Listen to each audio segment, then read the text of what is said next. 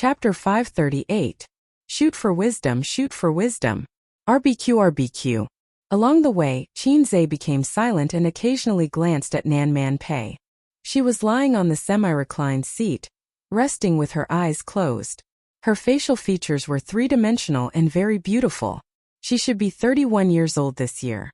She was mature, elegant, and fierce. Young men with little social experience would probably feel a sense of pressure when facing her. When Qinzhe first saw her by the Huangpu River, he felt that kind of pressure. She was like the female head teacher in high school. He couldn't help but want to bow his head. At that time he felt that such a woman could only be matched by a successful, elegant, handsome man in his early 30s. Qinzhe couldn't help but imagine the budding Nan Man Pei.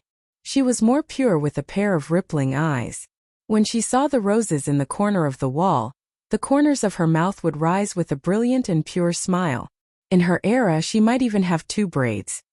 His ideal literary girl with a sense of the times should be someone like Nan Man Pei in his imagination, and definitely not a walking bun Wang Zijin, the female student uniform of the Republic of China period. Blue shirt, black skirt, a pair of embroidered shoes and 2 braids. It would be best if she could hold a book in her arms. Suyu, his sister, and Wang Zijin couldn't do it. The modern atmosphere was too strong. The only one who could make Qinzhe fantasize was a big sister like Nan Man Pei. Although she was born in the era where the Confucian shirt and skirt had long been a thing of the past, lost in the long river of history. If it could be like Japan, where girls would wear Han Chinese clothes on a certain festival, it would definitely be a rare scene.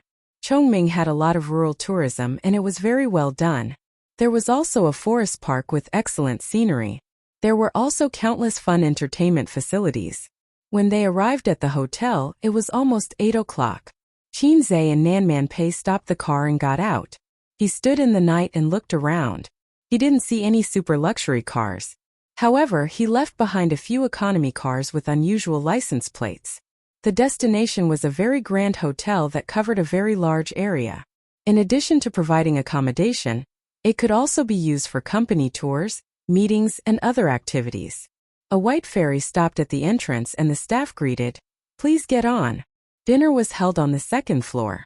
The dome was high and small lights decorated the ceiling like stars, clustered around a huge crystal chandelier in the middle.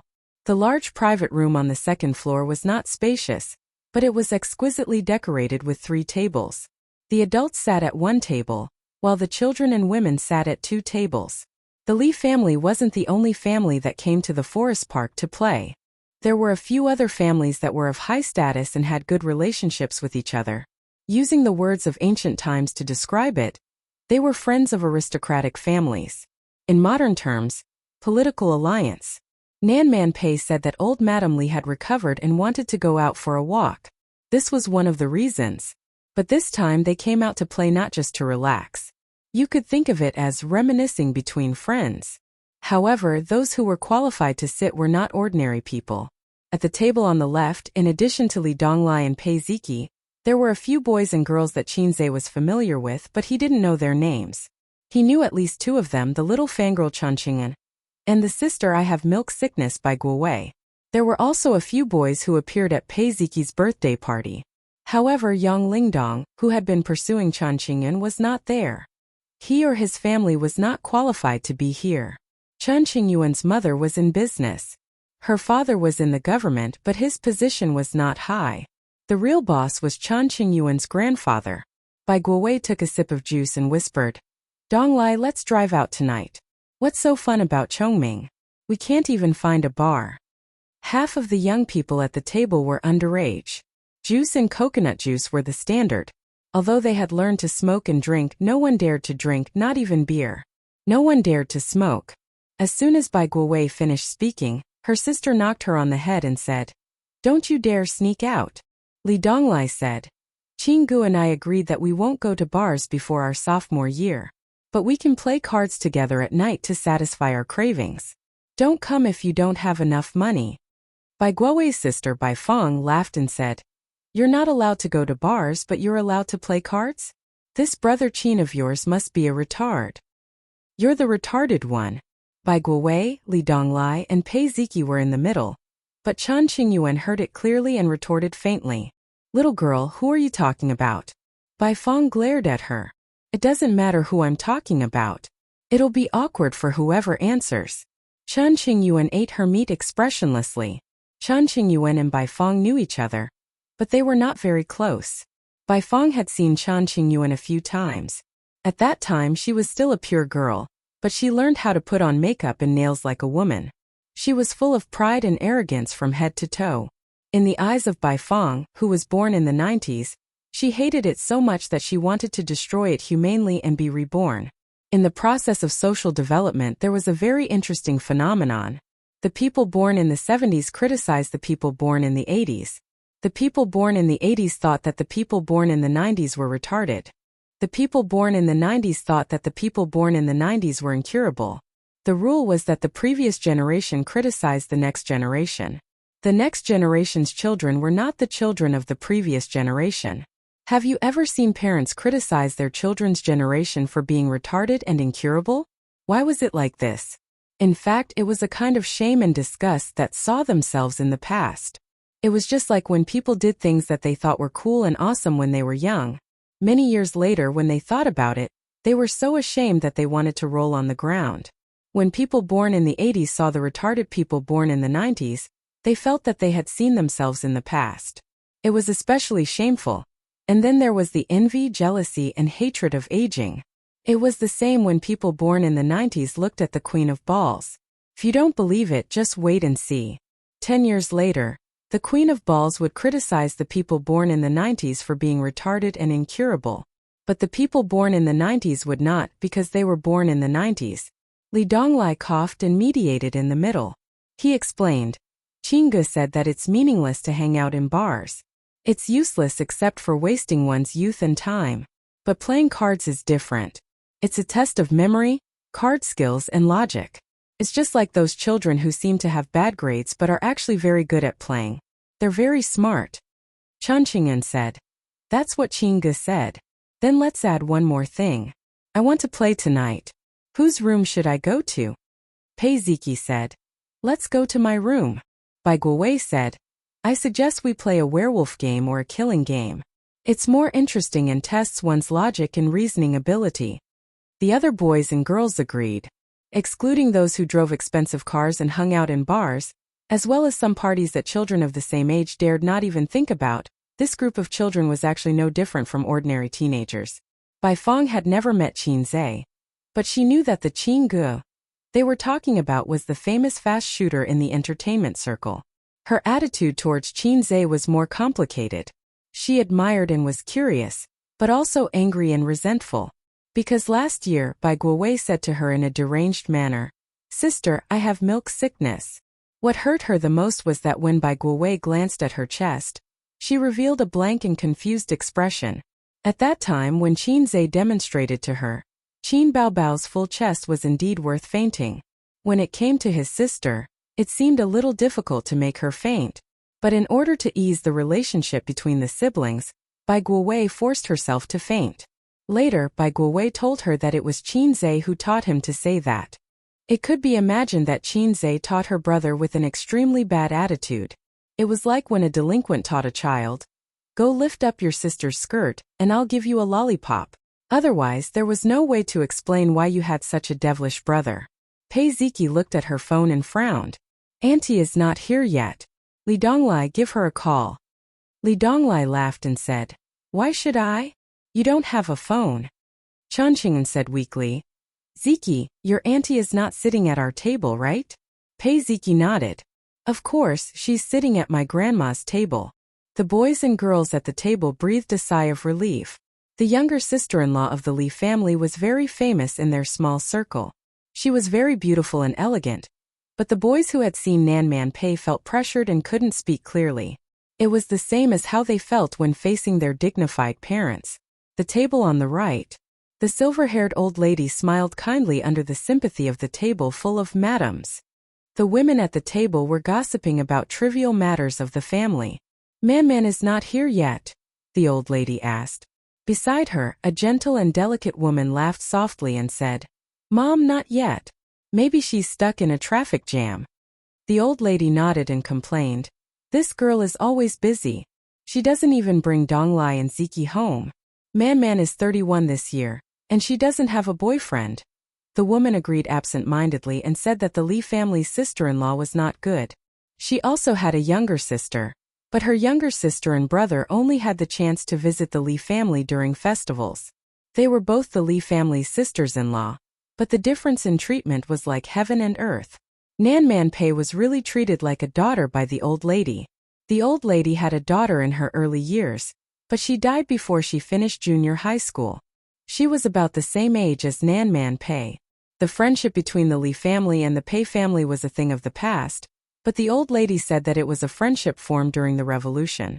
How funny. A Rainbow Army soldier and a bandit. Where did the revolutionary friendship come from? Mom, I'm full. I want to go play. Beside the woman, a 10-year-old child put down his bowl and chopsticks. As he spoke, he jumped down from the chair. Stay inside. Don't run out, okay? The woman said. Outside the private room, the hotel manager and a dozen waiters were waiting. Naturally, the child would be followed closely when he went out. The child walked around the tables looking left and right. There were no children around his age, so he was very bored. He strolled to Pei Ziki's side and mumbled, Pei Ziki, I want to eat meat. Pei Ziki turned her head and glanced at him coldly. She ignored him. Bai Feng waved her hand. Xiao Hao, come here. I'll get some for you. She gave him a piece of sweet and sour pork ribs. Hey, open your mouth. Don't use your hands, Bai Feng said. The child had already reached out and grabbed the meat. He didn't eat it.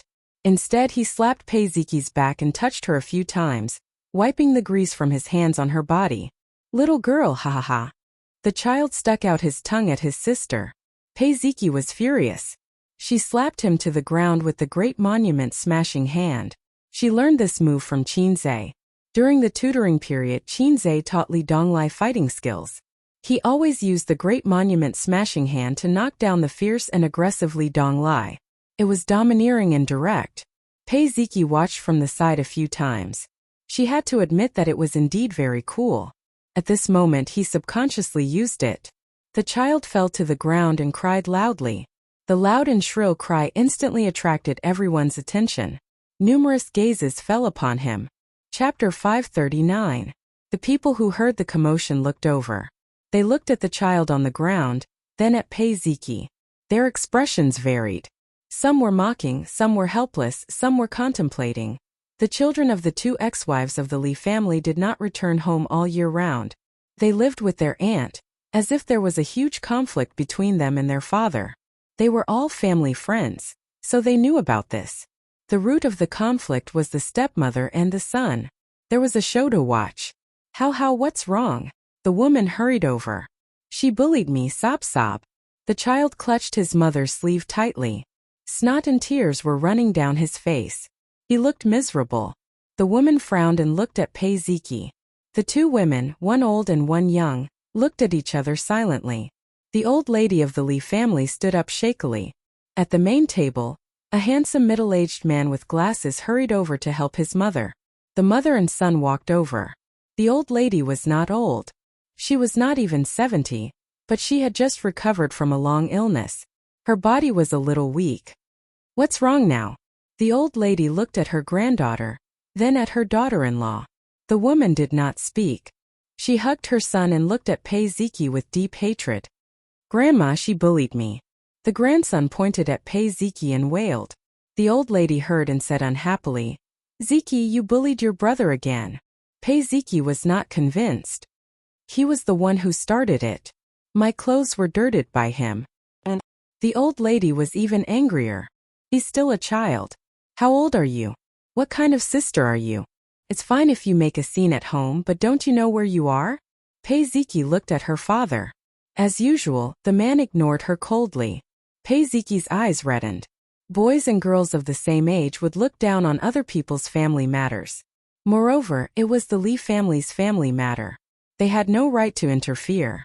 Perhaps because he had his mother's support, Li Hao, who was young but sensible and hated his half-brothers and sisters since he was young, suddenly broke free from his mother's arms. He clenched his fist and punched Pei Ziki's waist. A 10-year-old child was actually quite strong. He did not know when to stop. Pei Ziki frowned in pain. She slapped him with the back of her hand. The child wailed loudly. It was heart-wrenching. The girl hurriedly hugged her son as tears welled up in her eyes. She looked at the old lady and sobbed. "Mother!" Old Madame Li was furious. The Li family was located in Shanghai. In ancient times they were considered wealthy. Face was the most important thing. The older generation was particular about family harmony and prosperity. Family scandals should not be aired in public. Behind closed doors, no matter how much Pei Ziki and Li Donglai quarreled with her stepmother, she didn't really like to pay attention to them. What kind of occasion was this now? Furthermore, she had always doted on her little grandson and was usually reluctant to hit him. This slap was a little too heavy. Damn girl, damn girl. The old lady hit her son a few times and said hatefully, "How did you teach your daughter? How did you teach your daughter?" Just then, the door to the private room was pushed open. The hotel manager led Nanman Pei and Qin Zhe in. Everyone looked over. Nanman Pei was quite famous in Shanghai. There were many young men who coveted her. If they married her, not only would they be able to connect with the Li family, but they would also be able to form a powerful alliance. However, the young man beside her was a bit unfamiliar. When they got closer, someone immediately recognized Qin Zhe. Qin Zhe, the rising star of the entertainment industry. In terms of popularity, almost no one in the room was more famous than Qin Zhe. Nanman Pei's gigolo? That was the thought in everyone's mind. Rich people like to keep young models and actresses. It was not strange for rich women to keep young men. Women weren't fairies who didn't belong to the mortal world.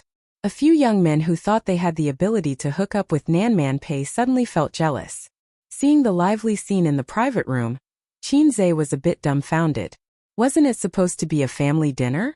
There were 3 tables full of people. Pei Ziki burst into tears. She choked and said, "Auntie." Nanman Pei patted her head and smiled. "Old lady." The old lady put away her anger and waved at her. She complained, "You're too late." Nanman Pei automatically took Big Brother Li's place and held the old lady's arm. "I went to pick up a friend." She looked at Qin Zhe. Qin Zhe immediately said, "Old lady Mayor Li." The old lady nodded reservedly. Big Brother Li also smiled. Nanman Pei looked at Pei Ziki and then looked at the crying child in his mother's arms. He smiled and said, "What's going on?" The old lady had a headache. "What's going on? They're making trouble again." Li Donglai was expressionless. Xiao Hao smeared his meat on Ziki's body, and Ziki pushed him. Then Xiao Hao punched Ziki and Ziki slapped him. This round the siblings are tied. There are all kinds of highlights. Wuan, shall we continue with the second half? Qin Zhe. He looked at his disciple seriously. After not seeing him for a long time, his disciple had become even more outstanding. The old lady was furious. She grabbed Nanman Pei's arm tightly. "Look, my Li family has given birth to 3 evil children in this generation. I'm so angry." Nanman Pei said apologetically, "I didn't teach them well." The old lady glared at her son. "Some people don't know how to give birth." Nanman Pei smiled and nodded. "You're right. Big Brother Li." Big Brother Li was a little embarrassed. He frowned. "Stop crying." Li Hao was suddenly enlightened. He had always been afraid of his father. He looked at his mother carefully and felt relieved. He didn't care and continued crying. Nanman Pei saw this and smiled. It's not all brother-in-law's fault. It's the father's fault for not teaching the son well. Isn't there a saying that goes, "A loving mother will spoil the son"? My sister left early and didn't have time to teach him. But as his mother, she can't spoil him too much. He's always causing trouble. He's still young now. What can he do when he grows up? She looked at the woman and said, "Sister-in-law, is what I said reasonable?" The woman secretly gritted her teeth and forced a smile. "It's my fault." Nanman Pei said unhappily, "Ziki, your mother has apologized. What are you doing?" The woman. Nanman Pei said again, "Xiao Hao, have you finished your summer homework?" Li Hao ignored her. Nanman Pei turned to the old lady and said, "Anti-education should be done early. Send Xiao Hao back tomorrow. He can come out to play when he finishes his homework." The old lady nodded. That makes sense. Li Hao cried even harder. Qinzhe looked at Nan Man Pei with admiration. It was said that birds of a feather flock together. Suyu was Sister Man's best friend. Why didn't she learn her palace skills from Sister Man? Nan Man Pei said. Qinzhe is Donglai's tutor. Donglai's college entrance examination results are so good this year because of his teaching. The old lady looked at Qinzhe in surprise and said, He's Donglai's tutor? He's so young? Good. If Donglai had met you earlier, he would have been able to get into Fudan University and Jiaotong University. Qinzhe smiled modestly. Nan Man Pei was particularly talkative today and interrupted. Why don't you ask him to be Xiaohao's tutor? Or let sister-in-law ask him for advice on how to teach children to improve their grades? Qinzhe answered truthfully. There's no good way. If the child cries and doesn't study hard, just beat him up. Li Hao cried even harder. The woman said lightly, You don't have to worry about my family's affairs. Nan Man Pei looked sad and said, Old lady, I'll try not to talk too much in the future and try not to come to Li's house. The old lady frowned and said angrily, How can you say that? Is Man an outsider? The woman defended herself. Mom, that's not what I meant. The old lady said impatiently, Don't just stand there. Take him back. Qinzhe felt a fiery gaze on him. Looking in the direction of that gaze, he saw a young girl with bright eyes, Chan Qingyun. She had a delicate oval face, and her skin was fair and supple. When he first met her, he remembered that there was still some baby fat on her chin. Chan Qingyuan looked at him silently. She was happy, excited, and tender. Bai Fong saw this scene and curled his lips. This girl was hopeless. Man, my family is full of troublesome people. If only you could come here more often. With you here, no one would dare to make a scene. The old lady muttered. Nan Man Pei smiled and agreed. To the old lady, both of them were her flesh and blood. If there was a conflict, the most she would do was to punish them 50 times and then continue to make a scene. But what could she do? A stepmother was a stepmother after all. Could you ask her to treat her ex's child as her own son? Could you ask the child to be filial to her like his own mother? There were many things that could not be resolved, especially family matters. Why else would it be difficult for an honest official to resolve family matters? Her son was very tactful and had always been a bystander. No matter which side he sided with, the other side would be bitterly disappointed. Moreover, the relationship between Pei Ziki and Li Donglai's father was already very cold. When her youngest son was bullied by her eldest son or daughter, as a father, she had no choice but to stand up as a grandmother. Of course, she would side with her youngest grandson. After all, he was too young and could be easily beaten. Her daughter-in-law was also not easy to deal with. Without her secret instigation, would her grandson be able to stir up trouble like this? She had used emotional violence against her ex's son and daughter all these years. Therefore, the old lady especially liked Nan Man Pei because Nan Man Pei was generous and capable. Even her sister was not as good as her. In the past, a woman like this could stabilize the house and make the house peaceful. Nan Man Pei would stay at the Li family for a few days every year. She would also bring Li Donglai and Pei Ziki home. That was one of the rare times when the Li family was able to reunite and live in harmony. The daughter-in-law of a humble family knew that she could not win against the other party, so she would be very obedient. Her grandson was also afraid of this aunt and did not dare to be too arrogant. Qinzhe looked at Nan Man Pei, who followed the old lady, then at the group of familiar juniors. After thinking for a while, he asked the waiter to add a chair for the juniors. There were rich ladies and old ladies everywhere. He felt that it was not appropriate to sit there. Chun Xingyun was overjoyed. She patted the empty seat beside her with her small hands and asked the waiter to add a chair there.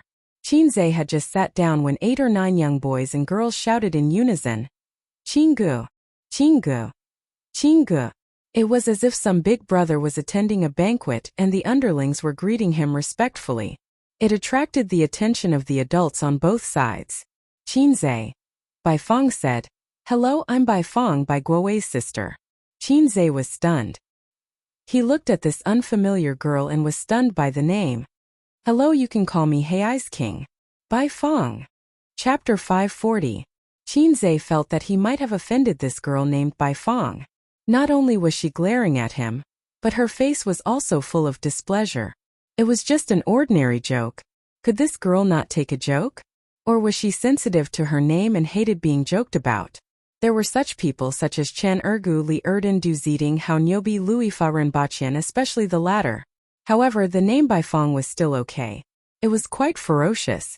If the other party was a die-hard fan of the Great Desolate Era novels, he might be able to gain the respect of the other party by announcing his name. Unfortunately, Qin Zhe was not a fan of the prehistoric novels. He wanted to tease her when he heard the name. He read all kinds of books, especially Liu Bei. After going to university, his worldview matured. He understood that he was just a salted fish. A salted fish would be a salted fish no matter where he went. Just like a loser in society, even if he traveled back in time 20 years ago, he would only remember that housing prices were going up, the stock market was going down, and the newspaper seller was going to become a supreme figure. That was all. Don't expect him to become the richest man in the world. If he had this ability, he would not be a loser. Therefore, Qin Zhe learned from his painful experience and bade farewell to the king of the jungle, Liu Bei. Chan Qingyun saw him in a daze and thought that he was embarrassed. She glared at Bai Fong fiercely and blamed her for making her unparalleled hero lose face. Master Hai Zhe King, this soup is delicious. Chan Qingyuan leaned over and scooped a bowl of soup for Qin Zhe. Thank you. Qin Zhe received it politely. Oh, you don't have to be so polite with me. Chan Qingyuan frowned and looked unhappy. Qin Zhe was silent for a moment and frowned. Don't talk nonsense. Pour the wine. Chan Qingyuan immediately beamed with joy. She poured wine for Qin Zhe, picked up food, and sat obediently beside him like a beautiful wife. Qin Zhe was speechless. Suyu, I have found your successor. She's actually your long-lost sister, right? This scene inevitably made the boys and girls of the same age at the same table cry. After all, there were still many boys who were thinking about the little cabbage Chan Qingyuan, and there were probably even more girls who had a good impression of Qin Zhe. Qin Zhe had been impatient at the beginning. Later on, he was distressed by the fact that it was the hardest for him to bear the beauty's favor. Now he was indifferent. His mental journey had changed a lot. It was not that he liked Chan Qingyuan. Perhaps he had a good impression of her. After all, she was a soft and cute girl. Even if he had a sister complex, it was hard for him to dislike her. However, it was still too early for him to like her, let alone love.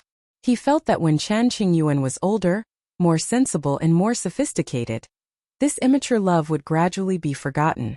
After a few years, it would be great if they could meet, laugh, and chat. However, Qin Zhe didn't know Chan Qingyuan very well, so he didn't know how stubborn she was. She was actually a silly girl who was stubborn. Qin Zhe had unknowingly become the center of attention of the young boys and girls. The topic of conversation always revolved around him. The girls were curious about this and that, inadvertently bringing up the topic of conversation about him or bringing up all kinds of troubles. Then they blinked their eyes and asked Qin Zhe what they should do. For example, people don't want to fall in love, but there are many boys chasing them. Qin Zhe, you men are so annoying. Qin Zhe said, No, we men don't hate you. We men just have a desire for knowledge and like to explore the depths of people. Another example. Qin Ge, you write songs so fast, it's amazing. People admire you so much. The internet says that you are a fast shooter, but I think you are a machine gunner. Qin Zhe said, As long as it's not a sniper, I don't care. Would I ever be able to get rid of this title in this lifetime? I want to wash my hands and never write songs again. Some people were more concerned about his private life and asked him if he had a girlfriend. Qin Zhe didn't answer. After all, this kind of thing was more sensitive. He glanced at Chan Qingyuan. The latter understood. She helped Qin Zhe peel the mantis shrimp and said crisply, Don't worry, I will strive to be your sister-in-law as soon as possible. Pei Ziki glanced at Chan Qingyuan secretly.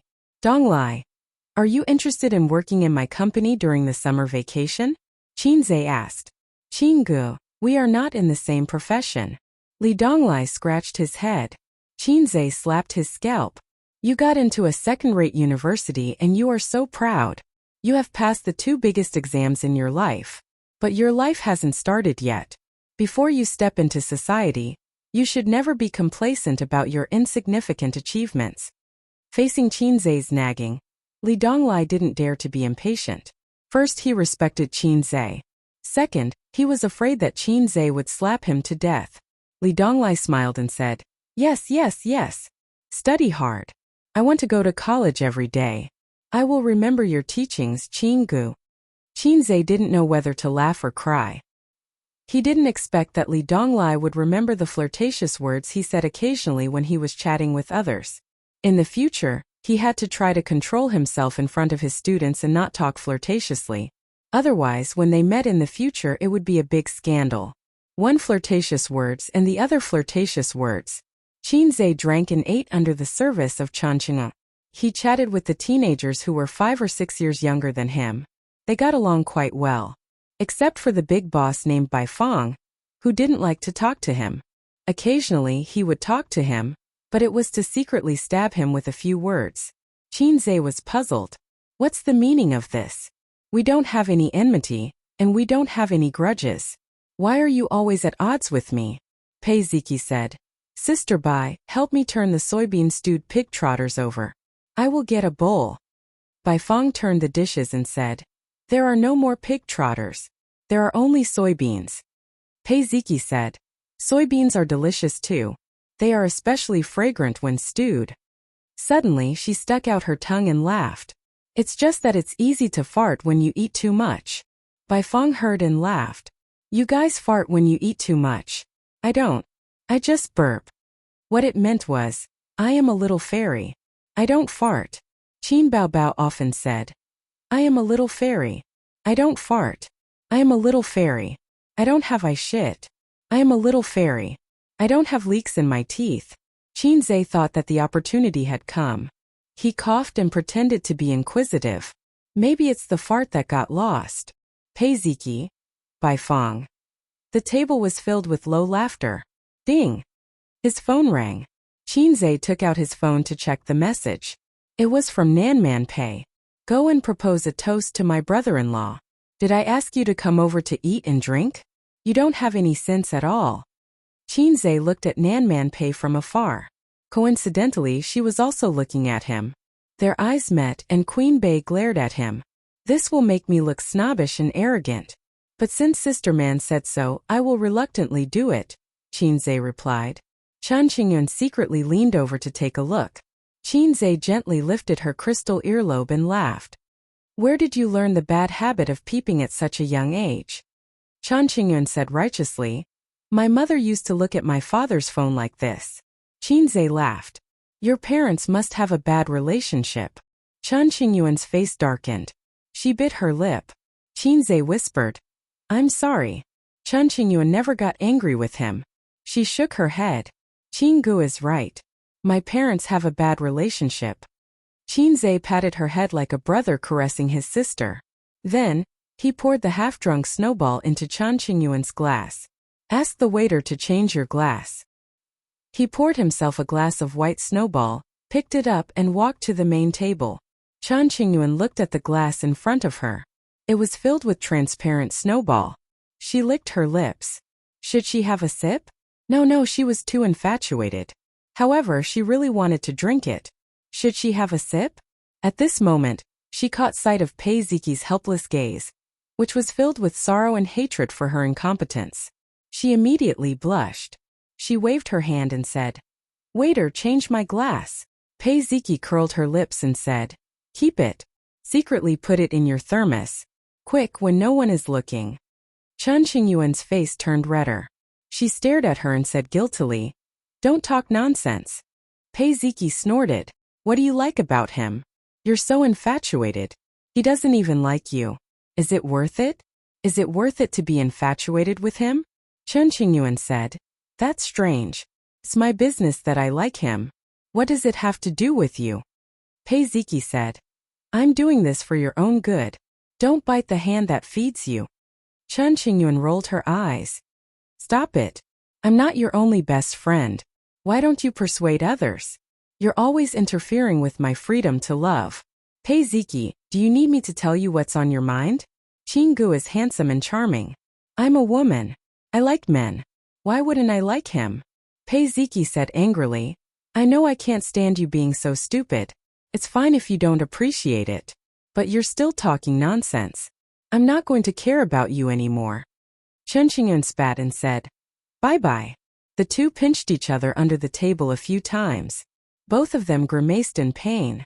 Li Donglai said, "Qinggu is asking for a toast from an old man. Don't. How can Qinggu bow to evil?" Pei Ziki said, "You're the evil one. Your whole family is evil." Li Donglai was stunned. "Yes, my whole family is evil." Pei Ziki was speechless. Bai Fong chuckled. "Your father is famous for not giving face. When others propose a toast, the most he will do is nod. He won't touch glasses. Taking a sip of wine is already giving face. Let's guess. Did Qin Zhe ask your father to take a sip of wine?" The others were deep in thought. Li Donglai and Pei Ziki were silent. With their father's personality, a nod was the most he could do. On the other side, Qin Zhe walked to the main table with a wine glass. His actions attracted the attention of many people. For example, the juniors at Li Donglai's table and a few uncles at the main table. Qin Zhe took a sip. "Mayor Li, let me toast you." The burning sensation was like a burning knife. First, the taste buds exploded. Since the throat was burning, the wine was delicious, but it was also terrible. "Let's see if you can drink it." Of course, it was like what the advertisement said. Soft in the mouth, a thin line in the throat. It didn't exist. If it was soft in the mouth, it was something else. For example, yogurt. A thin line in the throat was even better.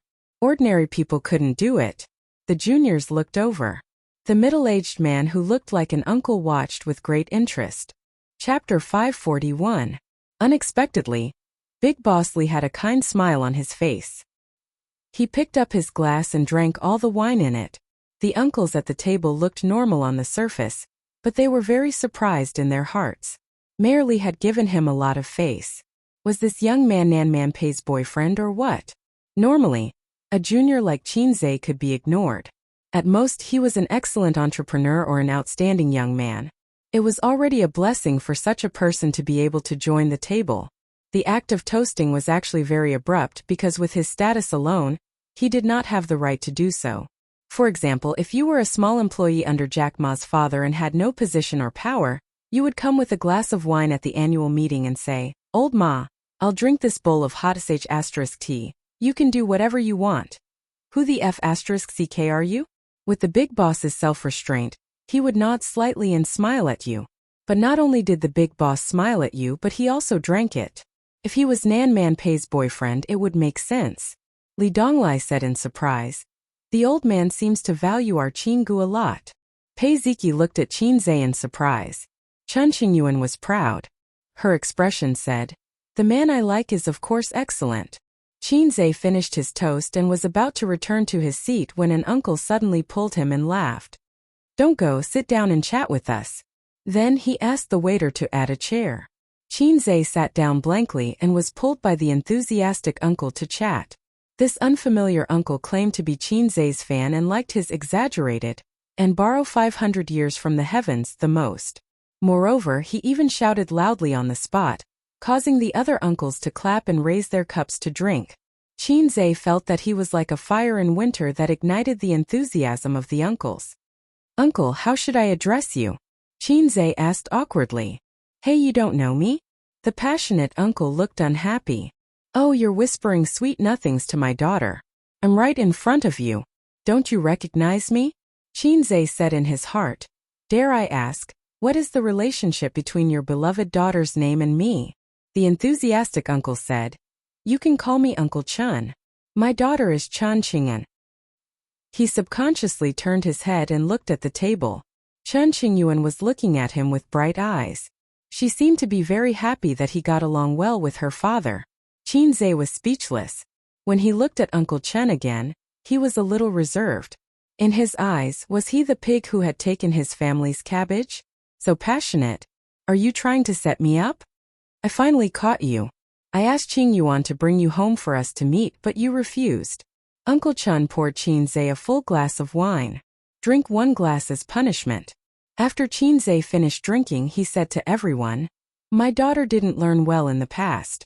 She fooled around outside every day. We couldn't bear to hit her, and she wouldn't listen to us. Mom and I have been worried about this." Everyone chuckled. They were all from families that knew each other very well. They all knew that there was a problem girl in the Chun family. In fact, the children in their family might not be very sensible, but they were more restrained. They were not like Chun Qingyuan, who unscrupulously put on smoky makeup, went to bars, karaoke, and went out with the teenagers they were familiar with on motorcycles. Chun Fuxing patted Qin Zhe and gave him a thumbs up. It's all thanks to little Qin. Ever since I met little Qin, my daughter has stopped fooling around. She comes home on time every day and goes to bed at 10 o'clock sharp. Her grades have also improved steadily. As he spoke, he sighed. But there's a new problem. I don't know what kind of magic potion you fed her.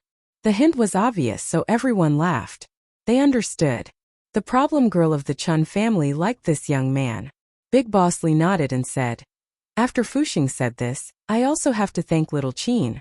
Donglai's results will depend on you in the future. Qin Zhe immediately said, I'll do my best. Donglai's aptitude is actually not bad. It's just that she didn't focus on her studies in the past. Chun Fuxing asked, what's going on? Big Boss Li smiled and said, little Qin is Donglai's tutor. According to Li Donglai's original results, it was hard to say if he could go to university. Of course, he would definitely go to university in the end. How could the mayor's son not go to university? However, getting into university with one's own ability and getting in through connections were two completely different things. Whether it was in terms of face or long-term vision, one had to consider the whole life. Everyone was slightly stunned. They looked at Qin Zhe with a hint of admiration. Qin Zhe said humbly, it's all because of Sister Man's hard work. When he mentioned Pei Nanman, there was a natural intimacy in his tone. This kid can't really have an affair with Nanman Pei, right? If it was just a tutor, Big Boss Li wouldn't give him so much face. It was very likely that he had an intimate relationship with Nanman Pei. Everyone knew that kind of relationship. Actually, it wasn't. Big Boss Li gave him so much face only because of Qin Zhe's identity, the son-in-law of the Wang family. Nanman Pei told him. As for the inside story that the Wang family didn't like Qin Zhe, not many people knew. Even Nanman Pei didn't know. The uncles at this table were the heads of various organizations in Shanghai. They were definitely not nobodies. However, they didn't know about the Wang family. There were so many rich families in Beijing. Unless they were sitting in a certain position, who would pay attention to their daughter's marriage? Little Qin, are you a singer, an actor, an entrepreneur, or a teacher? A square-faced, burly, and rough man smiled. Qin Zhe was stunned and didn't answer this question. Those who sang and acted were all celebrities, and celebrities were all entertainers. And this table was full of big bosses. Entrepreneurs were people who did business. And this table was full of big bosses. Teacher of the people. To hell with teacher of the people. He knew that he was just a tutor, but he still said the words teacher of the people. Was he mocking him? Qin Zhe was no longer the salted fish he had been in the past. He was able to discern who was speaking with hidden wisdom, and who was speaking with sincerity and enthusiasm. For example, Uncle Chun, who might have been taken advantage of by him, actually admired him. Who was this person? His words were sarcastic. Had he offended him? Qin Zhe pondered and said, I'm just a successor of communism. The square-faced man. The uncles at the table were all stunned. Such an answer was very intelligent. The square-faced man smiled insincerely. Little Qin is quite humorous. You're very good at joking. Qin Zhe looked at Big Boss Li in shock and said, Uncle Li, so the country has been joking with us. Such a meaningful question made everyone at the table fall silent. The square-faced man's mouth twitched. Qin Zhe smiled. Who cares if you're the son of a rich family or an official? In front of the successor of communism, you're all scum. That famous person on the internet, the son of the richest man, is called Wang Shizong. At most, he will be the successor of Wanda. I'm the successor of the party and the country. What's there to be proud of with a mere Wanda? It's not low-key at all. I'm the successor of a country. I'm the successor of socialism. Am I proud? Am I showing off everywhere? Idiot. Chun Fuxing laughed and joked. Little Qin, do you have a girlfriend? Qin Zhe answered honestly, yes. Chun Fuxing was a little disappointed. The others looked enlightened. That's right, there was really something going on. Especially the square-faced man. His expression turned ugly. On the other side, old Madame Li asked curiously, Man, which family is this young man from? She felt that Qin Zhe might have an extraordinary identity. Man Pei sat elegantly beside old Madame Li. She smiled more often than before and was gentler. She had restrained her cold and domineering manner. He's my business partner. He runs a few companies. They're not bad and have the potential to be listed. Man Pei said. He's not from any family. He's from an ordinary family. She looked at Qin Zhe's table. At this moment that guy was taking turns to play in circles. Then, he was competing with the square-faced man in drinking, one glass after another. Man Pei didn't expect Qin Zhe to be so good at drinking. She didn't remember seeing him drunk. Of course they didn't spend much time together. Instead, when he was a tutor, he ate at her house every few days as a tutor and cook. Man Pei liked Qin Zhe's dishes very much, but she never praised him. Old Madame Li frowned. Is he your lover? The group of aunties laughed. Man Pei's face stiffened slightly. She said awkwardly, Old Madame, no, he's a friend. Old Madame Li had an I understand look on her face. She leaned in and whispered, You brought your friend here? Jianya will drink with him? Man Pei smiled faintly. He really isn't. Old Madame Li said, It's best if he isn't. You're in your 30s and still not willing to get married. Are you still thinking about your ex-husband? Man Pei shook her head. No. Old Madame Li said, Well, I don't think so. I'm going to introduce you to someone today. Look, do you see that young man? He's handsome and his family is from Nanjing. His grandfather just retired from the military and he's not married. He's quite a match for you. Man Pei was speechless. She felt like she had been tricked. She followed old Madame Li's gaze but couldn't find the handsome man. That one, the one wearing a camouflage vest and a military green jacket. Old Madame Li pointed to her. Oh, that was a very strong man with a square face. He looked to be in his 30s, but he didn't really fit the word handsome. He was the kind of person that Man Pei would blacklist at a glance. Why would an ugly man marry a wife? Generally speaking, beautiful people wouldn't find a partner who was too average-looking unless it was for money. Man Pei was also a woman. She wasn't a VIP member of the Appearance Association, but she was a little obsessed with looks. Su Yu and Wang Zijin were also obsessed with looks, but their taste wasn't limited to superficial appearance. They valued feelings more. But if you were too ugly, they didn't care about feelings. Qin Baobao was probably the one who didn't care about looks the most. As long as he was good-looking, it was fine. Since puberty, she had decided to hang herself on a somewhat good-looking crooked tree. Those stunning beauties just had to fall head over heels in love with an arrogant but average-looking man. They would never change until death. They were all made up by average-looking writers.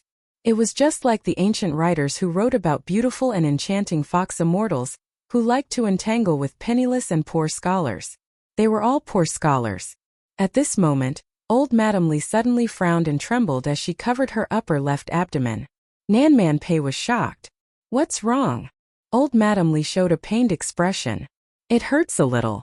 Man, help me. Man Pei was shocked and said, You're sick again? I'll call the doctor right away. Then she shouted at the flustered woman. Why are you sitting there like a fool? Call your husband over. How old are you? Don't you know how to behave? Chapter 542. Qin Zhe was chatting with Chen Qingyuan's father. Chen Fuxing was actually a little mischievous. He set a trap for Qin Zhe and coaxed him into toasting the elders at the table. And he couldn't use beer, he had to use white wine. Qin Zhe thought to himself, as expected, he still has some opinions about me. Chen Qingyuan's pursuit of Qin Zhe was a hot topic in a certain small circle. Even when chatting with outsiders, when they talked about Qin Zhe, who was a hot topic in the entertainment industry, they would say, In our circle there's a little girl who likes him very much and wants to throw herself at him, but he doesn't care about her at all. Chen Fuxing only had one daughter, and he treasured her dearly. Even if Chen Qingyuan made a fuss, he couldn't bear to hit her. Because of his concern for his daughter, he naturally heard a lot of rumors. Therefore, while he was grateful to Qin Zhe, he also felt resentment. This idiot, my daughter is so cute, but he turns a blind eye to it. Qin Zhe thought to himself, You're not Chen Fuxing, you're a holy paladin. The older the ginger, the spicier it was. Even if there were 10 Qinzhe at the table, he still wouldn't be a match for the other party. He had no choice but to beat them one by one. Starting from Big Boss Li and a big fat uncle, the fat uncle praised, "Little Qin, you're good at drinking. You're comparable to me in the past. I like young people like you who can drink and are forthright. I'll drink too." He drank half a glass of white wine and let out a long breath. "I'm old, and my alcohol tolerance isn't as good as before. When I was in Shenzhen I could drink 8 ounces per person." This was a very talkative uncle. Qinzhe thought to himself, "Uncle used to drink a lot of Cantonese. I'm impressed." He drank another mouthful. Everyone cheered and the scene was very lively. When the circle hit the square-faced guy, he reached out and pressed the rim of the glass. He glanced at Qinzhe and said leisurely, "I like to drink and I'm also a drinker. I admire your alcohol tolerance." This point he paused. "So?" Qinzhe stared at him, waiting for him to continue. "It's not easy to drink with me. You have to drink me well before you can continue to circle." The square-faced man laughed. The uncles burst into laughter. This was the advantage of a wine table. It was suitable for bickering. Others might not think that you were insensible and might even kick up a fuss. They wouldn't kick up a fuss. They were all people of status. But if Qinzhe didn't answer, it would seem too cowardly. Since the square-faced man dared to say so, it proved that he was very confident in his alcohol tolerance. Then he bullied Qinzhe and drank several glasses of white wine in a row. Qinzhe smiled modestly. "How do you drink it?" He straightforwardly accepted the challenge and received a wave of kind applause. "Let's drink 1 cup each. We can't go to the toilet during this period. Whoever surrenders first will stop," the square-faced man said. "No problem." Qinzhe was like a young boy full of fighting spirit. The square-faced man laughed. "Great." He let go of the cup and used his eyes to signal Qinzhe to pour wine for him. "Boss, I'll pour wine for you."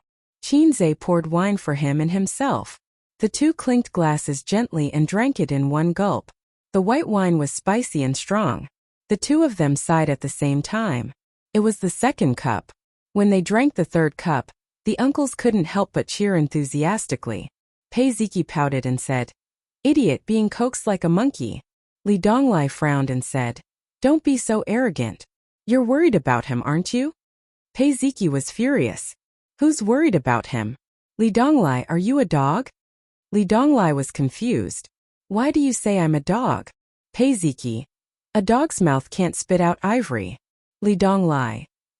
He and Pei Ziki had always had a small argument every day and a big one every 3 days.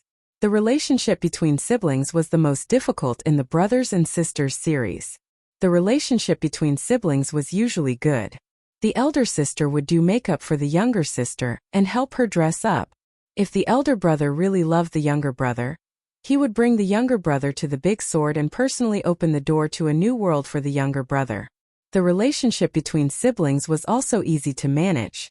The elder sister usually doted on the younger brother more. Occasionally they would even kiss and sob.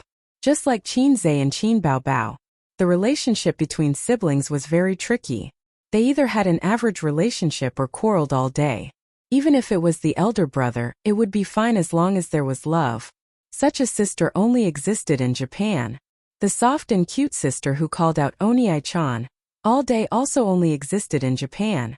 Chan Qingun said worriedly, "What if Qingge drinks too much later?" Pei Ziki glanced at her. "Isn't that good? You can sneak into his room and sleep with him." Chan Qingyuan touched her chin and seriously considered the feasibility of this matter.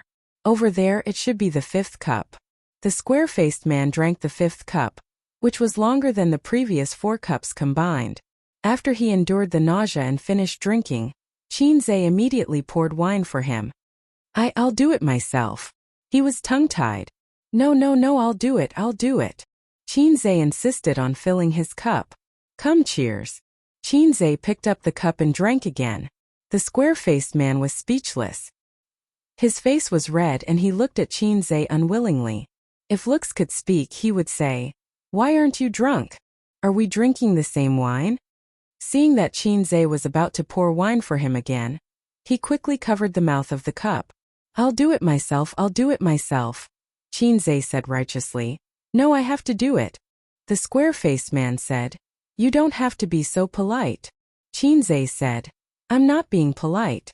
What if you cheat and don't fill it up? The square-faced man was speechless. Sigh, forget it, forget it. We've drunk enough. Someone advised. That's at least half a kilo, right? Someone mumbled. At this point they were all shocked. Everyone was an experienced drinker. The number of banquets they had drunk together was enough to circle the earth. They had never seen someone who could drink so much. From the beginning until now, he had drunk one cup after another. There were more than 10 cups and all of them were full. The scariest thing was that his face was not red and he was not out of breath. He did not look like he was going to vomit at all. That was very scary. Qinzhe shook his head and said, fill it up, fill it up. I have to drink you up first. There are still a few uncles waiting for me to play circles behind. The square-faced man said, let's stop here. You can go play circles. Qinzhe said, so you admit defeat? He suddenly stopped talking. Qinzhe said, fill it up, fill it up. The square-faced man was speechless. His mind was not very clear now. He thought to himself, why is this kid so insensible? He looked at Mayor Li in a daze. The mayor pretended to look at the scenery around him. Qinzhe finished his 6th cup and looked at him provocatively. Old Tai double tap 666. Bah, hurry up and drink, Old Tai. We can still drink one cup after another. A weakling dares to provoke me? Don't you know that I'm the liver emperor? A real man should put his life on the line and drink directly. The square-faced man probably could not stand his provocative gaze. This time he became a man and drank directly. Then he rushed in the direction of the bathroom. Qinzhe shouted behind him, come back and continue drinking. Chen Qingyun's father tugged at Qinzhe's arm and said, why are you two fighting so fiercely? Qinzhe said in a low voice, he competed with me first. Chen Fuxing said unhappily, even so you can't be so stubborn. His family is a big boss in Nanjing. You should be more careful.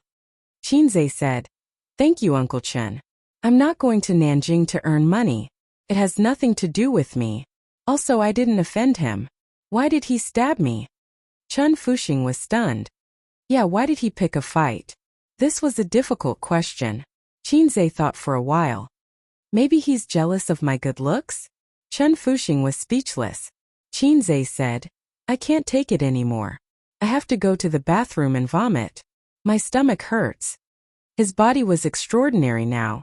After being tempered and nourished by the times are calling, his stomach felt a little uncomfortable after drinking so much white wine. Ding! Show your divinity 13/15. Help Su Chunfeng relieve her pain and achieve the effect of shocking everyone. 500 points will be rewarded for success. Points will be deducted for failure. Suddenly, the system's voice rang in his mind. Qinzhe. What's wrong with this mission? Is there a bug in the system? Why did it give me a mission without warning? Who is Su Chunfeng? Qinzhe said in his mind. System, you finally got a bug. You lowlife, hurry up and fix it. The system did not ignore him. It replied, it's not a bug. The system caught your desire to show your divinity in front of people. Since there's a chance now, I'll help you trigger it manually. Qinzhe was speechless. This mission was triggered as if it was a joke. It shocked everyone again. There were 1.4 billion people in China, and they did nothing all day. They were either shocked or silent. Right, speaking of which, he had not done the Divinity Show series mission for a long time. The first mission in his life was the Divinity Show series. Then, after a year, he still had not finished this series of missions. Qinzhe was a little ashamed. Qinzhe said, who is Su Chunfeng? Do I know her? Let me see the mission details. The system said, Su Chunfeng, originally known as Su Chunfeng, is the owner of the devil fruit. She once wreaked havoc in the heavenly palace. Later, she turned over a new leaf and gave birth to 7 children with a snake demon. This is the origin of the Dragon Ball, Qinzhe said. You're so happy just from being naughty. At this moment, Pei Ziqi's stepmother hurried over and said, Honey, Mom's stomach hurts. Maybe it's her old illness. Big Brother Li was shocked. He quickly got up and followed his wife to check. Mom, how are you? Li Jianya asked with concern. It hurts here. The old lady pressed her right abdomen. If it hurts here, it should be pancreatitis again? Li Jianya frowned. Quick, call the doctor and send her to the hospital. I've already called, Nanman Pei said. The right thing to do at this time was to call an ambulance. However, the old lady had a small team to take care of her life, including a private doctor, life assistant, and nutrition consultant. Since the old lady had just fallen ill, the doctor also came over. They were in the hotel room. When the doctor came over to check on the situation, they would send her to the hospital. It was always reassuring to have a professional by her side. Old lady, do you want to vomit? Qinzhe came over and asked. But no one paid attention to him. Everyone was nervous and asked about the old lady's well-being. Pei Ziki and Li Donglai also ran over and stood by the side. No one cared about this kid who was just here to join in the fun. Old lady, do you want to vomit? Qinzhe asked again. Still no one paid attention to him. Chapter 543. Nanman Pei said gently, Old madam, do you want to throw up? The old lady shook her head. It just hurts. Big brother Li comforted her. The doctor will be here soon. Mom, bear with it. Qinzhe squeezed through the aunties in front of him and pushed Pei Ziki and Li Donglai back. Get out of the way, I'm going to show off. It's time to show off my real skills of showing off in front of the masses. Can you call it showing off when you're a scholar? If she didn't vomit, then it's not a relapse. Maybe she didn't control her diet and ate too much? Qinzhe said. Kid, don't talk nonsense. How do you know it's not a relapse? One of the aunties who was pushed by Qinzhe reprimanded. A relapse of pancreatitis is serious, Qinzhe said. The symptoms are vomiting and abdominal pain. If it's just abdominal pain, is it acute or chronic? This time it was Pei Ziki who answered him. It seems to be acute. Qinzhe came to a realization. He leaned closer to the old lady and said seriously, It's okay. It's just that she's old and her organs are recovering slowly. She has intermittent pain, but it's okay. Regardless of whether they were sincere or not, everyone looked anxious and concerned, waiting for the doctor to come and check on the situation. However, this kid was self-righteous and talkative. He had some common sense and wanted to be in the limelight.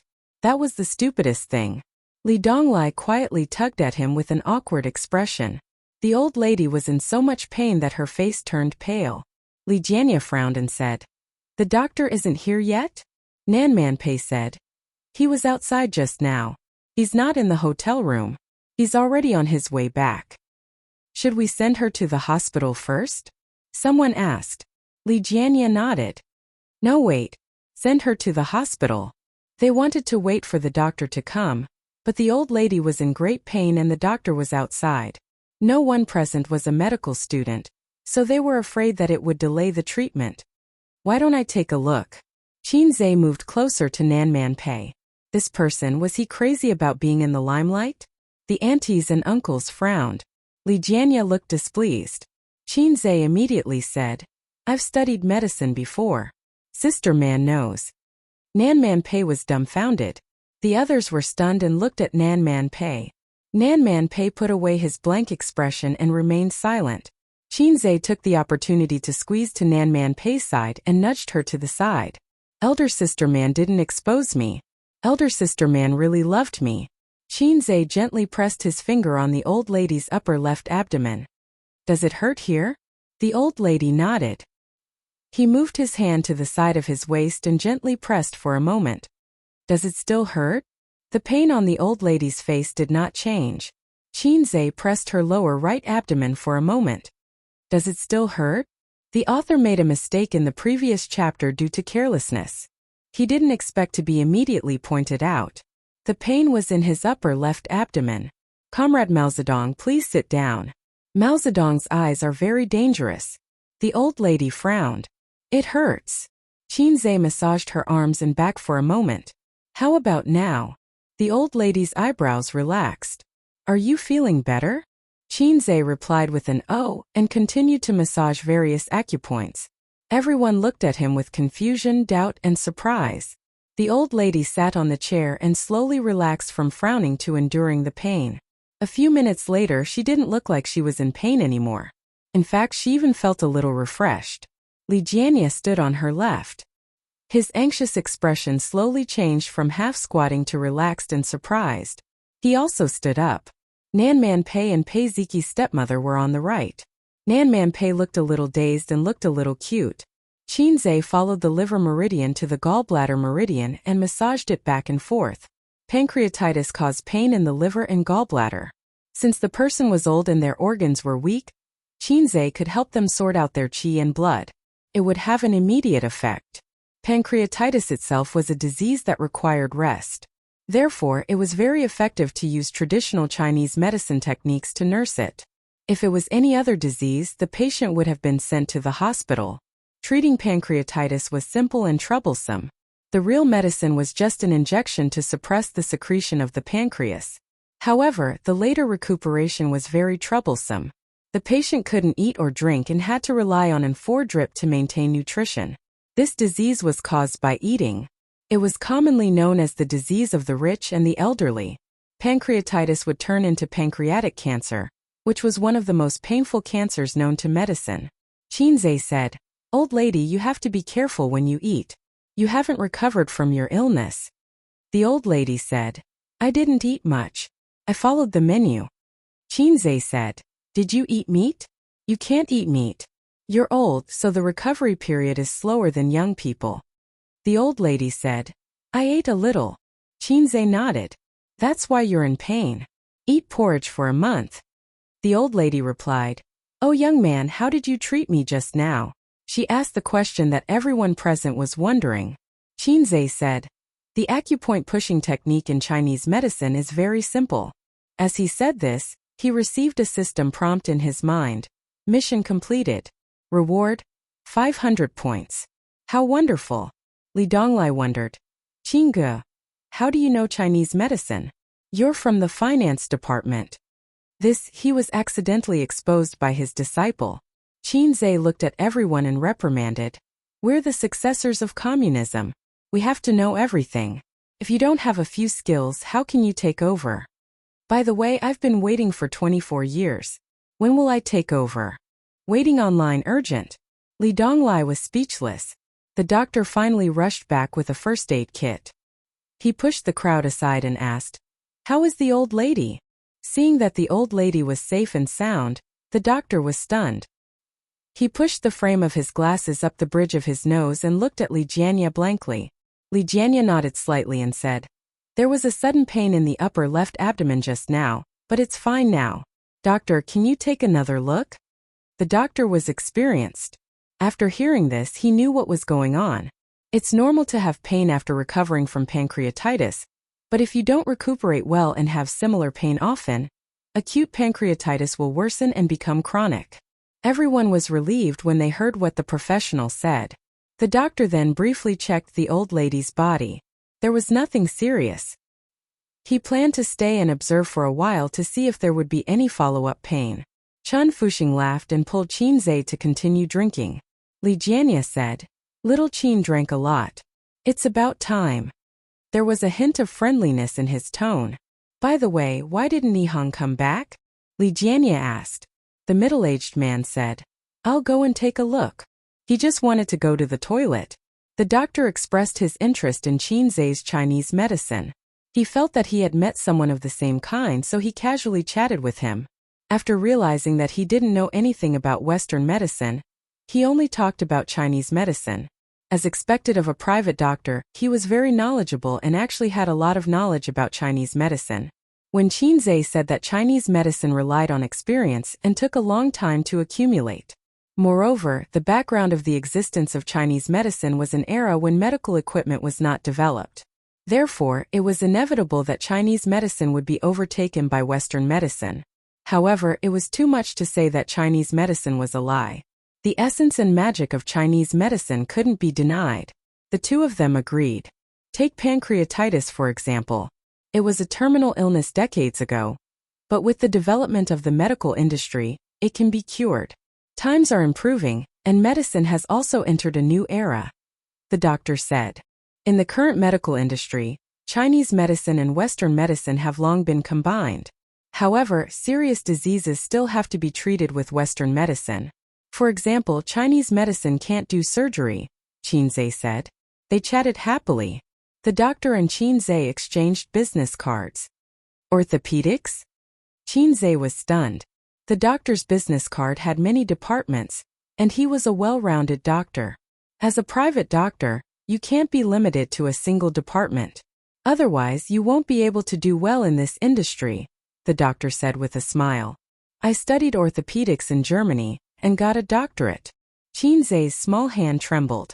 The doctor joked. In the future, if you have a serious injury, you can come to me. I'll give you a 50% discount. Qinzhe's small hand trembled again. He tore it off. He would tear the business card off later. As the two of them were talking, the middle-aged man came back with a funny expression. Yiheng passed out in the toilet and vomited all over the floor. He was lying on his own vomit.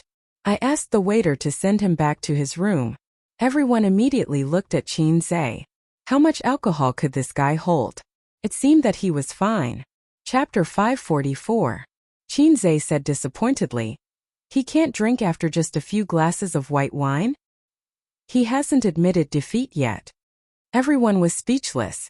They suddenly felt that this young man was quite interesting. He was forthright when he drank and wasn't restrained or anxious. Combined with what he had shown just now, he was bold.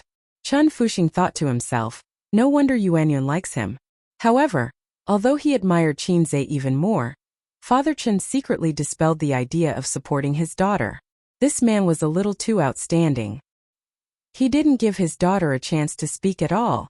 If his daughter got together with him, she would be bullied. Moreover, his relationship with Nanman Pei was questionable. A father was a very complicated and changeable person.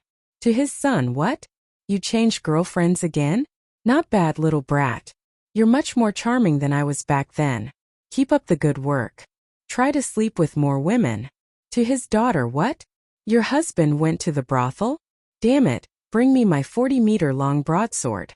I'm going to chop that kid into pieces. Therefore, from the perspective of an elder, Father Chen admired Qinzhe very much. From the perspective of a father, he refused. My little cabbage can't become a little vegetable. However, Father Chen didn't dare to talk to his daughter. It wasn't easy for his daughter to turn over a new leaf. What if she fell again? Father Chen's heart skipped a beat. He looked at Qinzhe.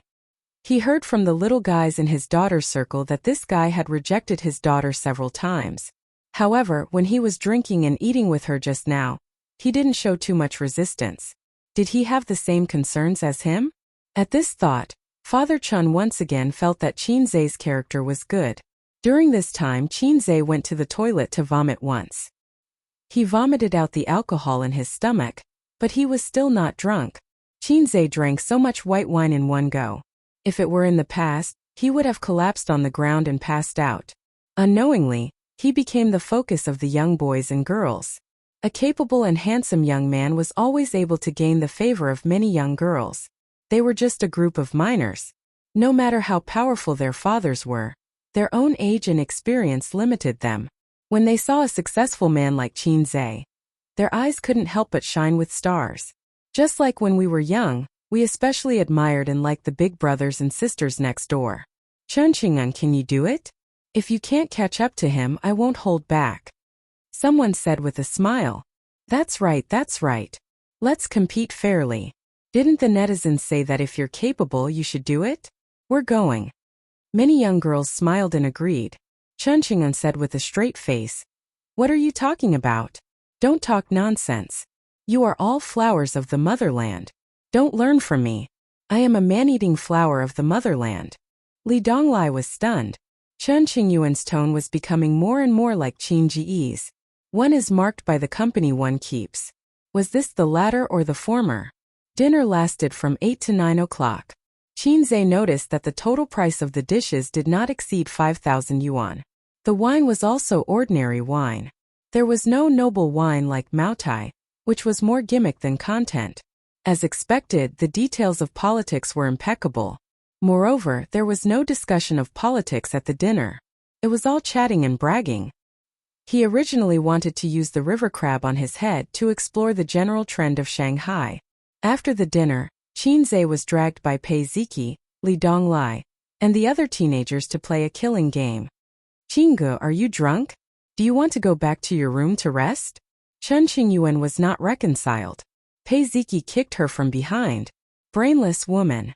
In his state, you don't even have a chance to go back to your room to rest." Qinzhe was sandwiched in a group of teenagers who were 5 or 6 years younger than him. Listening to their chatter, laughter, and anger, he inexplicably felt emotional. He missed his youth. Born in a big city, it was hard to keep friends. Those friends who were close to him when he was young or classmates went their separate ways after graduation. Or they moved away inexplicably and never saw each other again. And those children in Shujia town, if they met now, they probably wouldn't recognize each other. No one would remember him as a city boy who used to run under the sun and laugh in the fields. Thinking back, when Runta grew up, he probably wouldn't remember Brother Sun. One day Lu Sun, who had grown up, saw a teenager. The teenager said, "Brother Sun, it's me. Do you still remember the mistake I made in the melon field?" Lu Sun pondered for a long time and suddenly realized, "Oh, you are Runtu." He was moved and felt that he saw his lost youth. The teenager said, "No, I am Runtu." The story tells us two truths. First, people really get lonelier as they grow up. Second, Runtu also has dignity. Qinzhe didn't have a good time playing. He should always be the first to be killed. At dawn he died. At dawn he died. At dawn he was voted to death. This F*King game experience was extremely bad. In the past, when he played killing games with his sister, Qin Baobao would always be the first to kill him, and Qinzhe would fight back and kill his sister first. Either he died or his sister died. But my sister and I loved each other and hated each other. What do you brats mean? I can kill my sister to prove my Tao, but I can't be bothered to kill you passers-by. These days there were many people who killed their sisters to prove their Tao. The road had been taken. If one wanted to prove his Tao, he had to find another way and kill his sister to prove his Tao. He was a celebrity, a handsome guy, and the object of worship of boys and girls.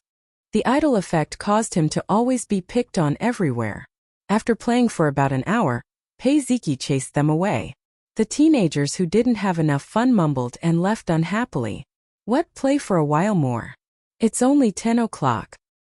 Yes, I haven't killed Qinzhe yet." "Qinzhe." Pei Ziki pushed them. Go, we're going to sleep. You can continue to play by yourselves." After chasing them away, Pei Ziki and Chen Qingyuan tacitly took out cards and said that they wanted to play double buckles. Qinzhe didn't really want to play. He drank so much white wine that his brain was a little dull.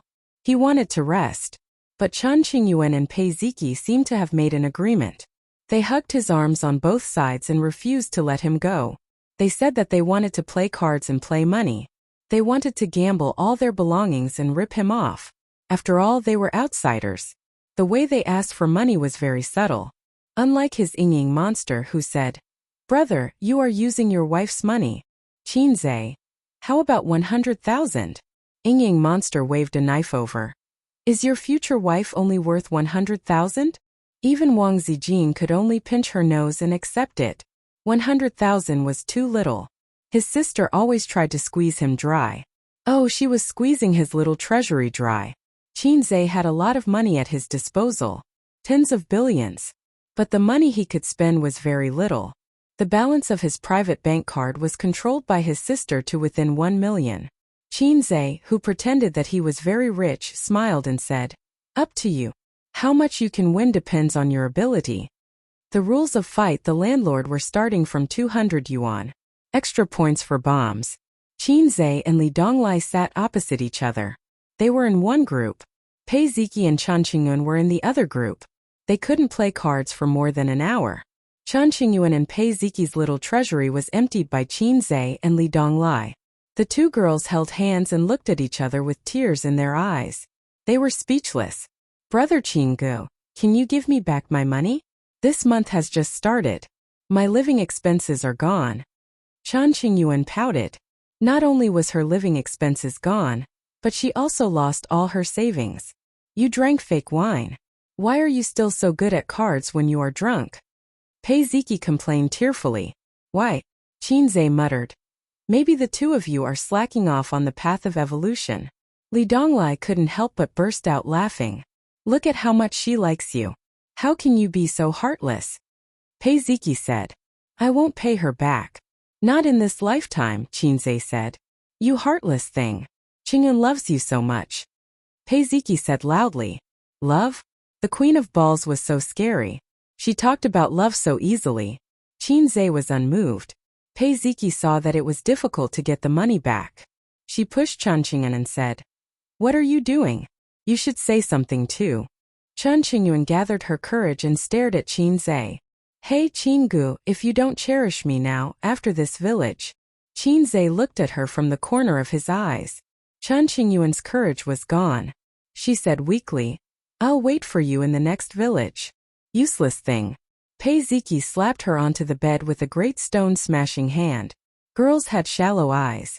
They lost tens of thousands in one go. Their hearts were bleeding. They had to get the money back even if they had to make a scene. In the end, Qinze gave each of them 1,000 yuan. The two little girls smiled through their tears. It was a game of cards. One had to admit defeat. Qinze was a man of principle. He insisted on equality between men and women. In the room, Chen Qingyuan and Pei Ziki were whispering. They were probably discussing how to swindle some money from Qinze to recoup their losses. On the balcony, Qinze and Li Donglai were smoking. They sat on soft chairs, facing the window with their backs to the room. They looked at the dark night sky and talked about men's topics. They talked about life, dreams, and careers. What are your plans in the future? Do you want to follow your father's path or be self-reliant? Qinze exhaled a puff of smoke. Let's see how it goes first. I'll probably follow the path he planned for me. The premise is that I have to work hard. Li Donglai said. After being hammered and sculpted by Qinze, he had changed a lot in the past year.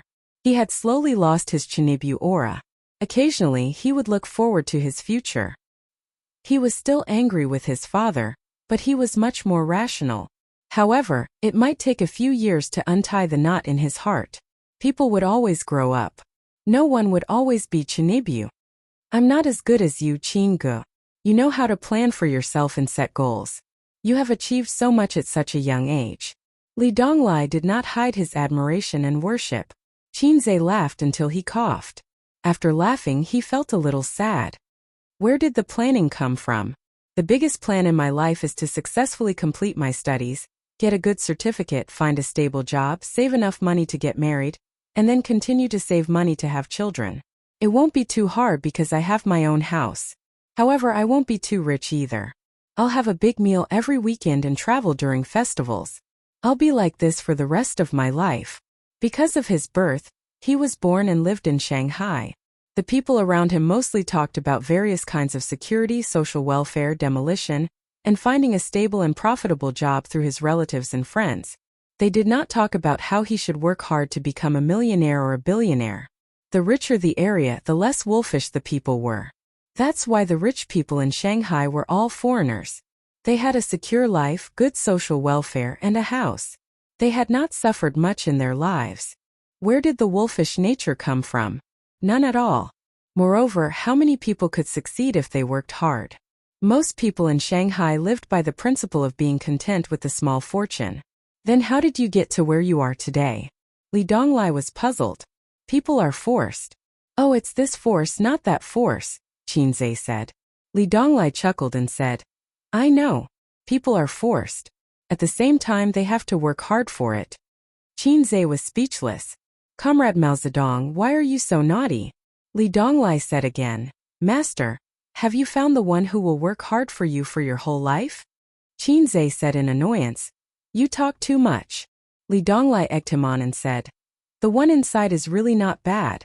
She's pretty and smart, but she's also quite stupid. In the future you can have a wife outside, but at home you can have a wife. Qinze sighed sadly. I might not be able to have a stupid woman in my life. Li Donglai obviously did not understand why he sighed, or perhaps he misunderstood. He said sympathetically, I know. What's so good about a girl? She doesn't understand romance. She's not as charming as the big sisters. Qingu, I understand your taste, But I don't understand why a girl's first boyfriend can take everything away from her so easily. It's the same for the second and third boyfriend, but the man who marries her has to buy a house and give a betrothal gift? Qinzhe said in annoyance. Don't read the messy things on the internet. That's not how marriage is calculated. Li Donglai straightened his neck and said, but I think it's quite reasonable. Of course you think it's reasonable. It's because you haven't had a F*** girlfriend before. You won't think so after you've had a few girlfriends. Facing his disciple's misunderstanding, Qinzhe felt that it was necessary to enlighten him, lest this guy become cynical. Love doesn't care about the past. Li Donglai would definitely not understand such an answer. It would be useless to say anything. This was the difference between having sex for a period of time and having sex for a lifetime. Such an answer was too vulgar and not conducive to his master's image. Qinzhe pondered for a moment and said, facts have proven the importance of work experience. Li Donglai. After they finished smoking, Li Donglai put out the cigarette butt in the ashtray and suddenly asked a question that surprised Qinzhe. Master, what do you think of my aunt? Huh? Was the next sentence going to be my aunt's husband? Qinzhe answered truthfully, your aunt is very good. She's beautiful, has a good figure, and is very feminine. It's just that she's a little old. If he answered this question from a rational point of view, his parents would definitely not agree to him marrying a 31-year-old woman. The age difference was too big. As soon as he finished speaking, Qinzhe felt a murderous aura coming at him. He was stunned and did not dare to look back. Li Donglai turned his head in a daze and trembled in fear. He stuttered, Aunt, Qinzhe. It was over. He was going to be drowned in the Huangpu River. Qinzhe felt that he was going to die if he talked about a woman's age at the most sensitive stage of her life. He looked at Li Donglai for help. Li Donglai himself was scared to death. He did not know when his aunt was standing behind him. He heard footsteps, but they all thought it was Pei Ziki or Chan Qingyan. Even so, he did not give up on Qin Gu.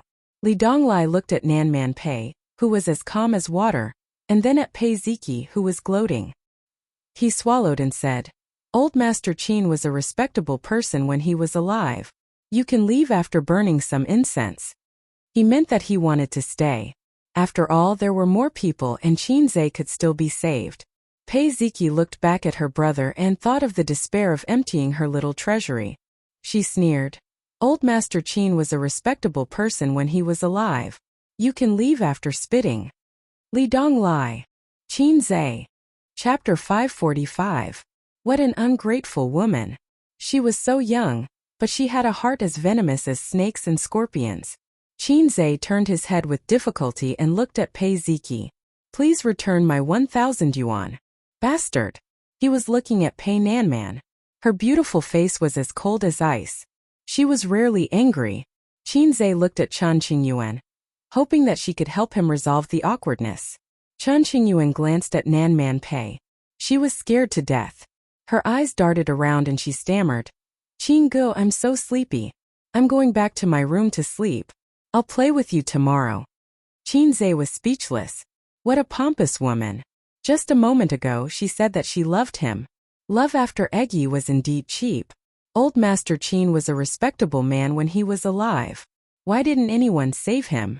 The three of them retreated without any sense of loyalty. Before they left, they even pretended to be sensible, and said that they shouldn't disturb Qinzhe and Pei Nanman's discussion.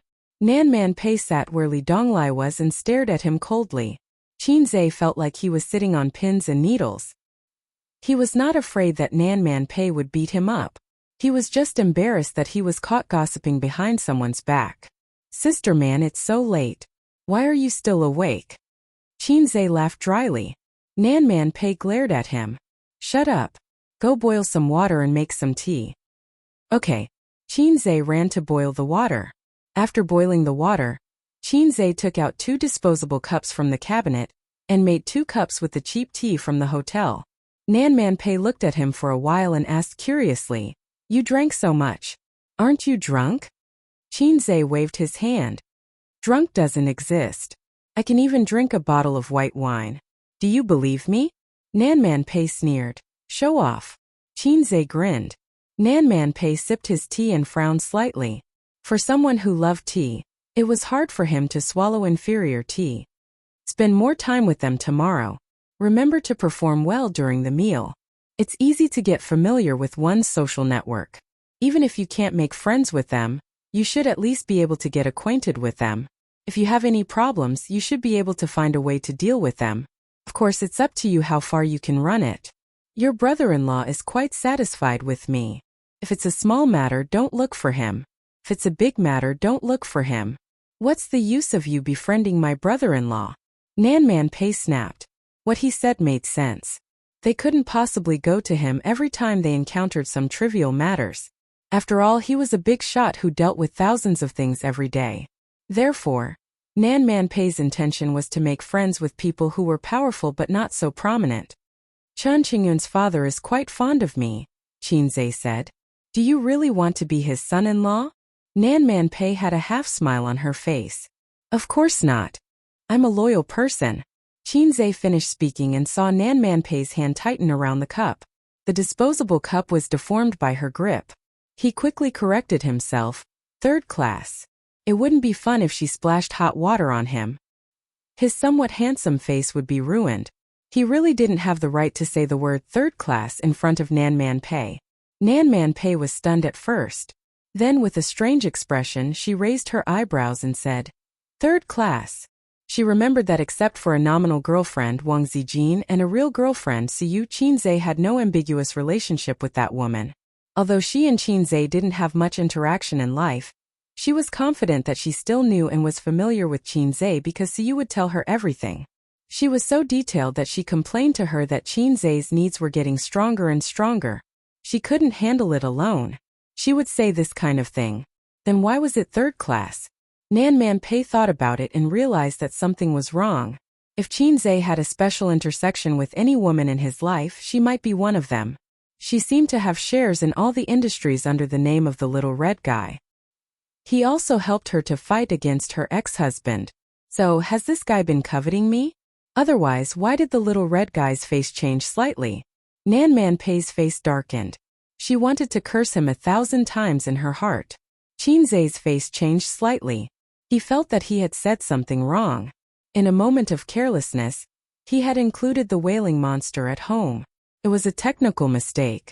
Just kidding. I don't like second class. I prefer third class. Qin Zhe casually said.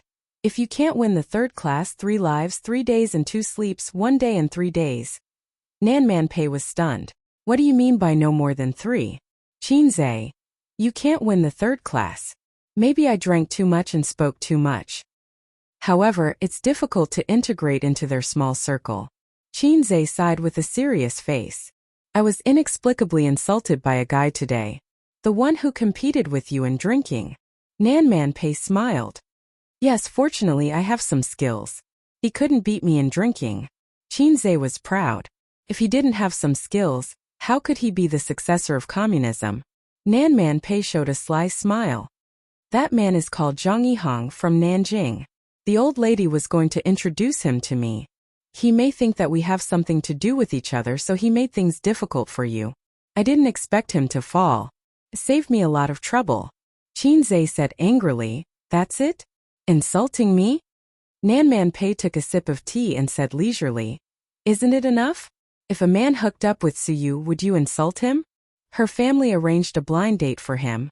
Although Suyu and he didn't know each other, would you insult him?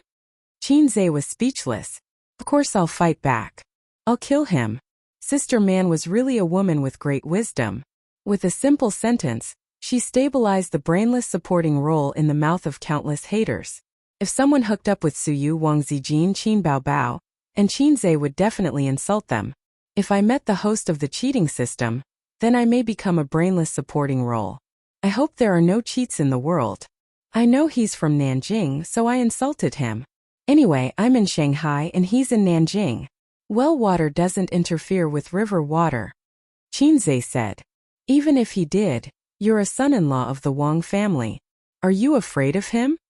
Nan Man Pei said angrily. Actually, I'm a fake son-in-law. Qin Zhe mumbled. Why do you say that? Nan Man Pei looked at him curiously. Qin Zai's face suddenly became a little embarrassed. The Wang family doesn't like me very much. Although they didn't say anything to me, I can feel the Wang family's cold attitude. Maybe it's because I'm a commoner whose ancestors have been bumpkins for 8 generations, so I'm not suitable for them. Nan Man Pei analyzed. They didn't mock you in front of you, maybe it's because of their family upbringing and self-restraint. But they didn't make things difficult for you behind your back and didn't find a chance to make you retreat. It means that the Wang family doesn't completely reject you. They probably feel that you need to wait and see for a while. As long as you develop wretchedly and don't act recklessly, it won't be difficult. Qin Zai was puzzled. Big sister man, why aren't you gloating? Nan Man Pei said lightly, I can't interfere with whether Siyu can be with you or not. She's quite content now, knowing that you won't abandon her. If you have feelings, the marriage certificate isn't important. If you don't have feelings, the marriage certificate is just a decoration. I feel that you're better than my brother-in-law. Qin Zai was silent. Nan Man Pei egged him on.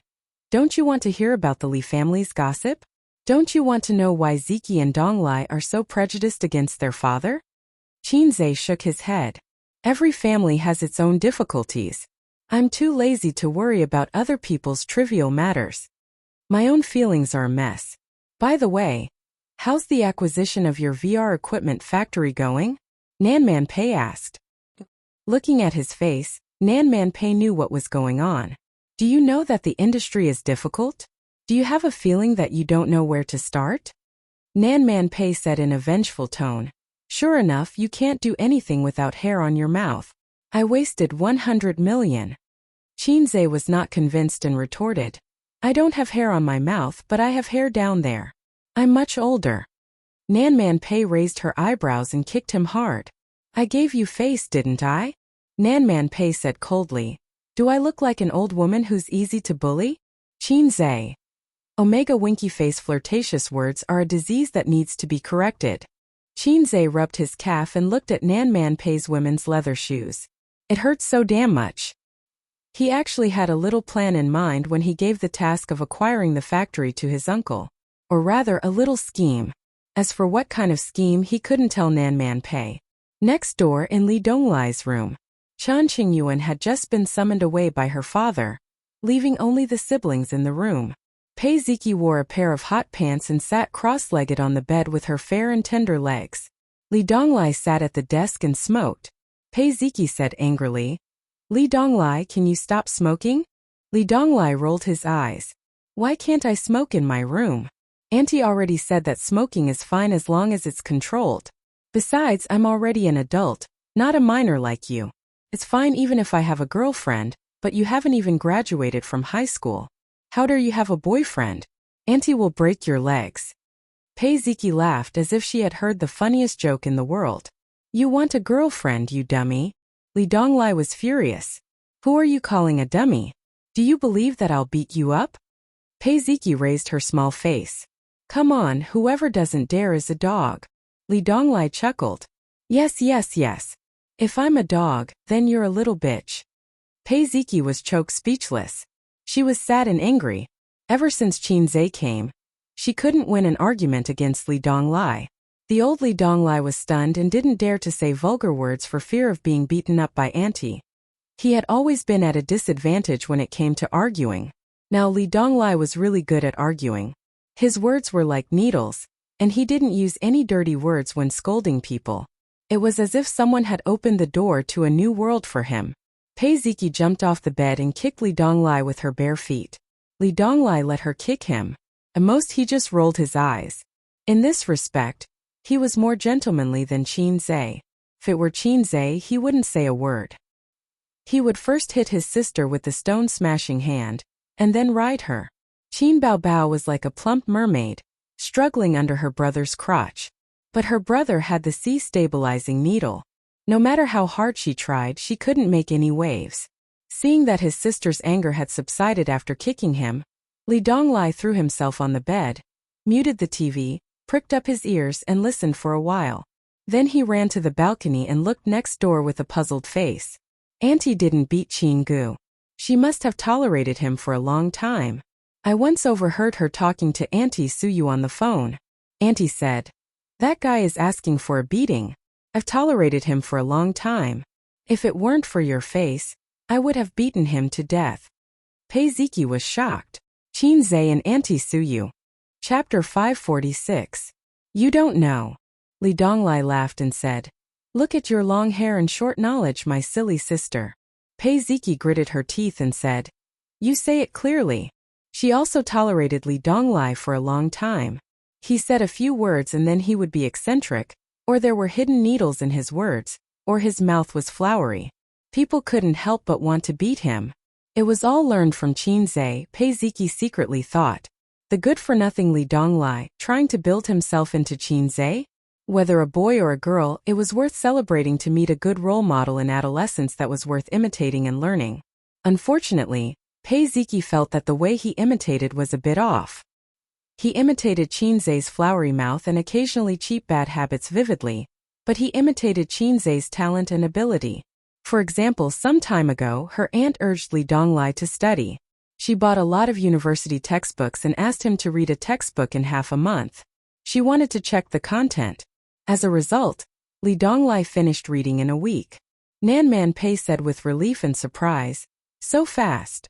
Li Donglai was arrogant at that time, with his nose in the air and a very manly tone. Qinggu said that if a man is not happy, how can there be a happy life? The beating was miserable.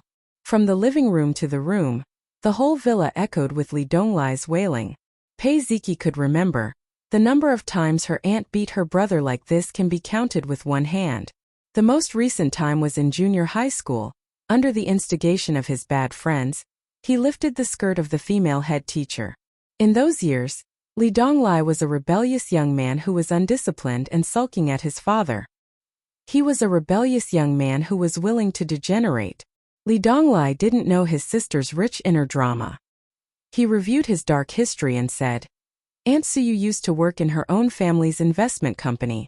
Later, she went out with Qinggu to set up her own company. The relationship between the two of them was unusual. Suyu used to ask his aunt out to play every weekend. Now his aunt spent more time at home on weekends, which meant that someone occupied Suyu's aunt's weekend time. Coupled with Auntie's phone call, even a fool can figure it out. I've already told you that Qinggu isn't interested in a silly girl like Chan Qingyuan. He's only interested in mature big sisters. Chen Qingyuan doesn't stand a chance. When she grows up to be a mature lady, Qinggu might even have a child. Pei Ziki's expression kept changing. If Qin Zhe really got together with Suyu, then Chan Qingyuan would have no hope at all. Although Chan Qingyuan was very beautiful, Suyu was more delicate and mature. Even Pei Ziki was envious of her long legs. Moreover, Chan Qingyuan is just an ordinary high school student. Her studies are not bad. Suyu is an overseas returnee. She is a strong woman who manages a company. There is no comparison at all. Auntie is soft-hearted? Li Donglai muttered. I still want to see Qinggu get beaten up. Pei Ziki stared at him and curled her lips. Auntie can't beat Qin Zhe. No. Li Donglai looked at her in surprise. You don't know how good our auntie is. As the closest relatives, Li Donglai and Pei Ziki have heard about Nanman Pei's background. Because that's also their mother's background, Nanman Pei won't hide it. Li Donglai has seen Nanman Pei's skills with his own eyes. Nanman Pei has a fighting club under her name, which teaches taekwondo, sanda, and other training classes. Li Donglai once went to play with her and saw with his own eyes that in a competition, his auntie beat the 3 coaches in the club. They were all coaches who had learned a few skills. One of them could beat several ordinary people. Li Donglai's young heart was suddenly shocked. He vowed to learn a lot of skills like his auntie, laugh proudly on campus, and be chivalrous. But his auntie didn't allow it. This was the reason why he had been beaten into submission by Qin Zhe. He wanted to learn a few skills from Qin Zhe. Qin Zhe did teach him a few skills. Li Donglai can usually beat 2 or 3 people of the same age. When did that happen? Why didn't I know? Li Donglai didn't believe it. Although Qinggu is very powerful, he can't compare with his auntie, the goddess of war in his heart. Pei Ziki laughed and said, You don't know this? My stupid brother, your knowledge is as short as your hair. Li Donglai. After Pei Ziki retorted, she said proudly, It was my birthday. You were drunk and unconscious. and Chinze carried you back to your room. I asked him to go upstairs to help Auntie put away the clothes while I lay on the sofa and fell asleep. When Auntie came back, I went upstairs. Not long after, I heard banging sounds. I went upstairs to take a look. They were fighting fiercely. Auntie's skirt was torn apart, and he was wantonly humiliating her on the sofa. Wantonly humiliating her? Are you sure it's wantonly humiliating? Li Donglai was shocked. Of course. Pei Ziki recalled the scene that night and blushed slightly. She gestured with her hands. He pressed Auntie down on the sofa like this and even carried one of Auntie's legs. Auntie's skirt was torn and exposed, but Auntie couldn't beat him and could only endure his defilement. Defilement? Li Donglai. Degree. Your rhetorical skills are really climax after climax. I saw Auntie being bullied, so I rushed up to help. I scratched and bit. Pei Ziki said hatefully. Auntie said it was a competition, but I think Chinze took the opportunity to take advantage of Auntie. Otherwise, why would he carry Auntie's leg? He could have just beaten Auntie to the ground. Li Donglai was shocked. Auntie really lost? Pei Ziki nodded. Oh my, so Chingu had held back when he taught me. After waiting for another half an hour, Nanman Pei still hadn't come. Pei Ziki felt sleepy and yawned. Why isn't Auntie out yet? I want to go back to sleep, Pei Ziki said. Li Donglai hesitated. Why don't you sleep here? I'm not sleepy. I can still wait. After Auntie comes out, I'll sleep in your room. Pei Ziki thought for a while and nodded. She lifted the blanket and crawled under it, curling up into a small ball. By the way, do you like Chingu? Li Donglai asked inexplicably. Pei Ziki was stunned and said, Do you want to die? Li Donglai lit a cigarette, took a deep puff and exhaled. Looking at the smoke rising slowly in the light, his eyes were in a trance. Actually, I like him. Chingu is handsome and has no lack of ability and talent. Isn't he the Prince Charming in a girl's heart? Just like Chanqingyun, you can't help but like him. Speaking of which, you and Chingu met earlier than her. Oh, I'm not an albino scientist. All albino scientists in the world deserve to die. I don't believe that you really don't care about him. It's because of your disdain that I understand that you might like him. It's no big deal. Who doesn't look forward to a certain big brother or big sister in adolescence? I also look forward to Auntie Suyu. I want to marry a beautiful and cold wife like her in the future. But I know that it's just a longing. But don't fall so deep like Chanqingyun. I don't like her because her love is too humble. The last time we worked together to check the box office of A Journey to the West, when I came out of the toilet, I saw her crying on the sink outside, crying miserably. She's stubborn. She's stubborn when she's angry with her parents. She's also stubborn when she likes Chingu. But liking a person is uncontrollable. Not liking a person is also uncontrollable. You can't think that Chingu is heartless and indifferent just because he doesn't like her. Chingu has already made it very clear to her. But she's like a moth to the flame. Who's to blame for crying so miserably? Li Donglai sighed faintly. But I don't want you to cry so miserably. You're my sister. I'd rather you betray others than let others betray you. Pei Ziki looked at him blankly. Li Donglai said, Do you think Chingu is poisonous? Why do all the little girls like him so much? I'm not as handsome as him, not as talented as him, not as smart as him, not as good as him, not as good as him in singing, not as good as him in earning money, not as strong as him in aura, not as good as him in fighting. Besides these, what's the difference between me and him? Where am I inferior to him? But I'm still a virgin. Damn it, what do I need this iron bar for? Psycho. Pei Ziki lifted the quilt and covered her head. She said with a slightly choked voice. Who likes him? I won't like him. The room was completely quiet. Li Donglai was alone in a daze. Listening to Pei Ziki's slight snoring, his thoughts drifted. In the luxurious parent-child room at the end of the corridor, the family of 3 should be asleep at this time.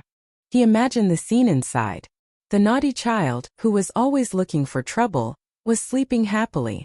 The stepmother, who had always disliked him and his sister, was gently patting his son's back.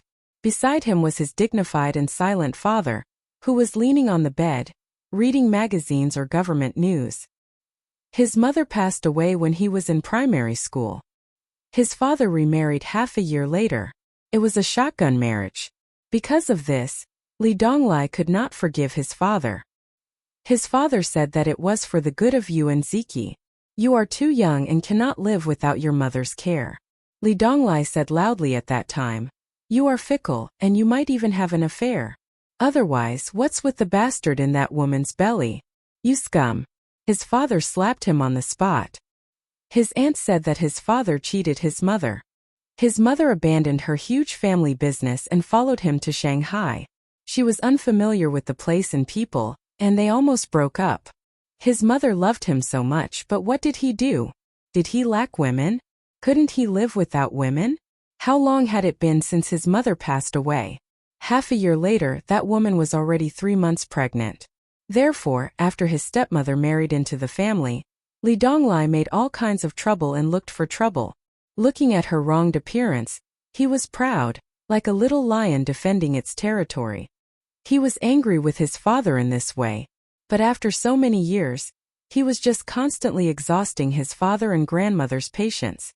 Over the years, Li Donglai had come to understand that this woman was really a scheming bitch. She was not like other stepmothers who were harsh with their words and even abused their stepson and stepdaughter. She had created the image of a weak stepmother for herself and silently endured the difficulties and willfulness of her stepson. She even never spoke ill of Pei Ziki and Li Donglai. But after her son was born and gradually grew up, the little brat gradually found trouble to take revenge on Li Donglai and Pei Ziki. Whether he was at a disadvantage or not, he would cry in the end. His father looked on coldly. He did not care about his younger son's bad deeds, nor did he care about his elder son beating his younger son. In the end, Li Donglai or Pei Ziki would definitely be scolded by his grandmother. In a family, if the elder bullied the younger, no matter what the reason was, the parents would definitely scold the elder. Because you were the elder brother and the elder sister, you had to act like an elder brother and an elder sister. Li Donglai did not hate his stepmother, only disdain. He and Pei Ziki were not born by a woman. No stepmother would like to make things difficult for her stepson. She was not a saint. He just could not forgive his father. In this world, there were 2 kinds of knots that were the most difficult to untie. The knots between father and son. The knots between lovers. Although he and Pei Ziki often quarreled and bickered, and both of them were very angry, their relationship was actually very good. Just like when he was beaten like a dog at the KTV, Pei Ziki would scream and be the first to rush up. And if Pei Ziki was hurt, he would fight with the other party without caring about anything. In a pretentious way of saying, this world is very cold, we hug each other for warmth. Chapter 547. In a secluded part of the forest park, Nanman Pei said in a cool and pleasant voice, Qinzai, I don't want you to wear a condom. Qinzai said in a distressed tone, No, sister man. It's safe to wear a condom. If I don't, I'll die. Sunlight shone through the branches and leaves and scattered spots of light on the ground. Nanman Pei wiped the sweat on her forehead and said, Don't wear a condom. It's not exciting. Qinzai said firmly, No, it's too exciting. If I don't wear one, I won't last a minute. Nanman Pei sneered. You promised me that you'd listen to everything I say. I don't want you to wear a condom. Qinzai refused. If you don't let me wear one, I won't stab you. Nanman Pei hit him and said angrily, Do you men talk like farts? Qinzai was silent. He had to wear a condom for this kind of thing. Otherwise, someone would die. He didn't want to die so early. His sister wouldn't agree. Sister Ziwei wouldn't agree. His little Teddy wouldn't agree either. Nanman Pei said disdainfully, Useless. Coward. The park staff looked at them in confusion and said unhappily, Do you two need help? If you want to argue, don't disturb our work. 20 to 30 meters in front of them, between the green branches of a tall tree, there was a hornet's nest. Recently, a tourist had been stung by a hornet in the forest park. The park staff investigated and found the hornet's nest here. This thing was very harmful and aggressive. Moreover, a sting could cause a person to feel pain for half a day. The emergency response was to apply soap water. Because the wasp's venom was acidic, alkaline soap water could neutralize the venom and reduce the pain. Qinzai said angrily, You're not the one doing it. Don't be sarcastic. Coincidentally, Qinzai, Pei Nanman, and the others who were passing by saw this scene. Nan Man Pei pointed at the hornet's nest and said, "If you stab it down, this old woman will forget about what happened last night. Poking a hornet's nest or sinking into the Huangpu River, you choose." Qin Zhe patted his chest and said no problem, so easy. Nan Man Pei did not insist. He watched as Qin Zhe put on cotton gloves, a hood with a cotton net hanging down, and a military coat with the help of the staff. Then, he carried the ladder and walked valiantly towards Hornet's Nest. Nan Man Pei was not only accompanied by Pei Ziki, Li Donglai and his sister, Chan Qingyuan, but also Zhang Yihang. They had just parted ways with their elders. After all, it was not fun to wander around the forest park with the elders. Young people preferred to play by themselves. Nan Man Pei was forcefully pushed out by old Madam Li. Mrs. Li said, "You young people should play together and improve your relationship." Nan Man Pei could not refuse, so he played alone with a group of juniors and brought Qin Zhe along. Qin Zhe was having a good time with a group of big shots. He was not reserved at all. After all, he was a young man who had talked to old Master Wang and said flirtatious words. This kind of scene could definitely be handled. Salted Fish Zhe was no longer the salted fish he used to be. In the past year, he had cultivated unparalleled confidence. No one said that his temperament was not worthy of his handsomeness. He was like a person who played games with cheats. He was not afraid of anyone. Zhang Yihang was of average height, but he was very burly and had a valiant temperament. However, his slightly pale face ruined his masculine image. Zhang Yihang accompanied Nan Man Pei and looked at Qin Zhe's back. He smiled and said, "This young man is very interesting." Nan Man Pei replied politely, "Yes, he can drink better." Zhang Yihang suddenly felt very uncomfortable. When he woke up this morning, his head was so painful that it felt like it was going to split open. It took him a long time to remember who he was and why he was sleeping in a hotel. He recalled last night. He choked on a glass of ergotu and cried. It was all because of this young man. When he woke up this morning and had breakfast in the hotel, he found a few people who sat at the same table as him last night and asked them a few questions. He was right. Nan Man Pei had a special relationship with this young man. As for the extent of their relationship, he knew better than those guys. His old man had a good relationship with Li Jianya. This time he came to Shanghai for a blind date. Old Madam Li took the lead. At that time she sent a photo of Nan Man Pei a few years ago. Zhang Yihang liked him at first glance. Even though he knew that he was divorced, he did not mind at all. In this day and age, it really did not matter whether he was divorced or not. Which young people nowadays did not have a few exes? What was the difference between getting married and doing all the things that a married couple should do? Zhang Yihang was divorced himself. He had a son who was not in primary school yet. After the divorce, he lived with him.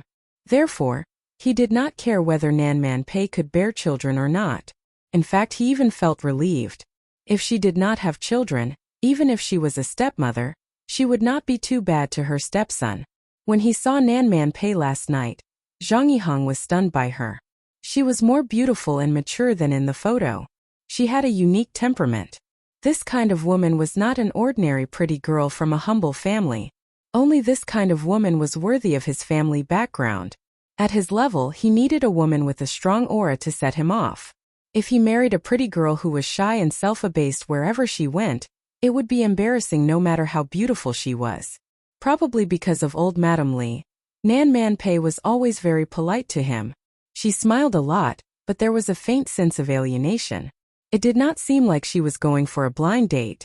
Zhang Yihang thought for a long time. When he heard the conversation just now, he felt that it might be because of that young man. Just then, something happened in front of him. Qin Zhe finally reached the top of the ladder and reached the hornet's nest. But when he took the hornet's nest, perhaps because his gloves were too thick, he used too much strength. Pei Nanman and the group of people not far away could only watch helplessly as the hornet's nest was crushed by Qin Zhe's hand. The hornet's nest was made of mud, so it was fragile. In an instant it splashed Qin Zhe's face. He had poked the hornet's nest. He felt that this figure of speech was weird.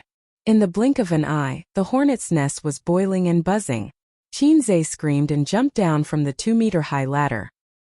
He covered his head and ran toward Nan Man Pei.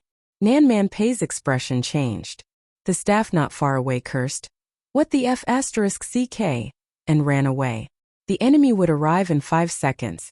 If they did not run, they would not be crushed. Pei Ziki and the other young men and women were scared out of their wits. They screamed and ran in all directions. Zhang Yiheng thought to himself, "It's time for me to show off."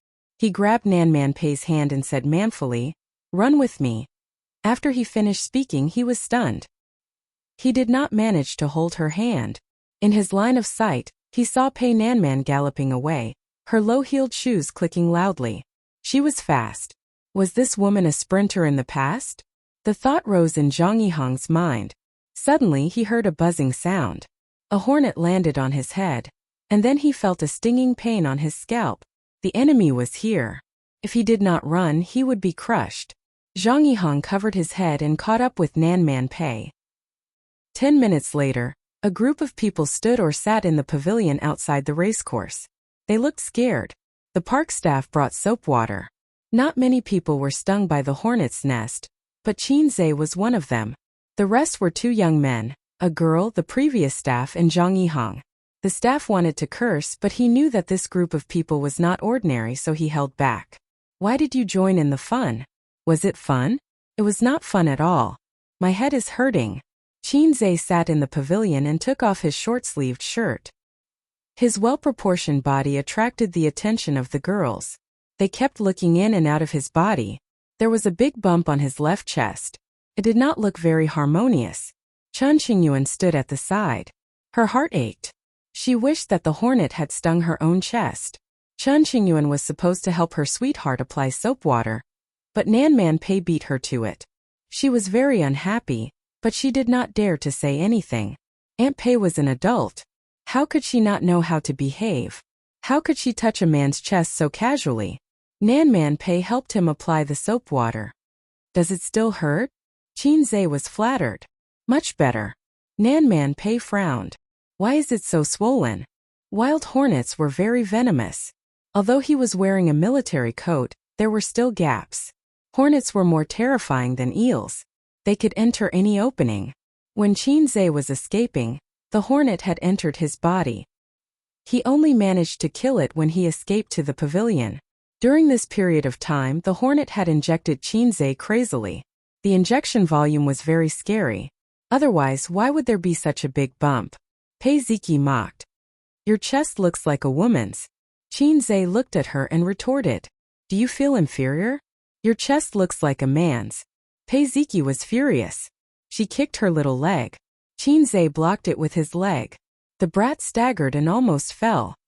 "Auntie, he bullied me. Auntie, he bullied me." Nanman Pei glared at Qin Zhe. Qin Zhe grinned and touched the bump on his left chest. It still hurt a little. Was the hornet's venom so strong? He glanced at his crotch. "I suddenly had a bold idea." No, 18 centimeters is scary enough. This idea is still very immature and can't be implemented. Otherwise, so you will cry." Qin Zhe saw the staff with a bitter look. He walked to the edge of the pavilion, sat on the steps, and handed him a cigarette. "I'm sorry I screwed up.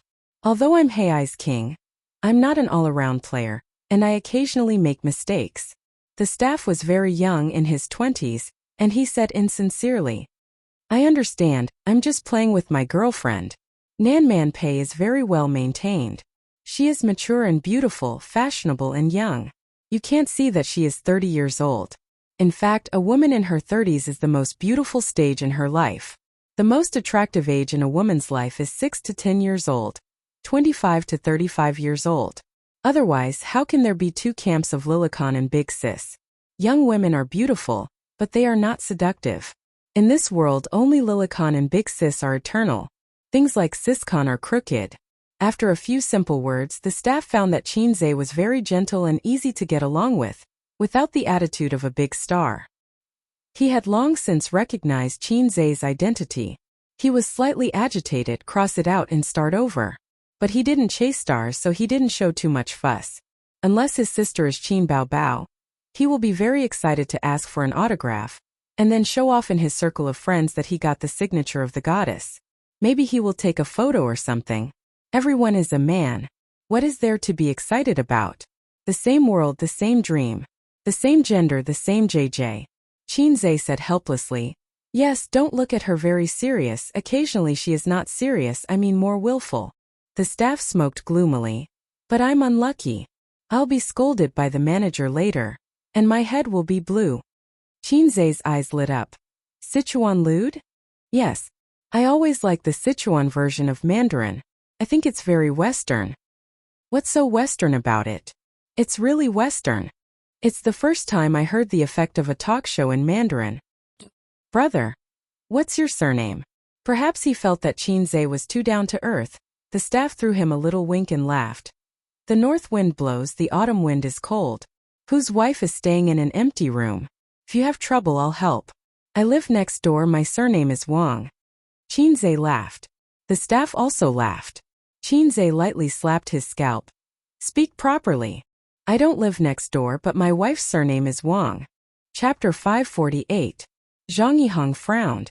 There was a big bump on his head and a bite on his neck. The pain was secondary. The main thing was that he had suffered an unexpected misfortune. If not for this rascal's naughtiness and insistence on poking the hornet's nest, such a terrible thing would not have happened. The hateful thing was that he only had a bump on his chest. If it had been a woman, she might have been happy for a while. She did not need to spend money on treatment and was confident of being a woman. Why did he get stung on the head? Why did he have a horn on his head? Zhang Yihang was full of anger. He said unhappily, "If you have time to chat, think about how to deal with the hornet's nest." Qinzhe replied, "The park staff has already done it." The staff member surnamed Wang nodded. "My colleague will do it." Qinzhe shrugged. "That's right. By the way, can you teach me some Sichuan Mandarin? I'll go home and tease my sister. She'll definitely laugh like a mantis shrimp. It's so cute." When old Wang heard this, he was also interested. "Sure, what do you want to translate?" Qinzhe said. "I'll kill you with one punch." Old Wang was speechless. How am I supposed to translate this? Where are the people from Sichuan? Give me some pointers. Zhang Yihang hated two kinds of people the most in his life. One, self-righteous people who felt that they were invincible just because they had some small achievements. They looked down on everything and looked up at the sky. Two, people who commented all day long. The first post makes sense. The first post is the truth. The first post is so F*** correct. And then the number of comments was ridiculously high. He had painstakingly climbed to the first post, but the first post did not even say anything. His mentality exploded. Qinzhe was the former. After earning some money, he felt that he was the most powerful person in the world. In fact, he knew nothing about power. Moreover, Qinzhe had an ambiguous relationship with the woman he had taken a fancy to. Nanman Pei did not even soap him. He only did it for Qinzhe. He even had to show off when he was wiping soap. "If I threw a piece of soap, would you dare to pick it up?" Zhang Yihang said sarcastically. "If you don't have any skills, then don't do unnecessary things. You don't even know how to poke a hornet's nest.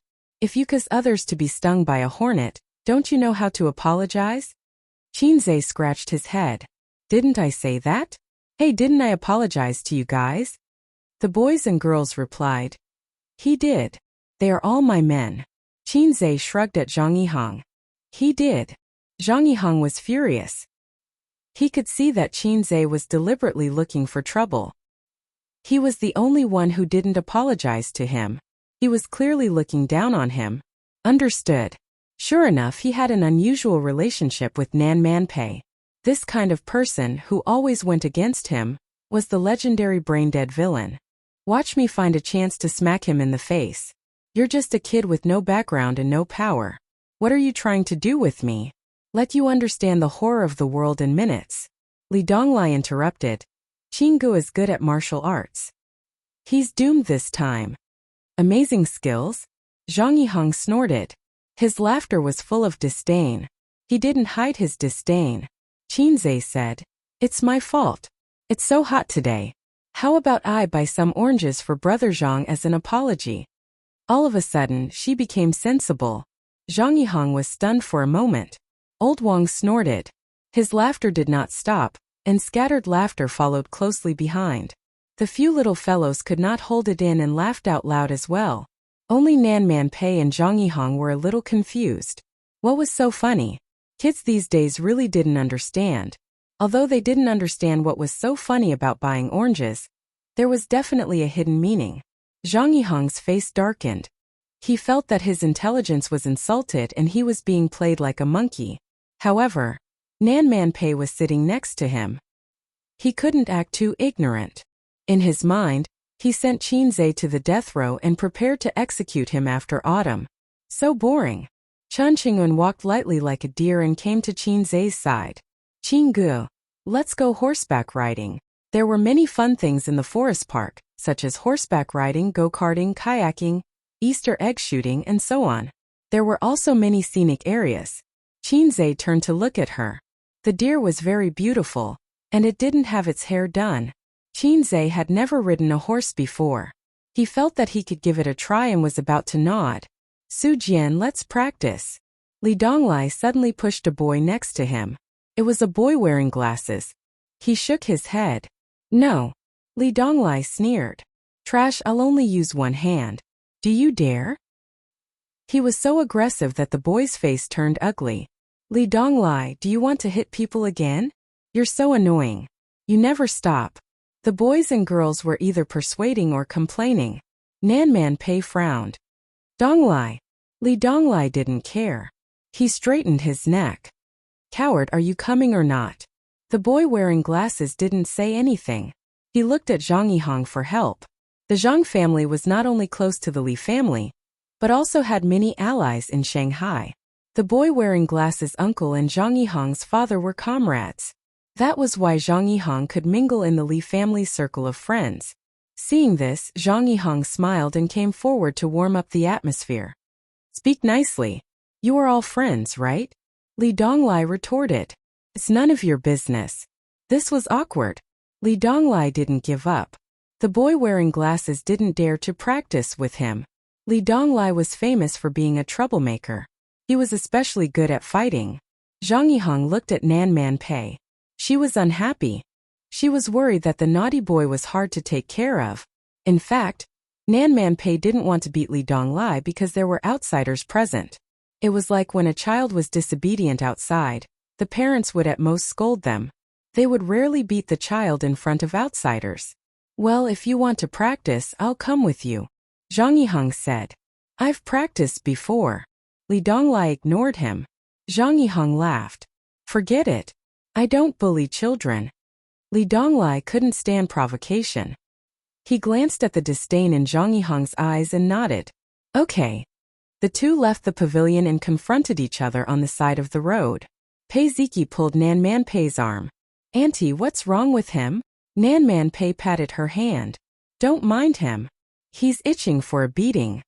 The boys and girls in the pavilion played the role of onlookers. They were excited to watch the show. If Li Donglai's provocation was seen as a fight, then this was pure entertainment. Li Donglai lowered his waist. This was the most basic horse stance that Qinzhe had taught him. The first thing to do in a fight was to stabilize the lower body. Only when the stance was stable could the punch be stable. After he stabilized his lower body, he threw a straight punch at Zhang Yihang's chest.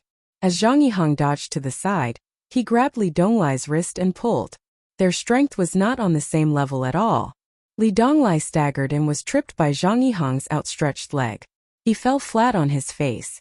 Li Donglai was not convinced. He got up and fought again, but he was knocked down again after a few moves. It was a one-sided beating. The last time he fell, he was kicked in the stomach. Li Donglai couldn't get up for a while. Are you okay? Zhang Yihang's kick was a punishment for this brat's arrogance. He pretended to slip up and reached out to help him up. But a hand was faster than him. It helped Li Donglai up first. TSK. You've been slacking these days. Qinzhe patted the dust off him. What's wrong? Li Donglai said softly. That little bastard said that my aunt's butt is big. It'll be great to touch it. Li Donglai overheard the conversation between the young man with glasses and one of his good buddies. He said that Li Donglai's aunt was beautiful. Her butt was big, and it would be great to touch it. Everyone had talked about the flirtatious words between young men. Everyone had commented on the beauties that they met by chance or by their side. It was normal. But if the families of the people involved heard it, it would be awkward. They would quarrel and fight. Li Donglai said angrily. This guy is so meddlesome. I really want to beat him up, but I can't beat him. Qinzhe patted him on the shoulder and smiled at Zhang Yihang. Impressive. You've really practiced. Then how about we spar a few times? The surprise came too quickly. It was like a tornado. Zhang Yihang was excited. I've already put you on death row, and now you're jumping out on your own. Well, I'll take it as interest. That's not good. I don't know how to control my strength. Man, he said. He turned around and asked Nanman Pei with an intimate tone and expression. Pei Nanman sat there calmly. Her face did not show the slightest hint of anxiousness. He even grinned at Zhang Yihang. Zhang Yihang breathed a sigh of relief. He confirmed one thing. The relationship between this young man and Nanman Pei was not that good. Maybe they were just two friends who liked each other a little. They were more than friends but not yet in love. I can fight 10 of them. Zhang Yihang had joined the army before, and he was not a volunteer. The training he received was incomparable to that of a regular volunteer. Moreover, he was a troublemaker in high school. He used to follow Ho Longtao, the boss of his grade. In the words of the underworld, Boss Ho Longtao was charismatic and loyal. He was a good boss. The 6 brothers under his command were all dauntless. They were invincible in the whole school. Zhang Yihang was not outstanding back then. When he saw Boss Ho dominating the school, he thought enviously, when can I be as good as him? So he joined Boss Ho and became his henchman. As for now, he was still in the limelight, but Boss Ho was gone. It turned out that without a good father, one should not waste time in school. If one did not work hard when he was young, he would be a delivery boy when he grew up. Fighting had always been Zhang Yihang's specialty. It was time to show off his real skills. Not far from the pavilion, a fashionably dressed girl was holding a selfie stick. The camera was aimed at the pavilion. On the screen of the phone was a live broadcast. The comment section was flooded with all kinds of gifs. Hey, Qinzhe seems to be fighting with that guy. Let's not go over and secretly take pictures. The girl's sweet voice said. I have to go further away. Otherwise he might rush up and smash my phone. Or I can pretend to be a tourist taking a selfie and sneak up. The girl looked at the screen. I've decided to risk my life to get closer. Can everyone send gifts? But when she saw the almost identical comments on the screen, she was stunned. Chapter 549. Yu, formerly known as Li Yu, was a professional female streamer. She was from Suzhou and came to Shanghai to study. She was currently studying at Donghua University and came from an average family. She had been a streamer for half a year and quickly became popular because of her good background. Now the number of viewers in her streaming room was around 50,000. She could barely be considered a popular streamer. Li Yu's singing voice was average, and because she was in university, she couldn't sing and dance in a special room like other female streamers. Now she could not only pay for her living expenses and tuition independently, but also had a large amount of savings. But she didn't dare to confess to her family. Although her father's love was like a mountain, her father would still beat her. She only said that she was working part-time. Li Yu was very grateful for the live streaming industry and the platform. She could eat, drink, and make money. Such an easy job was rare. The only thing better than this was being a civil servant. They were both civil servants, but being a programmer was much more difficult. Most of the time she was doing outdoor live streaming, running all over Shanghai, and occasionally switching to a food live streaming. Today was the weekend, so she took a car to the forest park for an outdoor live streaming. Just now, she had seen Qinzhe in the pavilion, and she had also taken a picture of his naked body into the camera. For a whole 5 minutes, the gifts didn't stop, and the number of viewers in the streaming room also skyrocketed. The little bitches in the comments section muttered, "Thank you for the streamer's welfare. My husband is the most handsome." One must know that there were very few females in Yuyu's streaming room in the past. As a popular fried chicken, a top little fresh meat, Li Yu was very disgusted by people who said that Qinzhe was a little fresh meat. She was also a fan of Qinzhe. How could Qinzhe be compared to those flirtatious bitches? He was not a little fresh meat, he was an old godfather, an existence that made people blush. At this time, Li Yu looked at the neatly organized comments in the comment section. It's over. The comments were more uniform than pickled cabbage. As a fan of Qinzhe, she couldn't bear it and complained. How is it over? Can you have some confidence in Qinzhe? The audience is laughing but not saying anything. This stupid streamer must have never seen Qin Baobao's live streaming. It's not Qinzhe who's going to die. It's that guy who's going to die. Liu was dumbfounded. What do you mean?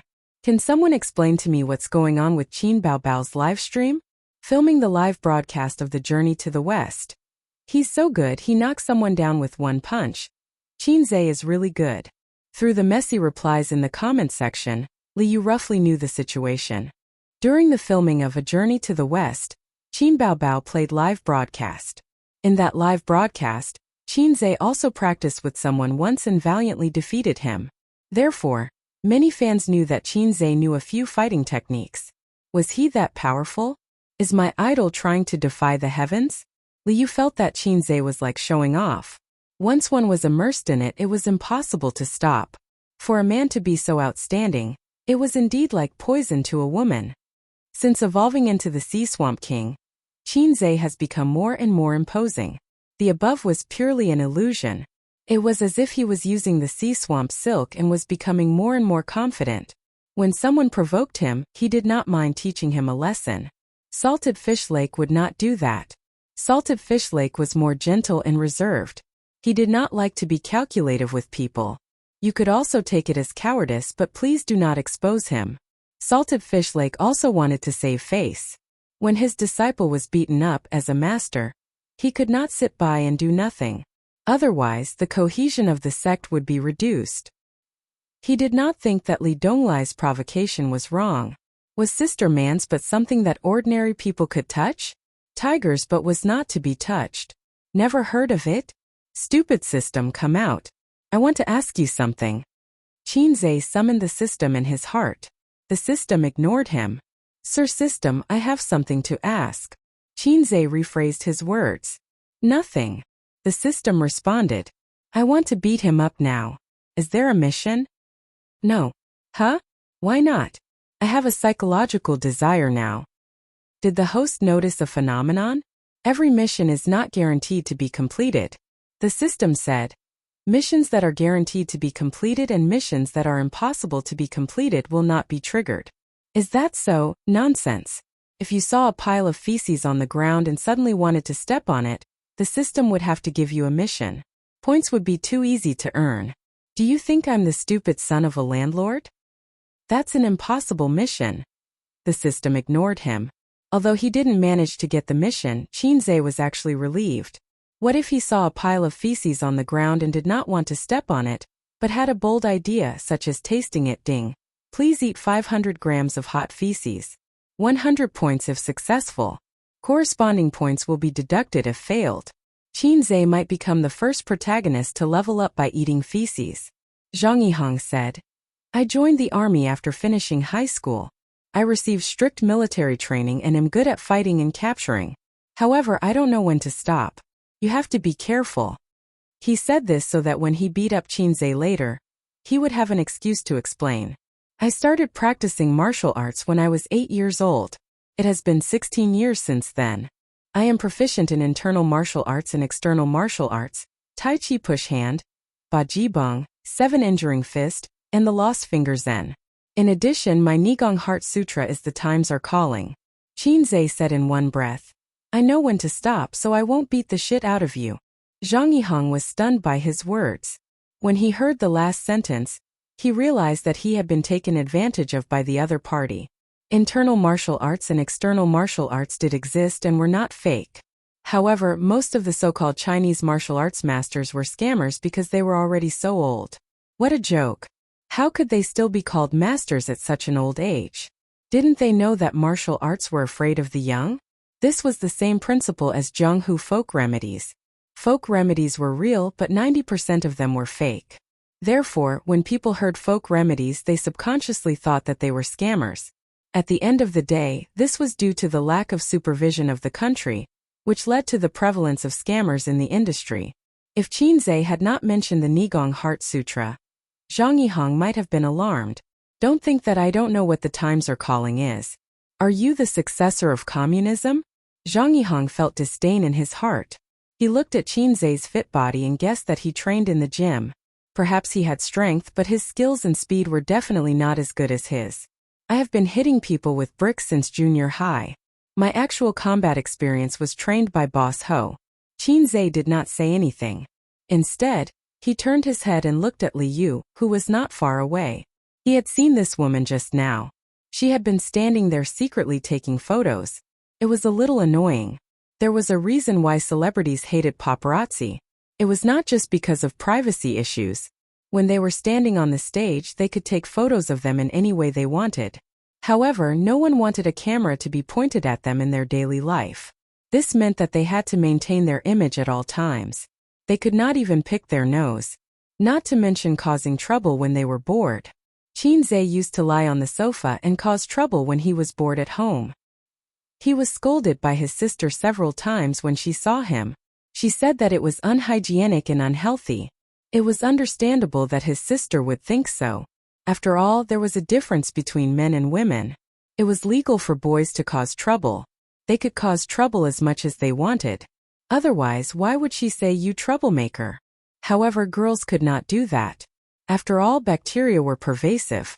If a girl did that, what would it be called? Nua? Watch me mend the sky with one hand. Double-click 666. Qinzhe was not very happy to be secretly photographed, but he could not rush over and ask them to delete it. After all, if he forced them to delete it, there would probably be negative news reports tomorrow. Therefore, being a celebrity was sometimes really tiring. It required a lot of effort. He is looking at me," Li Yu exclaimed. She was a little happy and a little nervous. Will he come over and smash my phone? At this time, Qinzhe waved at her. Wow, is he waving at me? Li Yu looked around, but there was no one around. Should I go over? After I go over, how should I hand over the phone? Go get close to the big boss. Host, go over quickly. Why are you in a daze? I want to see Qinzhe's bare face. Go, focus the camera. The comment section was full of encouragement. The audience in the live broadcast room was more excited than she was. They sent her a wave of gifts and urged her to hurry over. Li Yu trotted over with excitement and nervousness. When she approached, Qinzhe asked, "Are you filming?" After seeing the screen of the phone facing him, his smile suddenly became gentle and his tone became easygoing. You're broadcasting. He thought to himself, damn, you're broadcasting behind my back. Can I? Li Yu asked timidly, his eyes shining brightly. Yes, Qinzhe said. Are you a female host? Li Yu nodded vigorously. Yes, my name is Li Yu. I'm a small host on the Salted Fish broadcasting platform. Qinzhe nodded and stopped her from filming. He smiled brightly and said, Hello everyone. He waved at the camera. The next moment, the comments in the comment section jumped and the screen was full of gifts. Li Yu's face was full of happiness. Stand aside, I want to fight with my friends, Qinzhe said. Li Yu stood obediently by the pavilion. When she saw Nanman Pei, her eyes lit up. She immediately aimed the camera at the people in the pavilion and greeted them as if they were close friends. Hello everyone. No one paid attention to her. The teenagers glanced at her casually. Hey! Li Yu awkwardly moved the camera away. The eyes of the people in the pavilion made her feel the gaze of the big boss. A lively and beautiful girl like her was popular everywhere. But obviously the people in the pavilion were not so enthusiastic. Li Yu glanced at the phone. The audience in the live broadcast room was discussing the beautiful mature woman who had appeared for a moment. Some said that the two little girls were also very beautiful. Zhang Yihang was happy in his heart. Oh, this little girl came at the right time. Isn't Qinzhe a big star? Watch me beat him in the live broadcast. From a physical point of view, a man in his early 30s was the peak of his body. Teenagers and young people may be energetic, but their strength was not as good as his age. Then there was experience. Experience needed to be accumulated over a long period of time. How could Qinzhe be the opponent of a veteran who had undergone strict training? The young boys and girls in the pavilion were watching with great interest. The female host of the Salted Fish broadcasting platform, Li Yu, held a selfie stick and looked forward to it. Qinzhe nodded to Zhang Yihang, indicating that he could attack. He didn't lower his waist and his muscles were loose. His casual posture made Zhang Yihang raise his eyebrows. He ran a few steps, gathered his strength and kicked toward Qin Zhe's lower abdomen. Qin Zhe still didn't move. His face was calm. If he stood with his hands behind his back, he would look like a master. When his foot was about to hit Qin Zhe's lower abdomen, Zhang Yihang's mouth revealed a smile. This kick will make you spit out the wine you drank last night. Demasha. But at this moment, Qin Zhe was as still as a virgin and as agile as a rabbit. He turned around to avoid the kick. At the same time, he exerted strength from his waist and swept his right leg. Qin Zhe's leg swept Zhang Yihang's waist. It was like a whip hitting a sandbag, making a muffled sound. Zhang Yihang, who weighed 160 kilograms, was instantly sent flying. Qin Zhe had used a lot of strength in his kick to send him flying. Otherwise, he would have fallen and been seriously injured. After all, he was a big shot who could break a bone porcelain cup with his bare hands. Zhang Yihang fell to the ground and curled up like a mantis shrimp. He first felt a suffocating pain, the kind that was really breathless. Then he felt a sharp pain in his left waist. My kidney. My kidney. Chapter 550. There were no cheers or cheers. The young boys and girls in the pavilion were a little confused. Finished? Finished?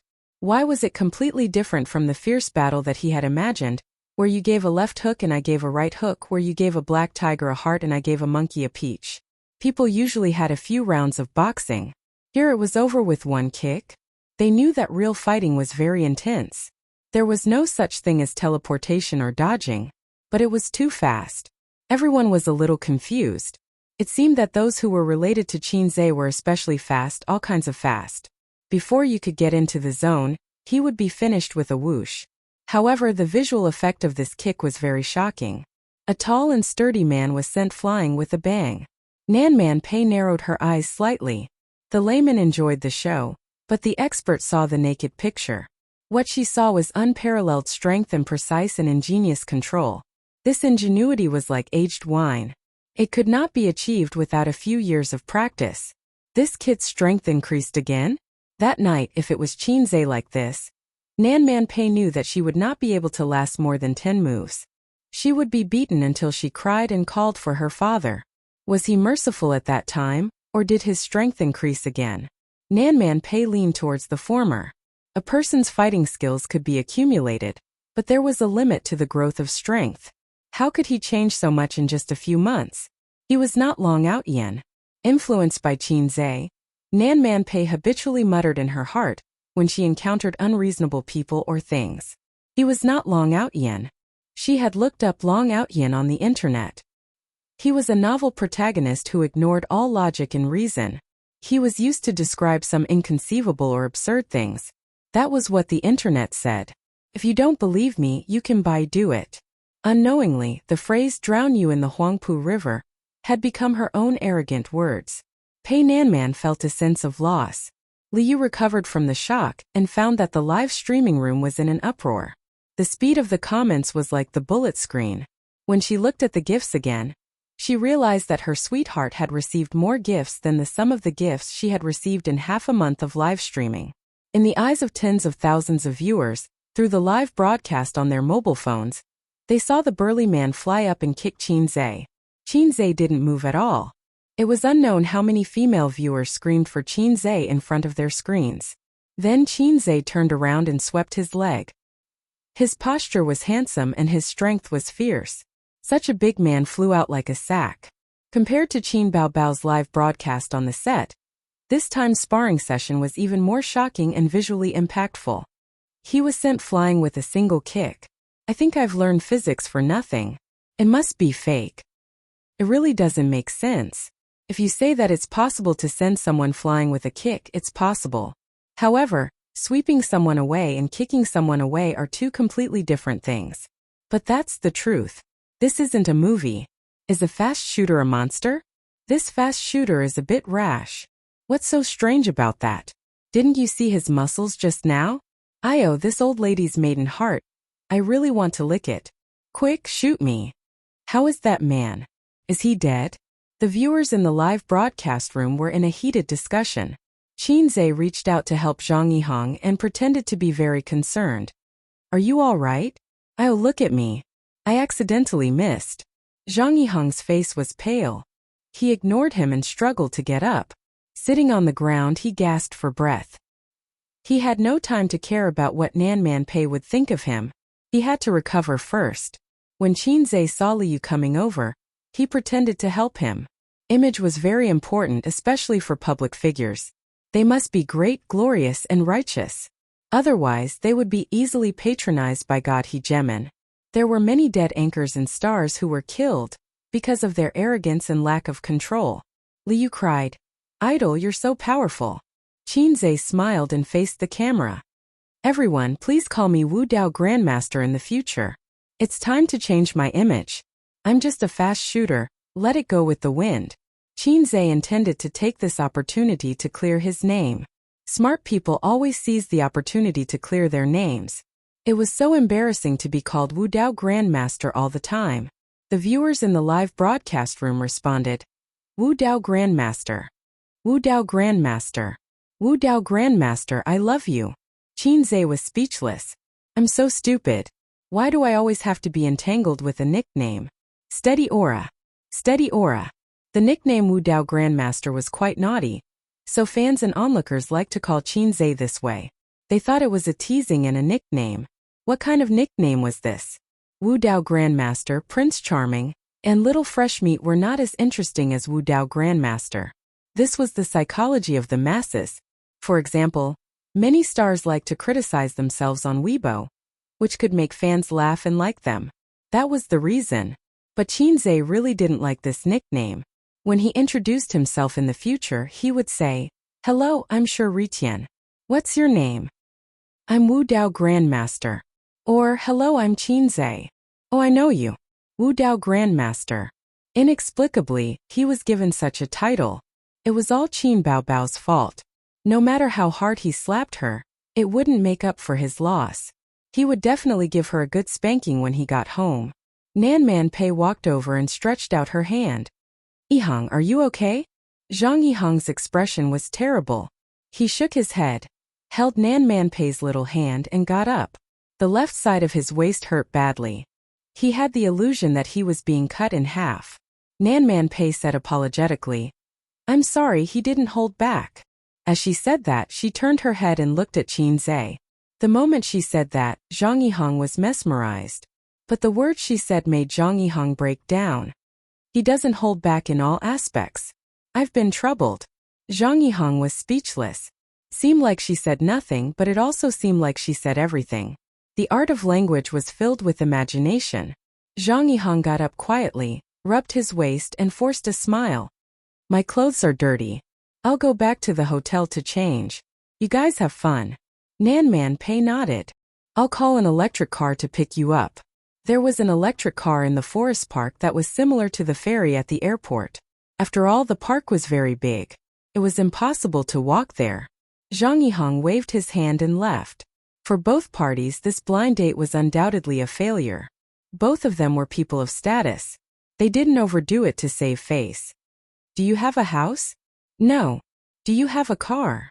"No." "Do you have more than $1 million in savings?" "No." "Then why did you go on a blind date? Are you a virgin?" "No." "Then why did you go on a blind date?" Only vulgar men and women would talk like this. They didn't hold back at all. Although these were the 3 essentials of a blind date: a car, a house, and money, one had to learn to hold back. In life, there were many things that could be said in a subtle way. This would not only show quality but also avoid conflict. For example, your wife gave you a green crown. Your father was furious. Your mother is seeking death. The grass in your grave is green. I invite your mother to go to Mount Wu together. The art of language was wonderful. Changqing'an said, "Qingge, let's ride a horse." She glanced at Liu's mobile phone and hugged Qin Zhe's arm very schemingly. Cameraman quickly turned the camera over. "I'll give you an extra drumstick tonight. Naive and sweet girls can't catch up with Prince Charming. If a girl is not scheming, how can she hook up with her sweetheart?" Chen Qingyuan felt that this was an opportunity. Regardless of the consequences, she had to first set the status of intimate relationship. With so many people watching in the live broadcast room, there would definitely be screenshots. She would become Qin Ji's rumored girlfriend. It was beautiful to think about. Qinze glared at her. Don't make trouble. He took back his hand. Chen Qingyun felt wronged. Give me a hug. It doesn't cost you a penny. Only a ghost would give you a hug. Qinze didn't care about gossip, but he was afraid of kneeling on the keyboard. He was afraid of being pinched to death by his sister. He was afraid that Suyu would pinch his JJ. Qinze had been surviving in the cracks of his sister. This was like a man saying to a woman, give me a slap. It doesn't cost you a penny. Maybe I'll give you money. They came to the racecourse. The so-called racecourse was actually a 200-meter playground, a miniature version of the 400-meter track in the school. The track surrounded the fir trees. 2 horses, 2 trainers. Qinze was pulled by Chen Qingyun to run a circle. 20 yuan. The 2 horses trotted, and people bumped up and down on the back of the horses. Ha Qingge. Don't you think we are like the Jianghu Rangers, the Condor heroes? Chen Qingyuan smiled brightly. I think we are like 2 children. Qinze said. Why? This thing is like riding a wooden horse up and down. Now that you mention it, it does seem like it. It's not romantic at all. When riding a horse, one's buttocks couldn't sit stably. Both feet had to be on the stirrups. Even so, the person was still jolting. Riding a horse was not romantic at all. On the contrary, it was a little empty because a horse was a living thing, not a car or a bicycle. In the TV series, riding a horse in the martial arts world should be very romantic. Let's accompany the mortal world and enjoy the prosperity of the world.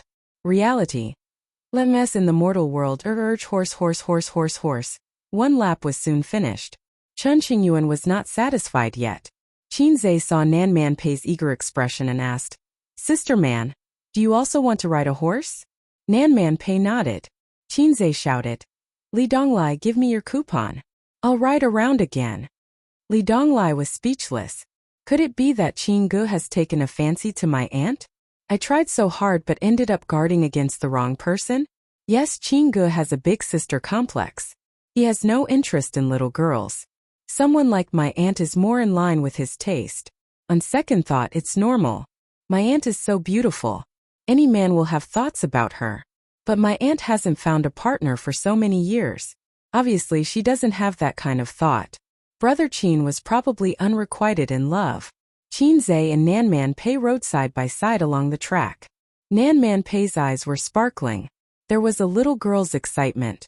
She's already 30 years old, but she's still so unrestrained. She's imitating other girls' expressions, but she's very beautiful and cute.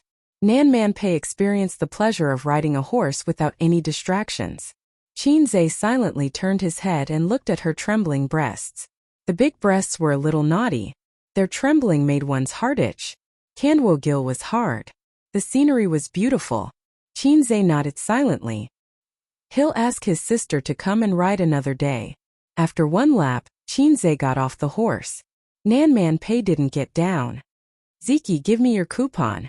Li Donglai, who had just finished buying his coupon, came back. Pei Ziki snatched her brother's coupon and handed it to the horse trainer. Nan Man Pei happily started the 2nd lap. Li Donglai was speechless. The whole section collapsed. I want to ride a horse too. I've never ridden a horse in my life. I've never even ridden a Western horse. You. You. Nan Man Pei ran half a lap before Li got on the horse with the help of the horse trainer. She was still holding the selfie stick. She grabbed the saddle with one hand and smiled sweetly at the camera. I'm going to ride a horse now. Okay, didn't I always show you, Qinze? You can't ignore me. The horse trainer said. Put away your phone. You can't broadcast riding a horse. Liu bargained. It's okay. The horse is so slow. The horse trainer said. No, you can't hold it with one hand. What if you fall? We are responsible for your safety. Liu looked at Qinze. She didn't know anyone here. She only spoke a few words to Qinze. Qinze smiled. Qingyuan, help me hold it? Chen Qingyuan said obediently. Okay. Chen Qingyuan ran over and took the selfie stick from Liu. Liu smiled. Thank you, little sister. Chen Qingyuan nodded and quickly ran back to Qinze. The horse trainer said, Don't squeeze the horse's belly. Don't pull the reins. After that, he gently patted the horse's butt. Liu sat on the horse's back and rushed out with a whoosh. She immediately screamed. The horse had been running slowly for the previous few laps, but when it came to her, the horse suddenly charged. The two horses in the horse farm were trained. They were like machines on an assembly line following a fixed program. The two horses had been running side by side, so the horse that Liu was sitting on subconsciously chased after Nan Man Pei's horse.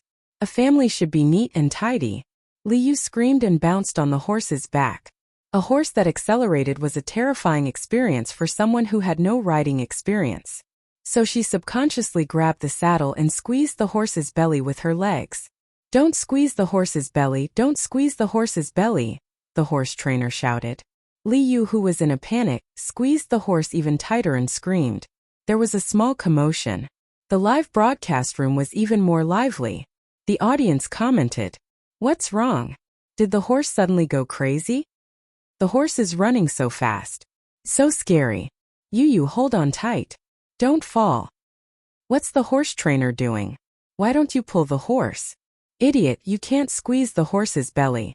This is in order to speed up." The horse she was sitting on quickly caught up with Nan Man Pei, but it didn't stop. Instead, it rushed to the finish line and was ready to continue the second lap. The horse trainer had been waiting at the finish line. Taking advantage of the horse's passing, he rushed up and pulled the reins hard. The horse anxiously raised its hooves and stopped. Under the strong inertia, Liu screamed and fell forward from the horse's back. The horse trainer didn't expect the woman to be so weak. The horse had stopped, but she still couldn't steady herself. Liu was frightened. Her body was tense the whole time. As soon as she relaxed a little, she was thrown down by the inertia. The girls exclaimed, "Be careful." The audience in the live broadcast room saw Liu fall down face first because her feet were caught in the stirrups. Under the watchful eyes of the crowd, a figure dashed out. Before Liu fell, he reached out and caught her, carrying her in his arms. Chapter 551. Qinzhe looked at the pale and frightened girl in his arms. "Are you okay?" The track was not wide. A distance of more than 10 meters was just a sprint for him. Liu was still in shock. She thought she was going to fall and her heart was beating wildly. She didn't expect that someone would reach out and help her at the critical moment. When he saw that it was Qinzhe at this moment, a familiar line flashed in his mind. "My dream lover is a peerless hero." She looked at Qinzhe's face in a daze, her heart beating wildly. The words were the same, but the mentality was completely different. Liu was slightly wet. Qinzhe helped her up and asked, "Are you okay?" Liu quickly shook her head, her cheeks slightly red. "I'm okay. Thank you." Bao Bao was scared to death. Seeing that she was okay, the two horse trainers were relieved and went forward to ask and apologize with concern. If the tourists were really injured, the forest park would be responsible. But it was a false alarm, so the matter would be much lighter. Liu shook her head generously. "I'm okay." As she spoke, she peeked at Qinzhe. If it were an unreasonable or thick-skinned tourist, they would have made a scene and asked for a sum of money or at least the money for the coupons. But just like men pretending to be generous in front of women, women would also pretend to be educated and reasonable in front of men. Chen Qingyuan heard the teenagers next to her breathe a sigh of relief and shout, "Awesome!" 666. And Qinggu is mighty. She first cast an admiring look at Qinzhe, then glanced at the people next to her with disdain. "He is indeed the man I like. Sit down, it's basic operation." In the live broadcast room, the screen was full of gifs. Chen Qingyuan looked curiously. She only saw the constantly changing comments and gifs flying all over the sky. How much money did all these add up to? The comments were quite interesting. It's Qinzhe, so fast. When did the fast shooter rush out? So fast. A hero saves a damsel in distress. Quick cheer for the fast shooter. Qinzhe is so charismatic. I really want to have a boyfriend like him. Wow, I feel more and more that Qinzhe is a good person. It gives me a sense of security. I want a boyfriend like that too. 666, that's F*King awesome. I was sweating for you just now. By the way, did anyone record it? Yes, I'm going to post it on Weibo. We've been recording the entire time, starting from the pavilion. Haha. After the nervousness, The viewers in the live broadcast room heaved a sigh of relief and started discussing the scene just now. The comments in the comments section were alternating wildly. If this was a computer, there would be a screen full of 666 comments, the kind that would cover the screen. Chen Qingyuan showed a happy smile. She liked to see people praise Qin Zhe. It was like when you took your pet dog out for a walk and passersby praised, "Wow, your dog is so cute." At this moment, Chen Qingyuan saw someone talking about her in the comments section. "Girl, let's be friends." "Sister, are you a streamer too? What's your streamer number?" Chen Qingyuan's dark eyes turned and showed a thoughtful expression. She looked a little cute and playful. "I'm not a streamer. I'm just helping your streamer hold her phone." "Kawaii. What a good girl. She's good at Syscon." Immediately, there was another round of comments, although it was quickly pushed to the top by Qin Zhe's comments. Chen Qingyuan whispered, "Let me tell you a secret." After she finished speaking, she waited for a few seconds and saw that someone in the comment section asked about the secret. Chen Qingyuan coughed. She wanted to say, "I'm Qin Zhe's girlfriend." She wanted to forcibly crown herself. Then, this matter would become the headlines, the hot search, and maybe she could even become an internet celebrity. Of course, being an internet celebrity was not important. What was important was that her relationship with Qin Zhe would spread and the whole world would know. "Actually, I'm Qin Zhe's girlfriend." Chen Qingyuan's tone was serious, as if she was announcing that the Chinese people had stood up. As expected, the live stream was in an uproar. There were all kinds of comments scolding, questioning, and questioning. It was like a divine needle poking into a muddy ground and stirring it vigorously. The juice flowed and it was difficult to calm down. Chen Qingyuan's words had such an effect. "Your brother seems to have sprained his hand. Go and have a look." When Chen Qingyuan was really proud and smiled sweetly at the camera, a hand pushed her from the side. It was Pei Ziki. Chen Qingyuan looked at her blankly. "Brother? I don't have a brother. I'm the only daughter in the family. Since when did my dad get me an older brother outside?" "It's Qin Zhe," Pei Ziki said to the camera. "She's joking with everyone. She's Qin Zhe's cousin." Chen Qingyuan. I'm not. Pei Ziki snatched the phone. "Pei, you just like to joke. Give the phone back."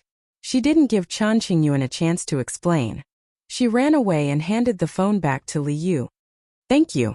Li Yu took the phone and was ready to act cute and pitiful to the audience in the live stream and ask for gifts. Asking for gifts in fancy ways was the self-cultivation and basic skill of a female streamer. But when she saw the comments section, she was stunned. The audience didn't comfort her or discuss the thrilling scene just now. "So it's Qin Zhe's cousin. Qin Zhe's cousin is so beautiful. The elder sister is beautiful. Is the younger sister so beautiful too? Qin Zhe's cousin?" Li Yu was confused. Was it the girl just now?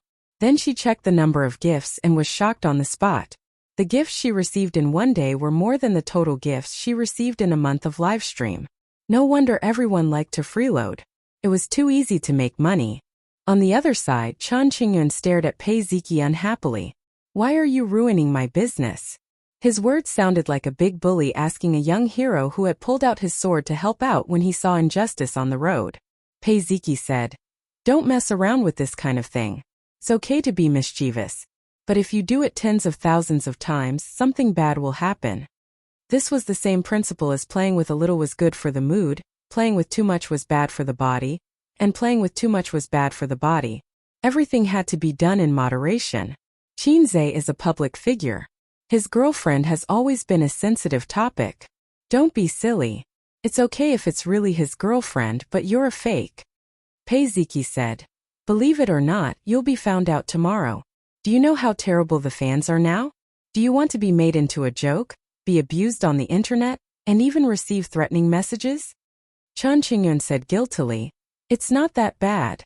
Pei Ziki lowered her voice. "It's okay if you're found out, but don't implicate your father. Is your father's butt clean? Everyone is squatting in the toilet. His sh*t will never be clean." Chen Qingyuan thought for a moment. "Then I'll go back and help my father clean the sh*t on his butt first?" Pei Ziki was speechless. Qin Zhe held Nanman Pei's waist and helped her get off the horse. He asked, "Sister man, do you still want to ride?" If you do, Ziki and Donglai's coupons will be renewed again. Nanman Pei shook her head. Forget it.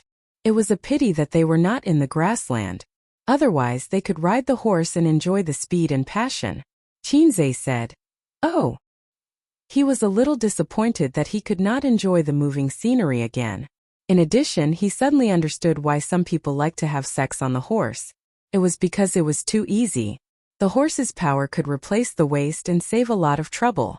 While riding the horse, he could also ride the big breasts. Nanman Pei said seriously. Qinzhe, were you not serious at all that night? This could easily cause misunderstandings, so Nanman Pei said it in a low voice. Due to the limited number of times that he and Nanman Pei had been alone at night, Qinzhe thought for a moment and understood. Yes, he answered honestly. If you go all out, how many moves can I take?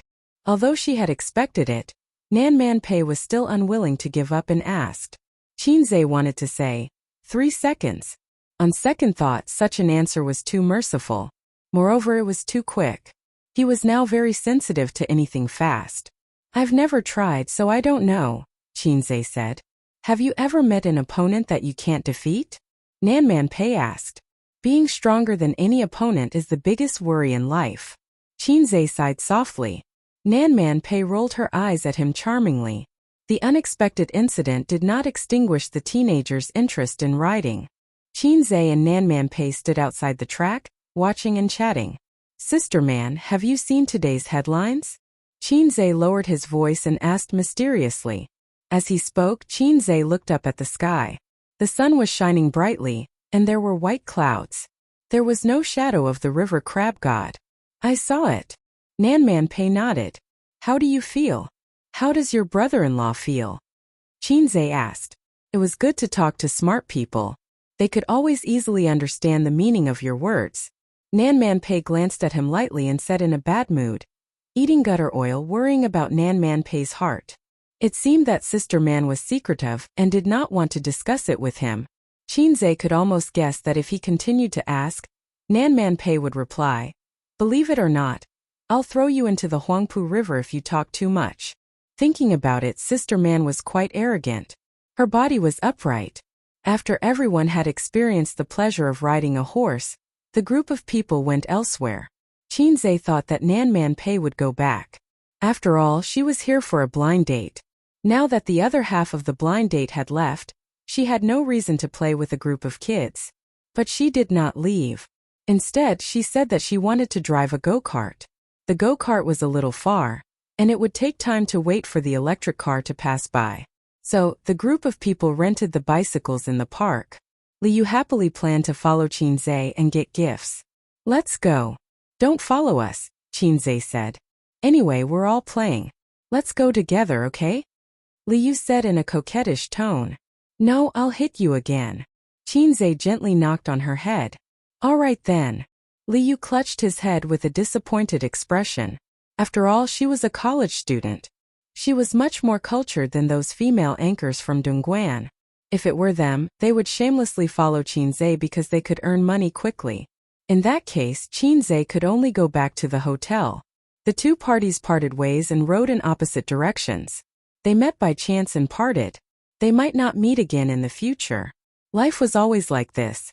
You would meet people one by one, and then those people would become distant scenery. Life continued to move forward.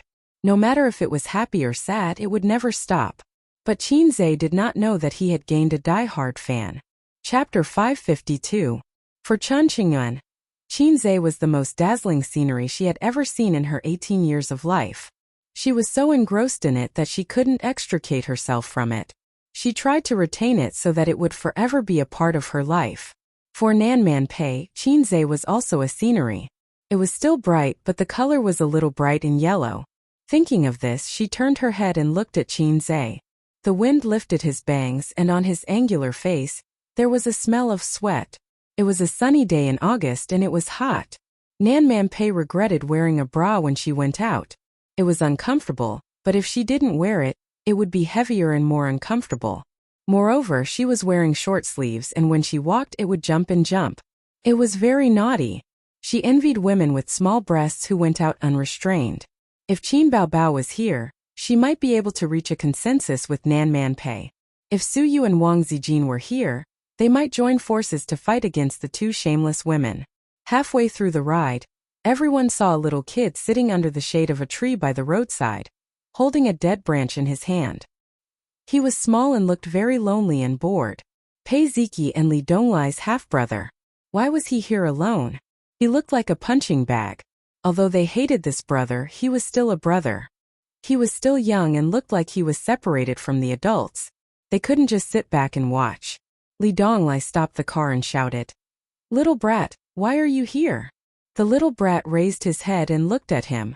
He didn't appreciate it at all. "It's none of your business.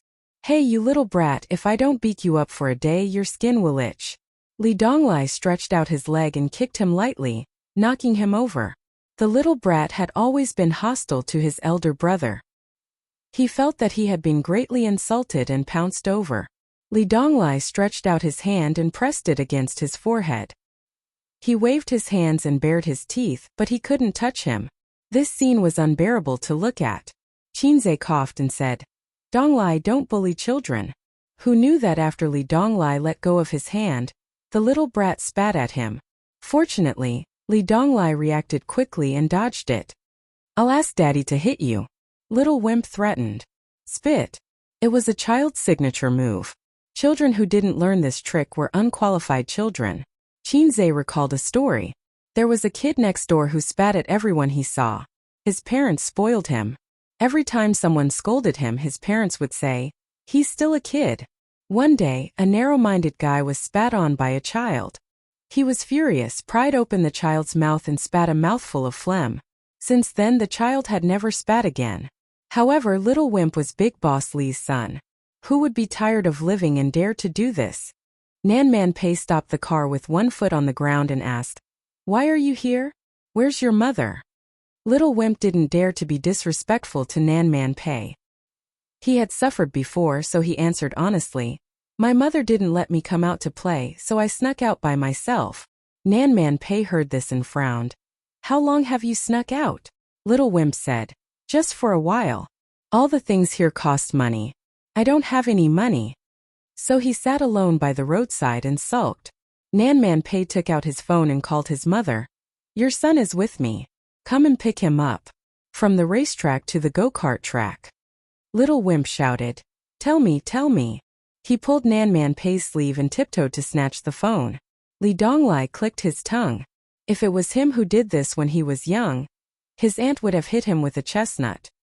His stepmother spoiled him too much, causing him to have such a domineering and willful personality.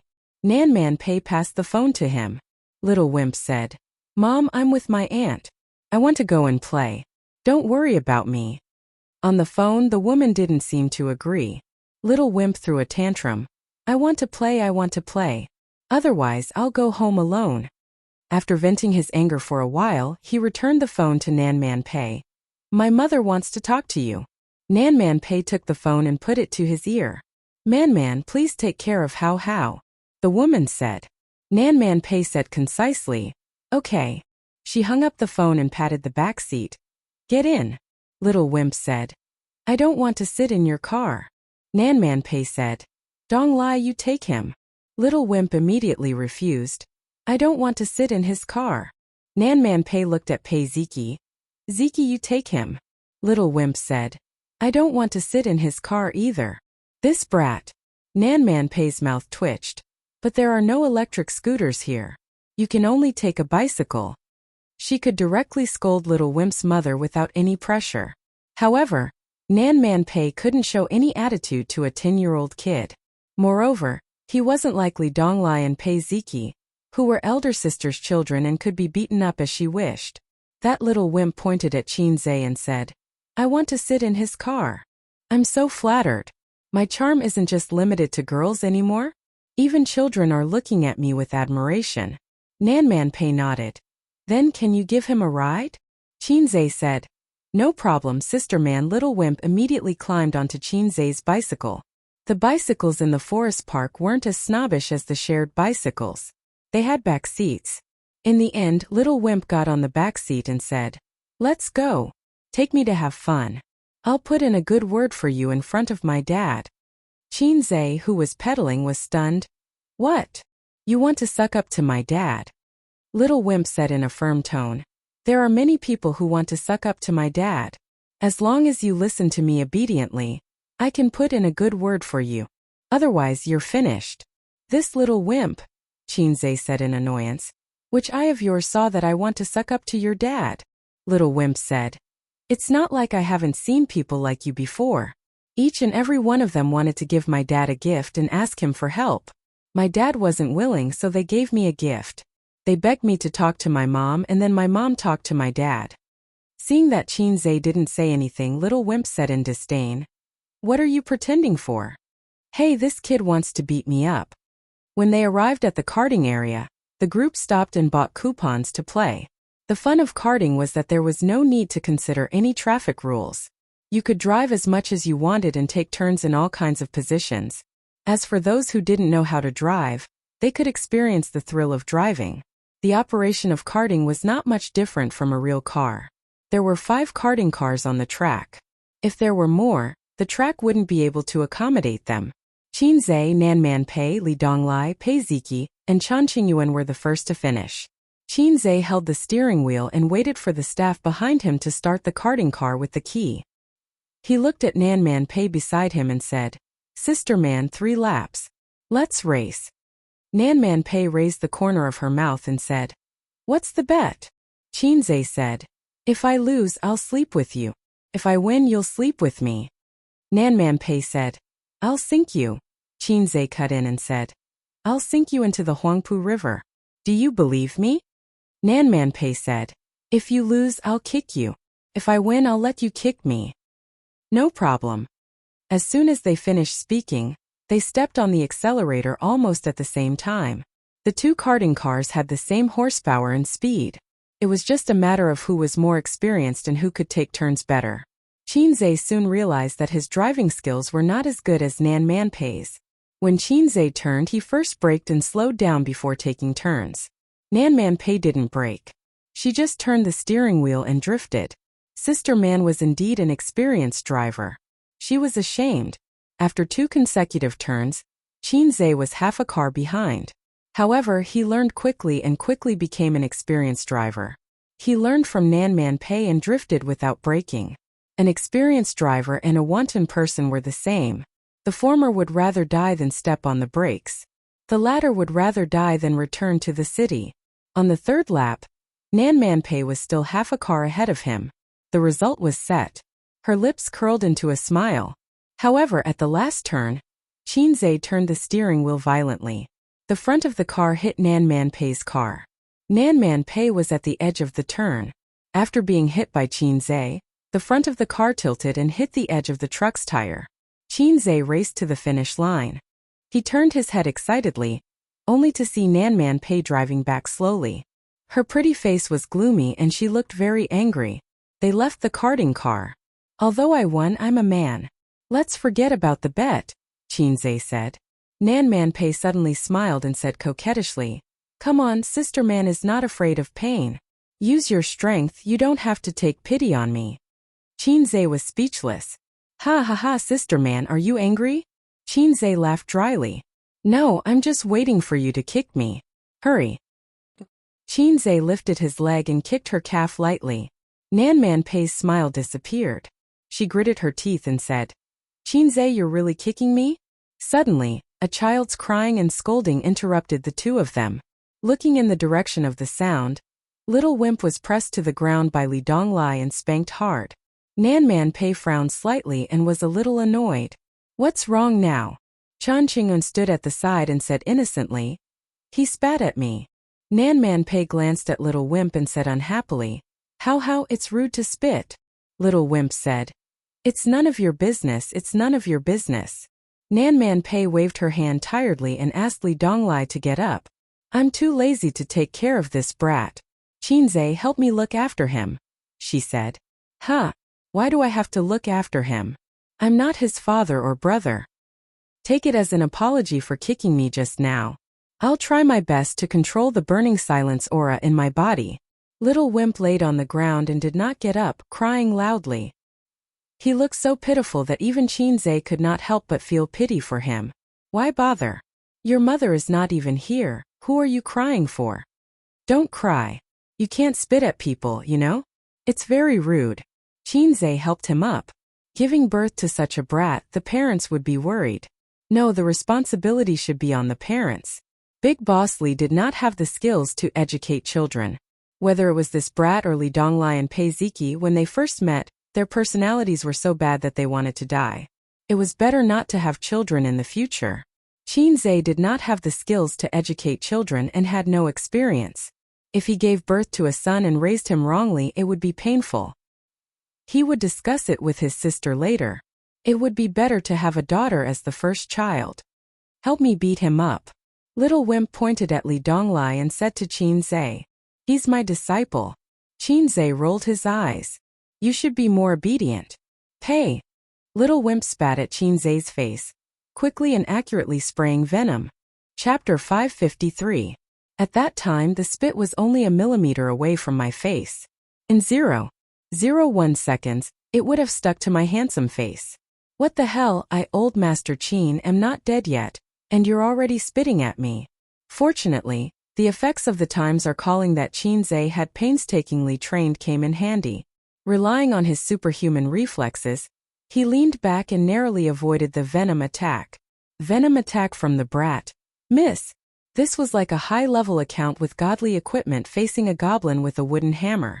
If the goblin stood still and let the goblin hit him, only a miss would appear on top of the goblin's head. Similarly, a high-level account with a light hit would be able to blast the goblin into pieces. Unfortunately, this was not a game. Not to mention that the brat was Big Brother Li's son. Even if he wasn't, Qinzhe couldn't lay his hands on a child.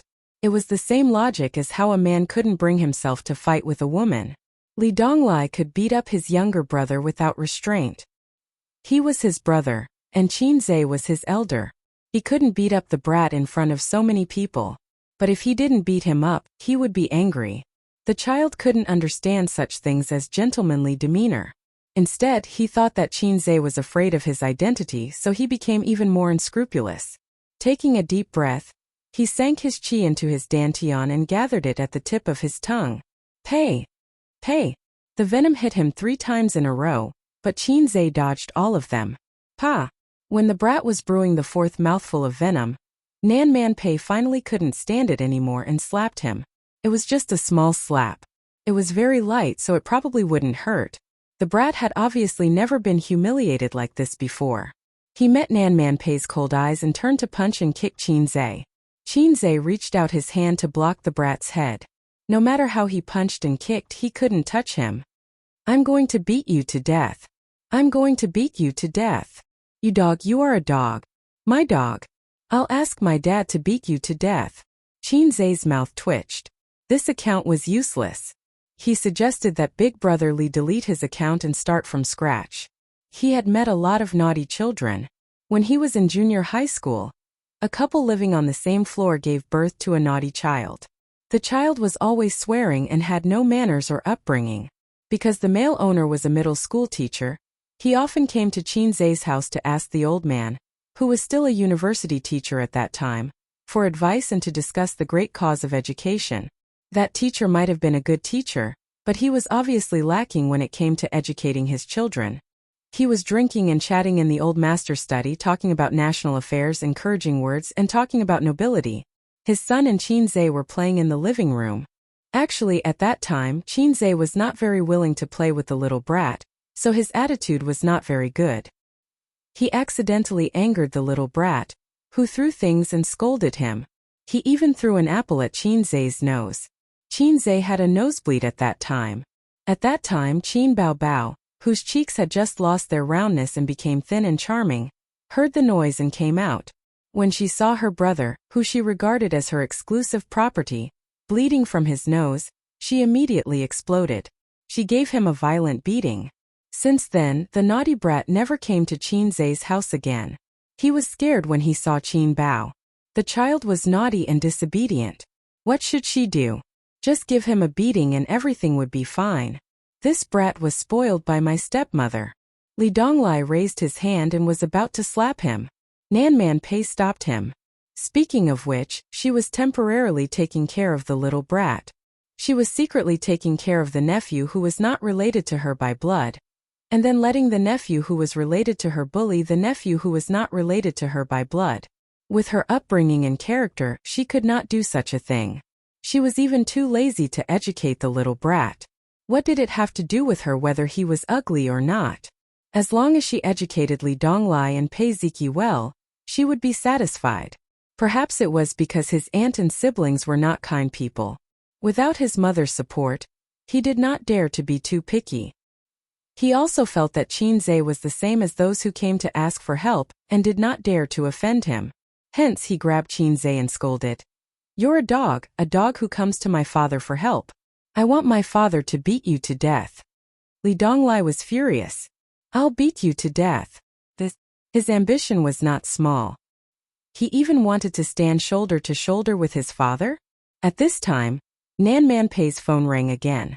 She answered. Man, Mom is not feeling well again. Jianya asked me to take her to the hospital for a checkup. Also, he received a call. There's something at the office and he has to rush over. You can bring Hao and Ziki back with you. Nan Manpei said. You're leaving now? Yes.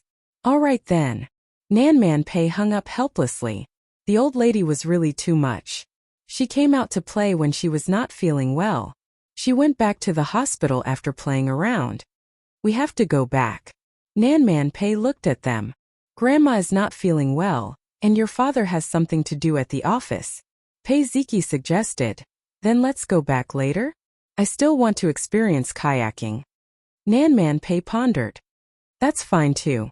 Qinzhe, keep an eye on him. Donglai drove here himself. He has a car. After Li Donglai was admitted to university, Nan Manpei rewarded him with an Audi A6. Li Donglai, this idiot, had a low EQ. It was probably because he spent all his skills and talents on fighting. He often talked about finding a girlfriend.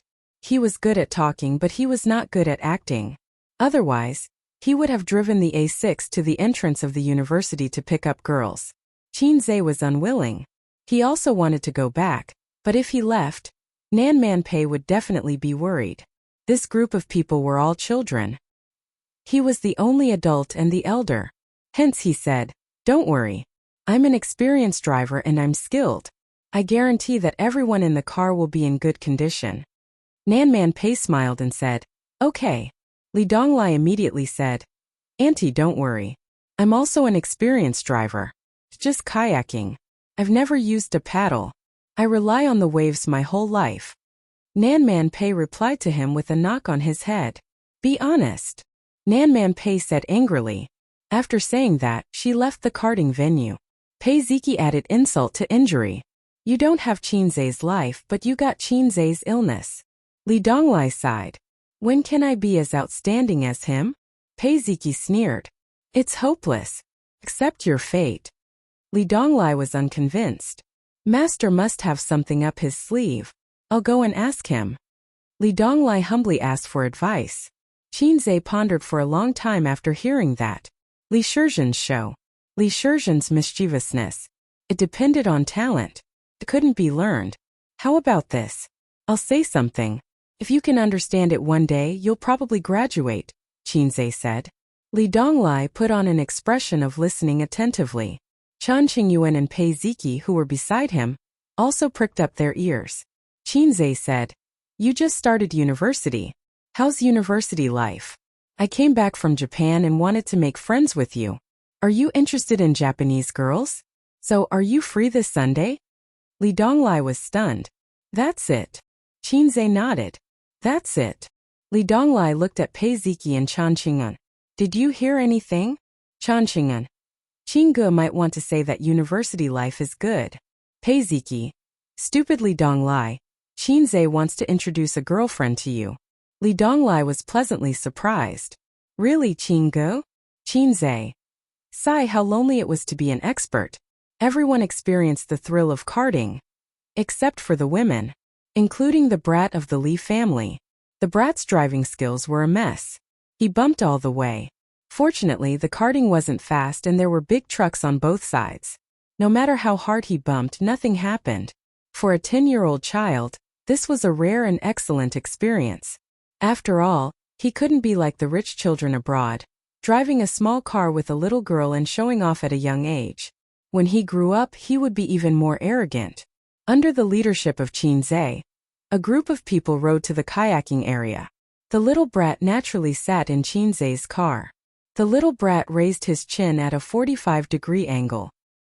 His face was full of pride and arrogance, as if he was saying, "Master gets on the sedan chair." Qinzhe really wanted to beat him up. The kayak moved forward on the blue waves. The blue sky and white clouds were reflected in the water. Qinzhe sat at the front of the boat and remembered that he went to the amusement park in Xishan with his sister and experienced many exciting games such as the haunted house and roller coaster. At that time, his parents were also with him. He was forced onto the roller coaster and pendulum by his sister. When they came down, his sister vomited. Qinzhe's face was as pale as a ghost. In the haunted house, the staff jumped out at the corner to scare his sister. His sister screamed in a high decibel. Qinzhe heard the staff cursing. "Damn, you scared me."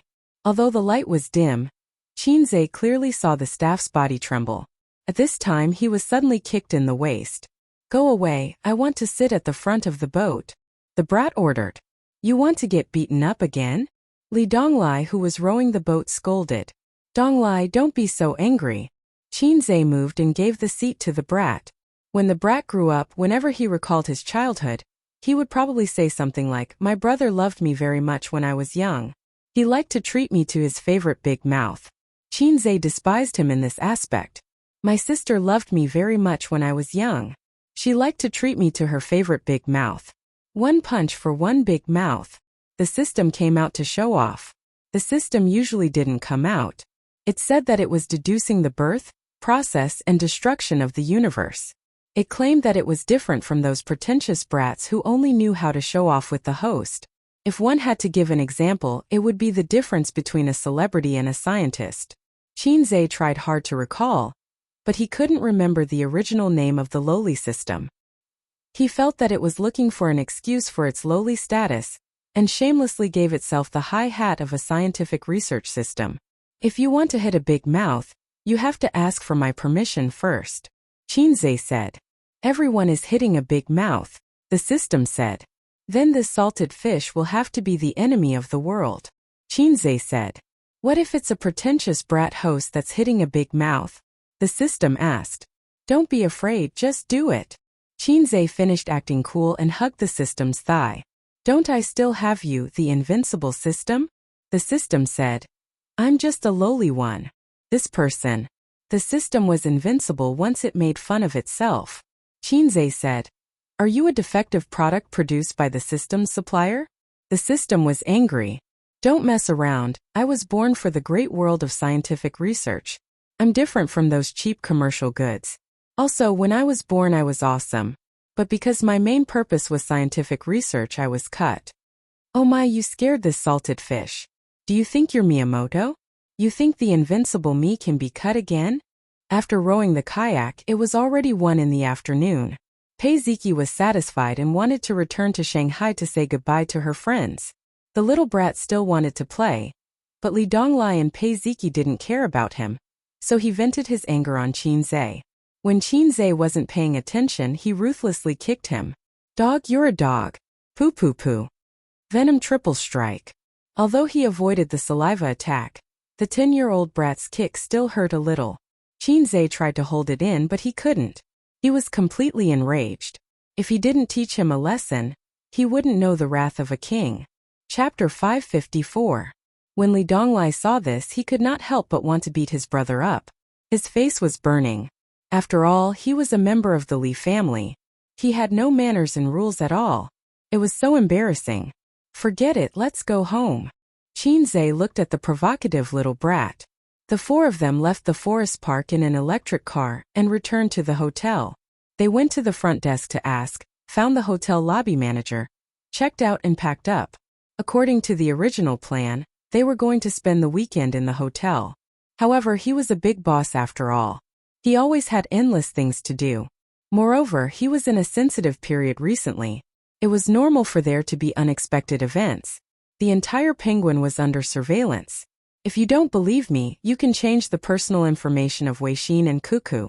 Whoever can do it, I'll live stream myself eating sh*t. Eat a pound of sh*t. Wait here, we'll drive over, Qinzhe said to the little brat. The little brat ignored him and stood at the entrance of the hotel. A 10-year-old child could understand a lot of things. Moreover, he was born in such a family. His vision was definitely higher than that of ordinary children. When he said that Qinzhe was a dog, he was referring to you are the Li family's dog.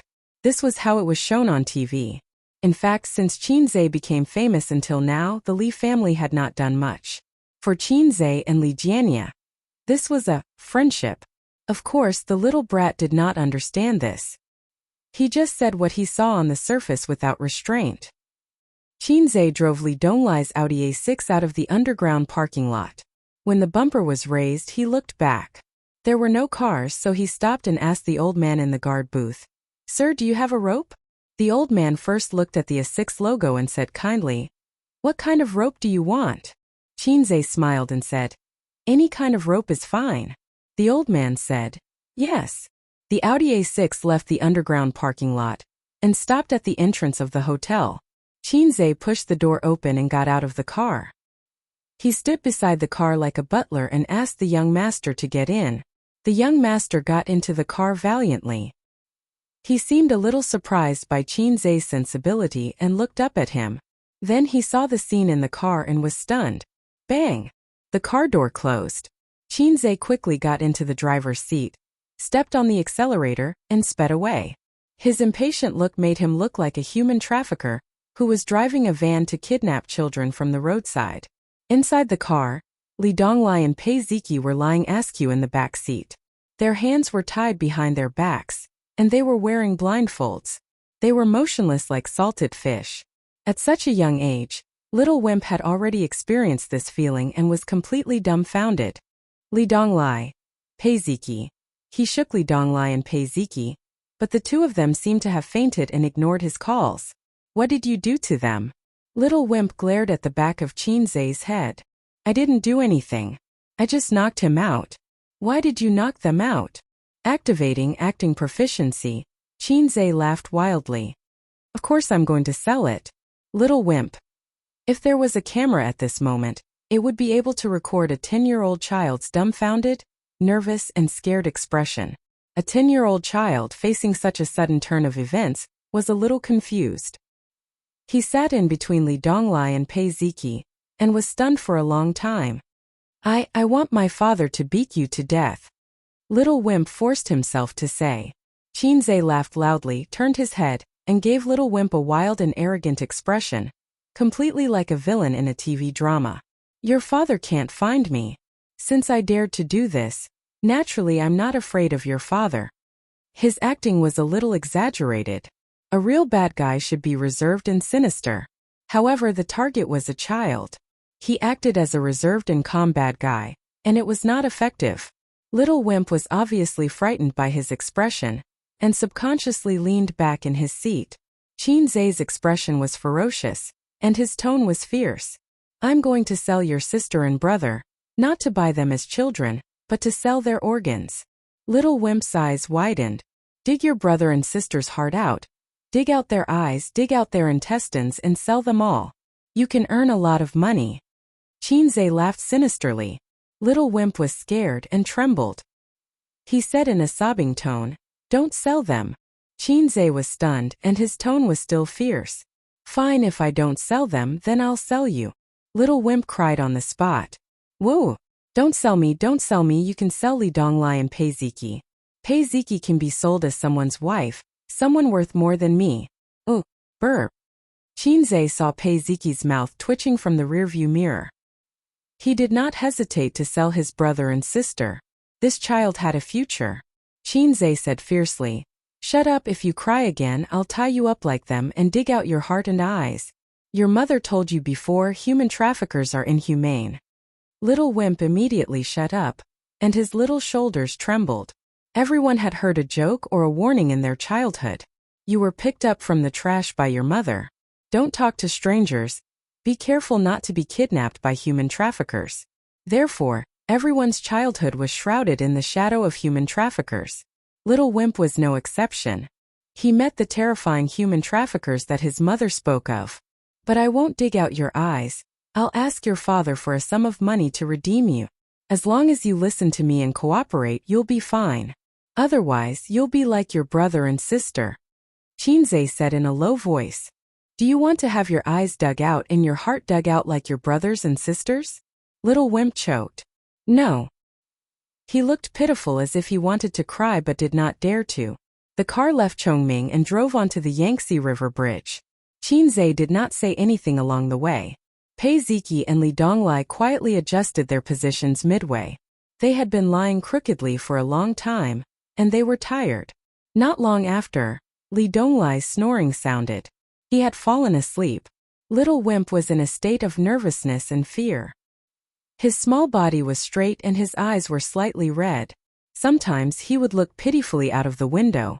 He was probably praying in his heart that Spider-Man or Superman would come down from the sky and save him. No, at his age, he should be praying to Big Bear, Bear 2 or Xi Yang Yang. Or blah blah blah Xiao Ma Xian? What grade are you in? After crossing the Yangtze River Bridge and entering Shanghai, Chinze could not help but strike up a conversation. Little Wimp did not react. Do you want to have your eyes dug out? Chinze threatened. Third grade. Little Wimp said in a sobbing tone. You're so small I thought you were in kindergarten. Chinze muttered. Where did you go to kindergarten? Huaqiao Kindergarten. Huaqiao Kindergarten was a famous high-class kindergarten in Shanghai. There were 7 or 8 branches. Chinze had heard of it for more than 10 years. When he was young, he had hopes of entering it, but his family was not rich. The old man weighed in his heart for 3 seconds and said, as his brain is not good. Forget it, let Bao Bao in. Just like that, he passed by the famous Huaqiao Kindergarten that he had heard of when he was young. Then it's nearby. Chinze said. Do you want uncle to take you to the kindergarten to play? Little Wimp succumbed to his power and did not dare to object. Chinze picked up his phone and put it down after a while. Soon after, the bell rang. It was actually the sound of his alarm clock. He plugged in his earpiece and answered the call. Hello. Yes, the matter is settled. The 3 children of the Li family are in my car. I'm coming over now. Ha ha ha, of course, this time we will definitely make a lot of money. They have so many good things on them, they can be sold for a lot of money. You mean Li Jianye's youngest son? He knows his place, what's wrong? Little Wimp's ears perked up as if he was being mentioned. Yes, I just asked. He's only 10 years old, 3rd grade. Oh, you said there's a client who's also 10 years old and wants a heart transplant? No problem. Just dig out his heart and sell it for a good price, waha. Just at this time, Chinze turned into another elevated road, deviating from the direction of the kindergarten. In the back seat, Little Wimp's mind exploded. You said you wouldn't dig out my heart. Bad guy who doesn't keep his word. Let me down, let me down. Little Wimp threw himself in front of the car door and hit it with all his strength, crying, This is not the car to the kindergarten. Mommy, save me. Sob sob sob sob sob sob. Burp. Chinze laughed arrogantly. You can't get down, the car door has been welded shut by me, ahahaha. The car door was already locked and Little Wimp could not open it at all. In the car, Chinze's arrogant and exaggerated laughter and Little Wimp's wails could be heard. Chinze arrived at the hospital according to the address given by Nan Man Pei. At this time, Little Wimp had already fallen asleep. He could really cry, howling for 20 minutes. Then he fell asleep, his head tilted on Pei Ziki's belly. After he fell asleep, Li Donglai and Pei Ziki did not have to continue acting anymore. They untied the rope and took off the eye mask. Pei Ziki looked at Chinze with a strange gaze, as if she was getting to know him again. Li Donglai called his stepmother to come over and pick him up. Chinze said, Then I'll leave first. At this time it was time to leave and hide his identity. Otherwise it would be awkward when they met later. Li Donglai urged him to stay. Master, I'll send you back. Pei Ziki kicked him. Idiot. Chinze took out the mask he always carried with him from his pocket, put it on, opened the door and got out, waving his hand. No need, I'll take a taxi back. Before he left, he looked at Little Wimp, hoping that when Little Wimp went to junior high, He would be able to recall today's events and get rid of the shadow in his heart. In the future, when he scolded and spat at people impolitely, he could also think about today. Alright, it doesn't matter, I don't care if he changes or not. I'm happy anyway. How wonderful.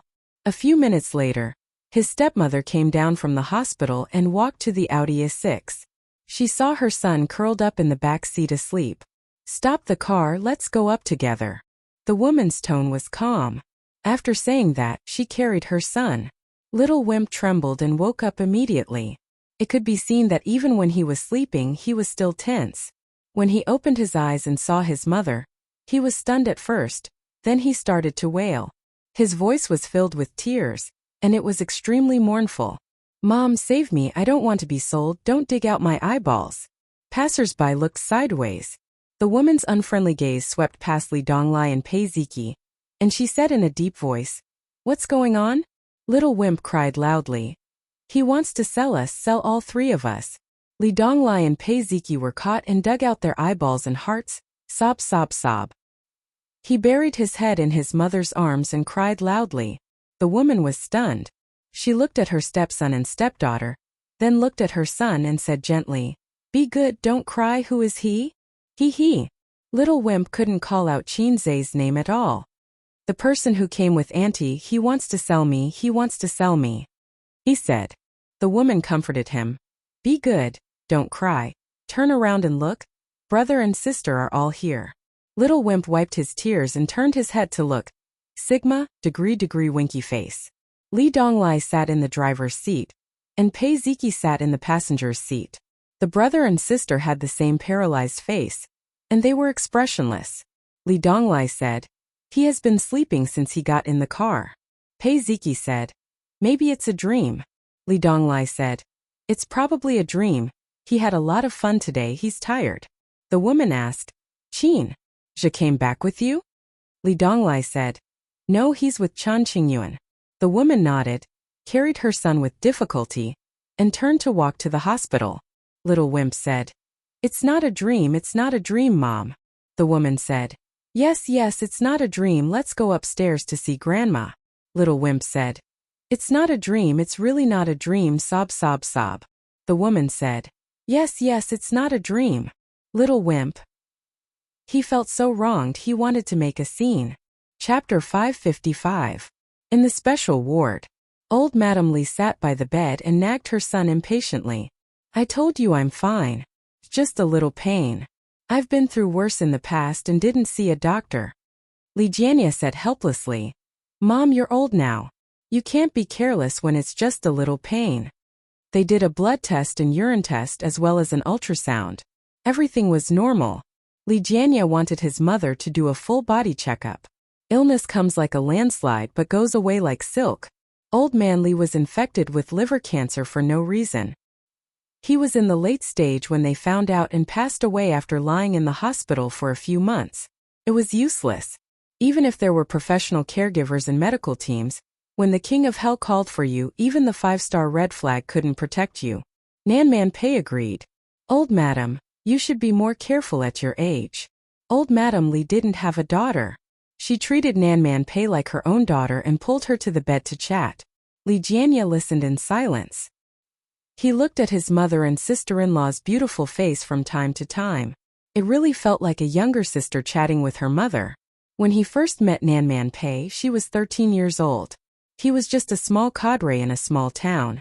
In the blink of an eye, more than 10 years had passed. He had a son and a daughter. She was still single. Li Jianya thought that it was probably because he was born with a bad temper. When he was dating her sister, Nanman Pei didn't like him. Later on, he went to Shanghai to seek refuge with the Li family. In fact, Nanman Pei never asked the Li family to do anything for her. However, as her brother-in-law, he had to be self-aware. How did the unself-aware brother-in-law get half of his sister-in-law's butt? Although Li Jianya had no interest in his sister-in-law, he had to do his best to help her gain a foothold in Shanghai, regardless of whether it was for the sake of the friendship between the two families or for the sake of his wife. It was because of this that Nanman Pei tolerated him all these years. Ziki and Donglai had resentment, but she didn't? Impossible. The woman carried her son in. It was a little difficult for the woman to carry a 10-year-old boy, but the little brat was sobbing in his mother's arms, making her unable to harden her heart and let go of her son. Pei Ziki and Li Donglai followed behind. Seeing this, the old lady frowned. Donglai Ziki, are you bullying your brother again? Li Jianya turned a blind eye to it. During his tenure, Li Jianya was famous for his pragmatism. He was not an honest official, but he was definitely a good official who was influenced by his father. He had a good reputation in the government, but his attitude towards educating his children was thought-provoking. Li Donglai, Pei Ziki, and the little brat Li Hao had never seen their father scold them for doing something wrong, nor would he praise them for doing something good. Even when his ex-wife's children and his current wife's son were scheming against each other, he was just a bystander. Li Donglai and Pei Ziki's childhood had unlimited freedom and room for self-creation. It was not a good or bad thing. It might raise a child with a strong personality and charisma, but it might also raise a wastrel who could not do anything right. Old Master Qin was good at teaching and educating people, and he was also good at educating his children. He could reason with them and beat them with a stick. But be it Qin Zhe or Qin Bao Bao, they rarely did anything out of line in their childhood and adolescence, and they would not try things that others did not dare to try. Stealing their parents' pocket money to buy popsicles and lick them did not count. They were nailed to a certain frame and followed the rules of the frame. Look, the little brat thought it through and did not dare to do it. Sister wanted to let it go, but still did not dare to do it. It was really hard to tell which was good and which was bad. Dad, he wants to sell me and dig out my eyes and heart. The little brat cried to his father. Before Li Jianya could say anything, the old lady frowned. What's going on? Who wants to sell you? The woman hurriedly said, It's okay, Mom. Hao fell asleep on the way back and had a nightmare. He's throwing a tantrum. He had a dream. The old lady heaved a sigh of relief when she heard that. The woman smiled as if nothing had happened. Man, is Qin Zhe still in the forest park? Or did he go back to Shanghai? Nan Pei caught a glimpse of Li Donglai from the corner of his eye. He was slightly surprised and said, I'm not sure.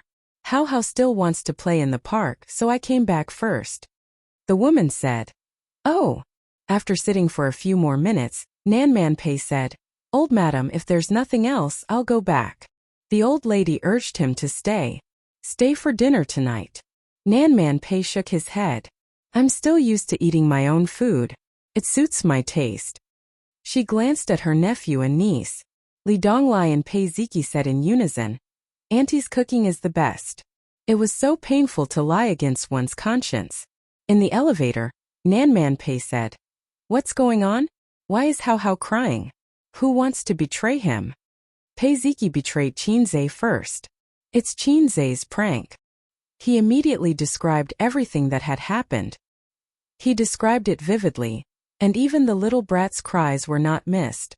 Li Donglai said, It's so satisfying. Qin Ge has so many ideas. Nan Pei was speechless for a long time after hearing that. This guy used a very popular online slang. Li Shizhen's skin. He had so many ideas. To put on a show for a little kid, should he say that he was bored or had a headache? Nan Pei didn't put herself in Qin Zhe's shoes. If it were her being spat on and scolded by a little kid over and over again, she didn't need to say anything. She would see him at the Huangpu River tonight. Leaving the elevator, Nan Pei took out her mobile phone and opened a chat group. This group was not Qin Zhe's salted fish harem group. There were only 4 women in it. The meaning of its existence was to serve as a battlefield for Qin Bao Bao and Su Yu's quarrel. Occasionally, Wang Zijin would get involved. Nan Pei mostly watched. Sometimes, when she saw Su Yu being attacked by 2 women and retreating, she would jump out and give a fatal blow for her best friend. Today's chat record at noon. Cross-dressing big boss. It's so boring. The heartless little red guy hooked up with Nan Pei and was taken to romantic Turkey by her. A little bird. Damn brother complex, you can't live without Qin Zhe, right?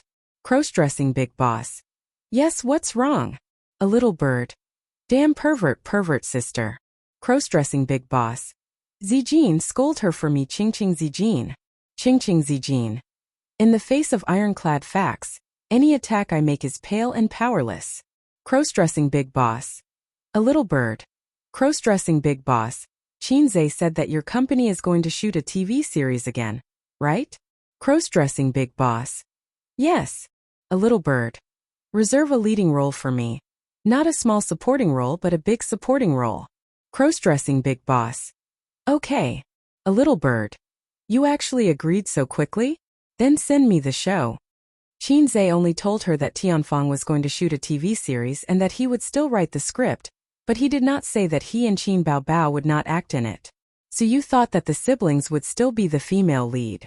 She couldn't wait to book a role, preferably with Qin Baobao. Cross-dressing big boss. But I have something to ask you.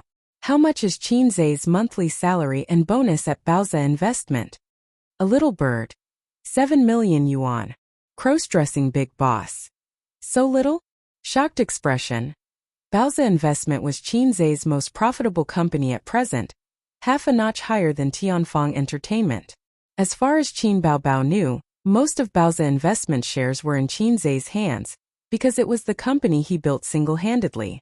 It should be mentioned that Chinze only received his salary, and no bonus every month.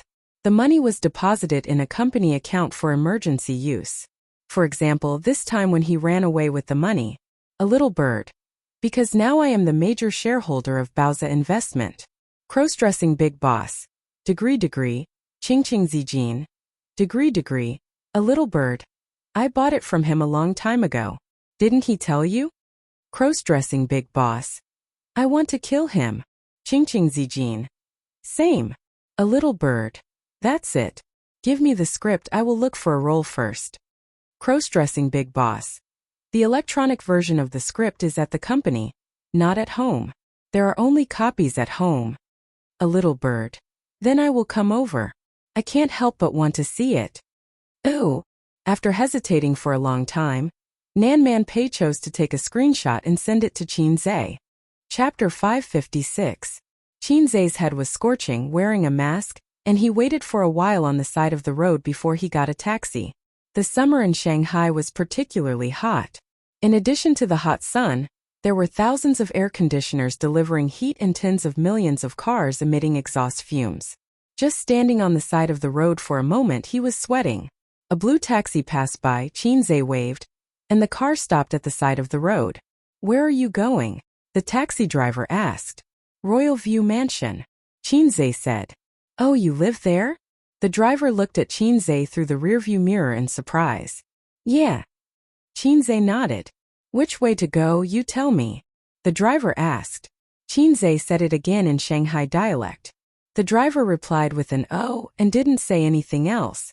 There was no problem in the conversation, but the driver was actually testing the passenger. If the passenger was not clear about the road, the driver could quietly take a few laps. How to quietly find out whether the passenger was a local was the professional cultivation of every taxi driver. This trick was very popular a few years ago, but it doesn't work very well now because even if the passenger is not clear about the road, he can use his mobile phone to navigate. With the development of technology, the drivers can earn less and less, which seriously affects the life and welfare of the taxi drivers. Evil technology, damn it. Chinze leaned against the back seat, blowing the air conditioner and felt alive again. My life was given by the air conditioner. The phone rang. Chinze took out his mobile phone and found that it was a message from Nanman Pei. He crossed his legs and leaned against the back of the chair, the posture of a big boss. Opening the phone, it was a screenshot. Looking at it again. Salted Fish Zay was stiff and unconsciously put down his legs and straightened his back. It became the posture of a little rookie facing a big boss. So what are you doing? Why did you tell them about the equity transfer? Do you think that by saying that you bought it, you can dispel their suspicions? Ridiculous, you know nothing about IQ. You pick teammate. And then, they are now at this time if nothing unexpected happens at home in Royal View Mansion. That's Azura Field. We still have 15 minutes to reach the Azura Field and are on the way to our deaths. Master, if you don't mind, why don't we drive around Shanghai? Chinze asked. The driver looked at him blankly through the rearview mirror and thought, is this passenger testing me? I didn't take a detour. I'll definitely send you back as soon as possible. The driver said, I don't mind if you take a detour. Driver. What was wrong with his brain? Ooh! In the luxurious residence of Royal View Grand Garden, Qin Bao, Suyu, and Wang Zijin were sitting on the sofa, each with a tall glass in front of them. There was red wine in the glass and a large plate of half-melted ice cream. Could barely be considered ice cream. It was Qin Bao's failed creation. The cream was mixed with shaved ice, and the surface was covered with a layer of soft mango paste, like a pile of fresh hot shit. The three of them were playing cards and running fast. This time they didn't play with money. Suyu had suffered. If they played with money, she would be besieged by two women.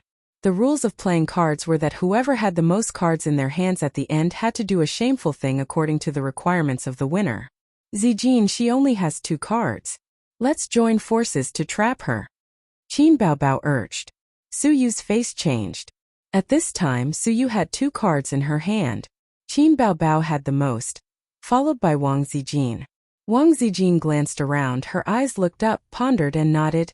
Okay. Pair of 3. Wang Zijin played her cards. Suyu suddenly smiled and threw out the last pair of cards in her hand. Pair of 8. I won. On Qin Bao's face, the smile gradually disappeared. She stared at Wang Zijin with wide eyes. Wang Zijin looked shocked and innocent. Oh, I didn't expect her to be a pair in the end. I thought she was a single. I miscalculated. 3. Qin Bao. You degree. You degree? Go away, you fake best friend. Suyu laughed twice. Let me think about what to do this time. She guessed right. When there were no interests, the 2 best friends were not of one mind.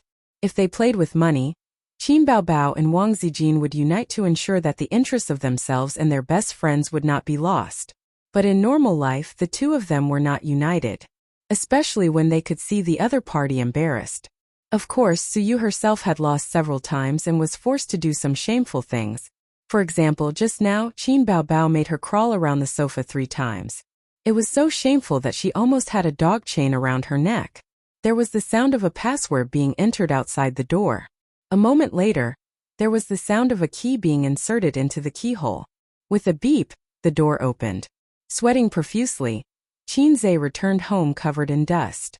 Qinze walked quickly into the house, looked around and breathed a sigh of relief. Fortunately, there was no fighting or quarreling. Qinze finally chose to go home because he was worried. He was afraid that if he returned home late, the house would be torn down and he would have no home to return to. The thought of 3 women tearing down the roof together was scary. In the living room, the 3 women smiled happily at the same time, their eyes shining. Ace, Qinze, you're back. At this moment, Qinze had to let his imagination run wild. If it was in ancient times, when Qin Leoi returned to his mansion, there would be 3 women in brightly colored clothes who were as beautiful as flowers welcoming him respectfully in the central hall. Each of them revealed a beautiful smile. Leoi, you are back. It was beautiful just thinking about it. Qinze took off his shoes and changed into slippers, pretending to be confused. Suyu, why are you here? Suyu said. I came to read the script. Then take the script and leave. Why are you still playing cards? Suyu's eyes lit up and said, I got it, Qin Bao, do 20 push-ups immediately, the kind with your chest on the ground. Qin Bao covered her chest with one hand, clenched her fist with the other, and bit her lip. She looked very ashamed. Wang Zijin's eyes were bright and she was looking forward to it. Qinze was stunned. What's the situation? Qin Bao looked at Qinze for help, but Suyu pushed her. Hurry up. So, the sister reluctantly walked to the side and began to do push-ups. Wang Zijin and Suyu stood aside and urged her. Suyu said, This doesn't count, your chest is not on the ground. Qin Bao. His sister was wearing a pair of shorts and a tight-fitting t-shirt. Her 2 slender and fair legs were tightly clasped together, outlining her ample bosom. Every time she bent over, her bosom would squeeze out an arc on the ground that would make one's blood boil. 2 balls, one up and one down, constantly changing shape. What the hell? Playing cards? In addition, she should not be wearing a bra. Wang Zijin and Suyu looked at each other and were satisfied. This is the punishment for big-breasted women. What are you doing? Qinze struggled to look away from his sister's chest. Playing cards. Suyu said. The winner can order the loser to do a shameful thing. Wang Zijin said. Can I participate? Qinzai's eyes shone like pure 24K gold. No. Wang Zijin, Suyu, and Qin Baobao said in unison. Why? Qinzai refused to accept it. Because you are too evil. The three women said in their hearts at the same time. Moreover, they were hurting each other. As long as they thought of making Qin Baobao or Wang Zijin do shameful things, Suyu trembled with excitement. Qin Baobao and Wang Zijin were the same. Qinzai was a little lost. Qin Baobao finished 20 push-ups, panting and blushing. She shook her numb and swollen hands, rubbed her numb and swollen chest, gritted her teeth and said, "Again." Qinzai was suddenly very curious about one thing. When men do push-ups, their chests will be sore. Do women feel the same? The chest is full of fat. Suyu won the second game. This time Wang Zijin did not throw the game. Suyu had a good hand. Qin Baobao was very nervous. But this time Suyu did not embarrass her. She pointed to Wang Zijin and said, 3 minutes of cheating. Wang Zijin's small face was white. Qin Baobao was surprised that Suyu did not scold her. Of course, she did not know that if it was before, Suyu would definitely catch Qin Baobao and scold her. But now, Suyu's hostility to Wang Zijin is actually more than Qin Baobao. Wang Zijin gritted her teeth, trembled and sat down slowly. Qinzai found that her delicate body was trembling slightly, and her face was not very good. Suyu said, "Split to the end." As she said, she pressed Wang Zijin's shoulder hard. Wang Zijin moaned and split to the end. A split. For 3 minutes, Wang Zijin struggled to hold on. Qin Baobao and Suyu tasted red wine and enjoyed the cold wind from the central air conditioner. 3 minutes later, Wang Zijin lay on the ground and could not get up.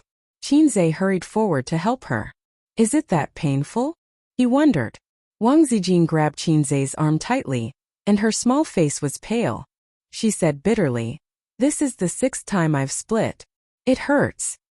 Her walking posture was very strange, clamping her legs and following.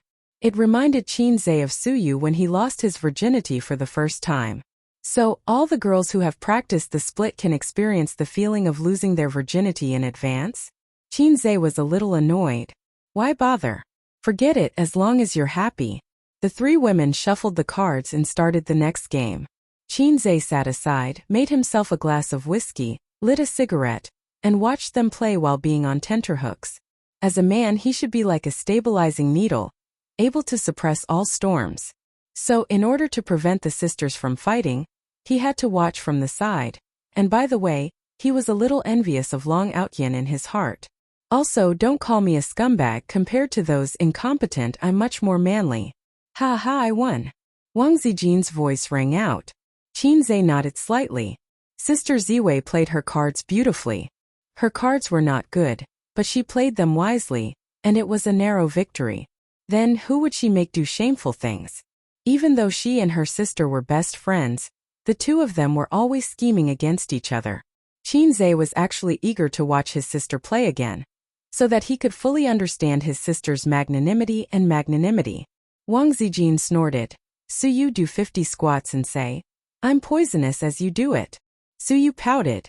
She was willing to admit defeat. She got up, stood in front of the TV, put her hands on her head and squatted. As she did, she said, I'm poisonous. Qin Baobao hit her when she was down. This be *TCH is poisonous. Wang Zijin agreed. Think so too. Qinzai's face was full of tears. It's not poisonous, really not poisonous. I swear on my integrity. I swear on my life. Chapter 557. Qinzai watched his sisters come up with all kinds of ideas, such as Wang Zijin tearfully eating mango puree that was similar to hot poop. Suyu ate all the smoothies in 1 minute, then went to the toilet to vomit after eating with tears in her eyes. His sister was asked to beat her chest 100 times like a chimpanzee. In an instant, the calm sea became turbulent. Wang Zijin and Suyu both had hateful and happy expressions on their faces, and it was easy to imagine their inner activities. So big breasts, are they showing it to me? Accept the punishment of small breasts, the amount of breasts you have. Fortunately, his sister's breasts were original goods. If she was like some stars, wouldn't she have to go to the hospital after beating? Qinzai was enjoying all kinds of benefits and he was always envious. He wanted to participate and let his sisters see his imagination. He might as well play something more exciting, such as putting the fat girl on his head, or wearing a bra outside. Thinking about it made his nose hot. Another day, play such a game with Suyu? In terms of card skills, he should be better than Suyu. If he won, he would encourage Suyu to taste the lollipop. If he lost, what if Suyu encouraged him to taste his sister's juice? Thinking of this, Qinze shuddered. Equality between men and women. Equality between men and women. Ooh. Suyu went to the toilet halfway. Qin Baobao sat in the middle, Wang Zijin sat on the left, and Qinze sat on the right. Qin Baobao leaned on her brother's shoulder tiredly and sighed. Why are you back today? With Sister Ziwei present, he couldn't hug his sister's small waist and said, Big Boss Li has something to do, so he came back. Qin Baobao asked, Well, did you get anything from this flattery? Wang Zijin said unhappily, That's unpleasant to hear. This is called networking. Ace's business is getting bigger and bigger in the future, and he must know more powerful people. Qin Baobao said sarcastically, That's right, that's right. My Ace comes from an ordinary background, and he can only rely on himself in the future. He doesn't need to climb up the social ladder. Oh, Ace? Qinze was about to speak when he felt someone gently poke his waist. He lowered his head slightly and found that it was Wang Zijin's hand. She winked at herself and pouted.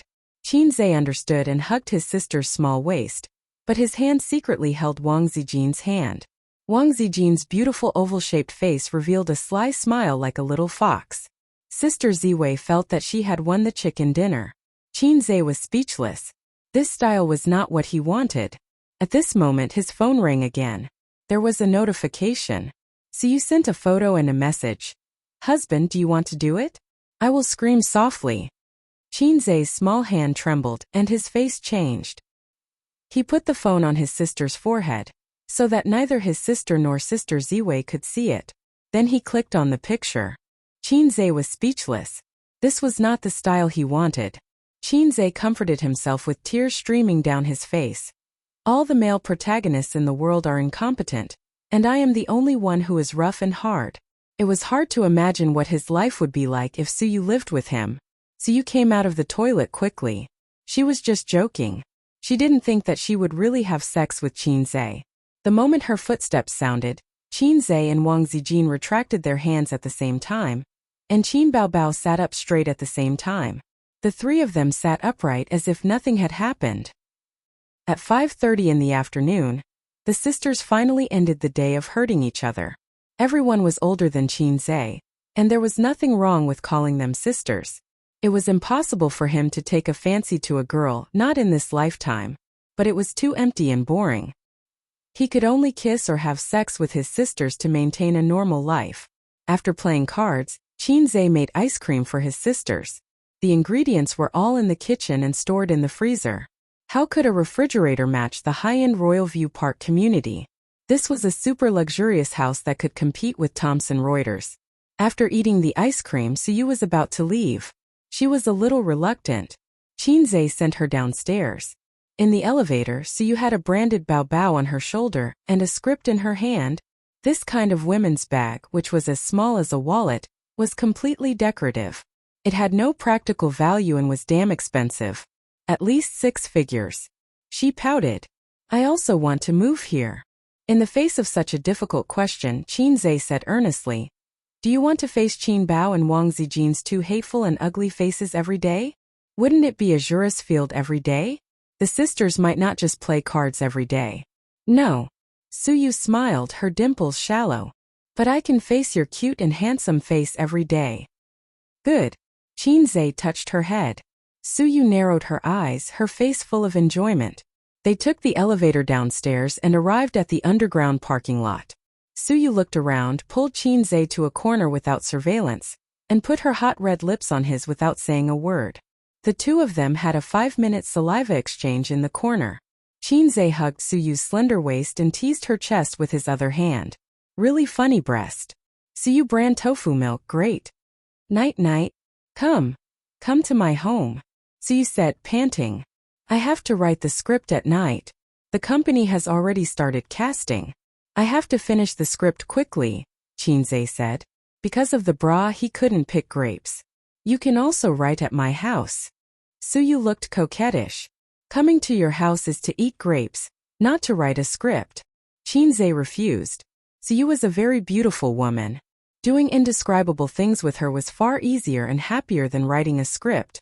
Qinzhe found it hard to resist that kind of temptation. Qinghua Gil Van Galja. The two finished making out and walked toward the parking lot. Suyu reminded, when the box office of Journey to the West comes in, you should quickly ask Qin Bao to pay back the money. Our company lost a lot this time. Damn Zhen Yoxin, if you catch him, you must throw him into the Huangpu River. She gritted her teeth. She must have learned the catchphrase from Sister Man. Qinzhe said in his heart that he had already been thrown into the Huangpu River. No, into the sea.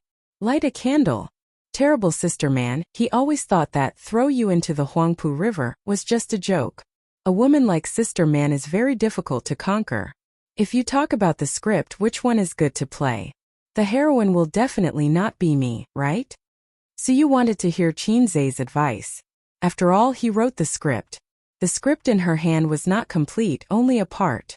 Before seeing the ending of the character, Suyu did not rush to choose a role.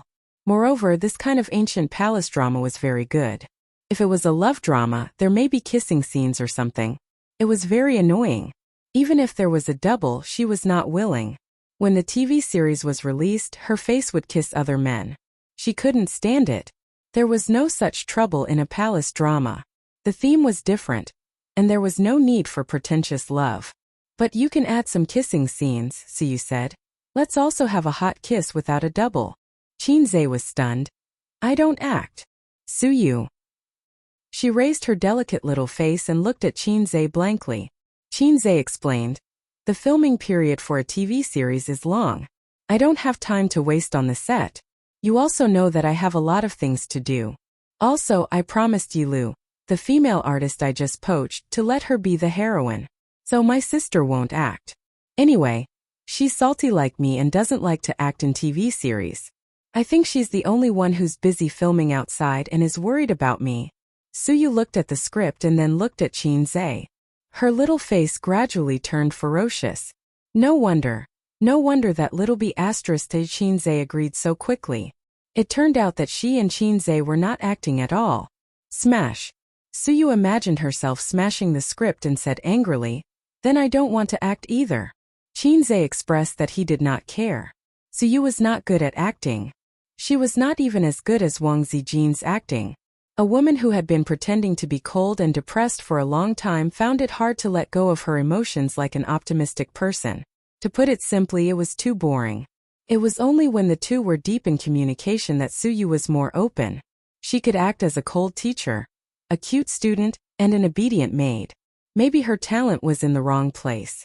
Ever since she got together with him, her personality became more and more cheerful. This was a good thing. Qinzhe liked to see the optimistic and positive Suyu. He hated a depressed and oppressive life. It was just like how his unreliable uncle kept getting into trouble, and his mother was sad all day. On the night they decided to sell the house, his mother cried for a long time and her eyes were red the next day. He and Qin Baobao did not even dare to speak loudly when eating. After Suyu got in the car, she started the car and lowered the window. She waved her hand. Honey, I'm leaving. Another day. Qinzhe waved his hand. Another day. Returning to the house, Qin Baobao was reading a book, which was rare. Qinzhe bought her a book called The Birth of an Actor. It was the self-narration of an old senior. It contained his feelings, thoughts, and experiences about acting. It was similar to the textbook, On the 300 Postures of Pretentious, by the current online author. You're back? Qin Baobao asked. You took so long to send someone back? By the way, we talked about some work matters. After all, the company was embezzled 300 million yuan. Qinzhe said. It was not good to tell his sister that he had just had a body fluid exchange with Suyu, so the time was delayed. While talking, he glanced at his sister's long legs. They were white, slender, and straight. From the thigh to the corner, the curve was just right. Summer was so good, and he could see his sister wearing a pleated skirt. His sister's legs were irresistible. By the way, the company will be selecting actors in a few days. Do you want to check? Qinzhe said. Forget it, there are professional directors and scriptwriters who will deal with it, Qin Baobao said. But do you want to let Yaya audition? Can I? So you can act, why can't our families Yaya? But we can't open the back door for her. Let her audition by herself, the effect will be better. The elder sister rolled her eyes cutely. Yaya's personality is too boring. Her family's sufferings over the years have made her a little dull and self-abased. It's because she's too much like a punching bag and is beautiful that she's bullied at school. That, Qinzhe said. Wenwen. Yes, it's Wenwen. How do you remember it so well? Qinzhe didn't explain at once. Of course I remember it well. I also contributed a lot of children and grandchildren to her in those years. Wang Zijin was not in the living room. She was watching a TV series in her room. Qinzhe opened the door and went in. Wang Zijin patted her 2 thighs. Come on, give me a massage. Qinzhe closed the door, sat down by the bed, put Wang Zijin's 2 legs on his lap, and massaged evenly. I really don't know if I'm your boyfriend or your manservant, Qinzhe complained. Sister Ziwei's legs, although not as long as her sister's, were also tight, and her body proportion was very good. Wang Zijin reached out and touched his head. Be good. Come home with me at the end of the year. I'll ask my family's opinion. If there's no problem, we'll get engaged. Then, Qinzhe asked, what if there's a problem? Qinzhe had never enjoyed this kind of action of an elder sister touching her younger brother's head. The whining monster at home had always touched his head with the mentality of touching a dog's head with a smile. Wang Zijin said, if there's a problem, then there's a problem. Marriage is important. You have to consider your parents' feelings, but you also have to follow your own heart. At the end of the year, Qinzhe fell into deep thought. If I don't do it well, I might die at the end of the year. Senior White, please protect me. Ace, I saw a lipstick yesterday. Buy it for me. Wang Zijin handed the phone to him and said shyly, I'll pay you back a little every day. Qinzhe took the phone. It was a high-end cosmetic online store. If it was a cat store, Qinzhe would have thrown the phone away and left on the spot. The price wasn't cheap. A lipstick actually sold for 5 figures. TSK, Sister Ziwei is becoming more and more corrupt. Okay, but Sister Ziwei, you also have to give me a gift. I can't always give you gifts. Shouldn't I give you gifts in return? Qinzhe said. Usually, he would buy small gifts for Wang Zijin. On Valentine's Day, he would secretly give them to her. But Wang Zijin seemed to have only given him gifts on his birthday. Women didn't have any self-awareness in this regard. They only knew how to think about gifts from their boyfriends. Wang Zijin couldn't escape this pattern. Okay. Wang Zijin was in a good mood. She said sweetly, do you want a belt, a wallet, or a shirt button? He didn't lack belts or wallets. Men didn't buy luxury goods as often as women. As for shirt buttons, so you had given Qinzhe 2 shirt buttons worth 100,000 yuan. This thing was frighteningly expensive. Qinzhe had an idea. I want this. He searched for a moment on his phone and handed it to Wang Zijin. Wang Zijin took a look. It was Durex. You could get a 10% discount if you bought the whole box. Qinzhe winked. I'll give you one every day. Wang Zijin. Chapter 558. You only know how to flirt, Wang Zijin said as she rolled her eyes. I'm not flirting. I gave you a lipstick worth tens of thousands, and you gave me a small gift worth tens of dollars. I'm not asking for much. Qinzhe wrapped his arms around Wang Zijin's waist and pressed her against the headboard. His face was buried in her chest, which was not very big but was still quite big. Wang Zijin raised her hand and slapped him twice. Although you're ugly, you wish. TSK, this woman was really naughty. Until today, Qinzhe still did not think that he could control Wang Zijin. She was too opinionated, and her good education prevented her from being like her sister and shameless Suyu. There was a saying, I'm not afraid of you being slutty, but I'm afraid of you being serious. After chasing Sister Ziwei for so long, the most outrageous thing he did was that night when she was handcuffed, he took out the 20,000 miles under the sea and rubbed it against her. Host, I have a trick here called Monkey's Intelligence Subtraction. Do you want to try it? The system jumped out again. Such a high-end function, can you do it? Is there going to be another version upgrade? Qinzhe was shocked. Strictly speaking, I can only interfere with brainwaves, but it's not a true intelligence subtraction. That kind of rule involves the rules of the universe, and it's not something that a normal system can do. The system seriously found an excuse for itself. At this moment, Qinzhe was very excited. He imagined countless scenarios of time stop.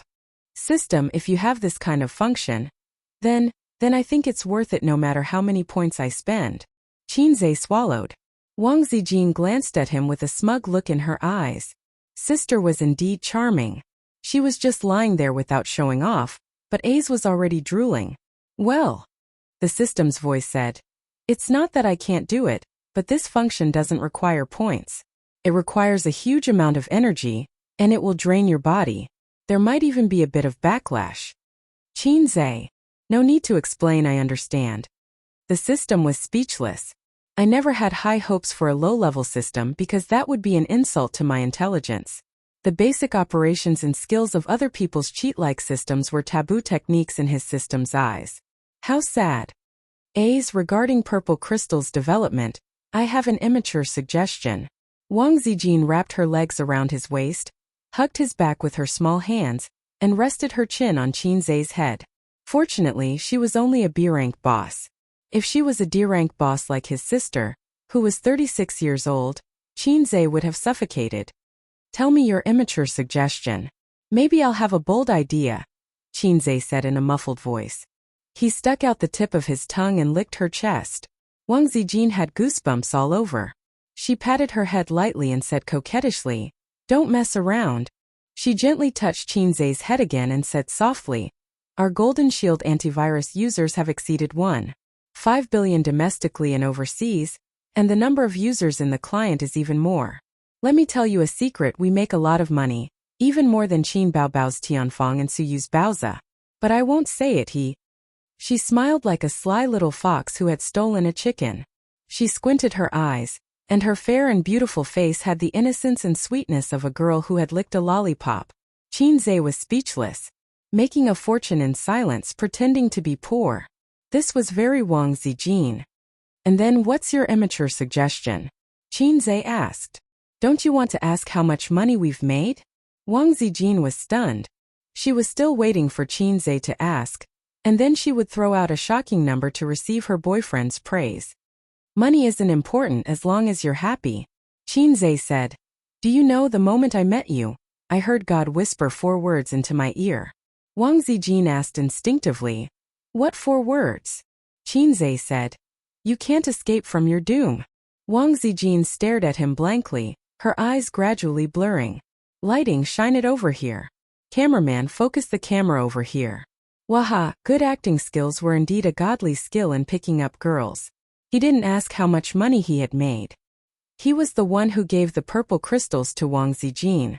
No matter what happened in the future, he was the one who gave the purple crystals to Wang Zijin.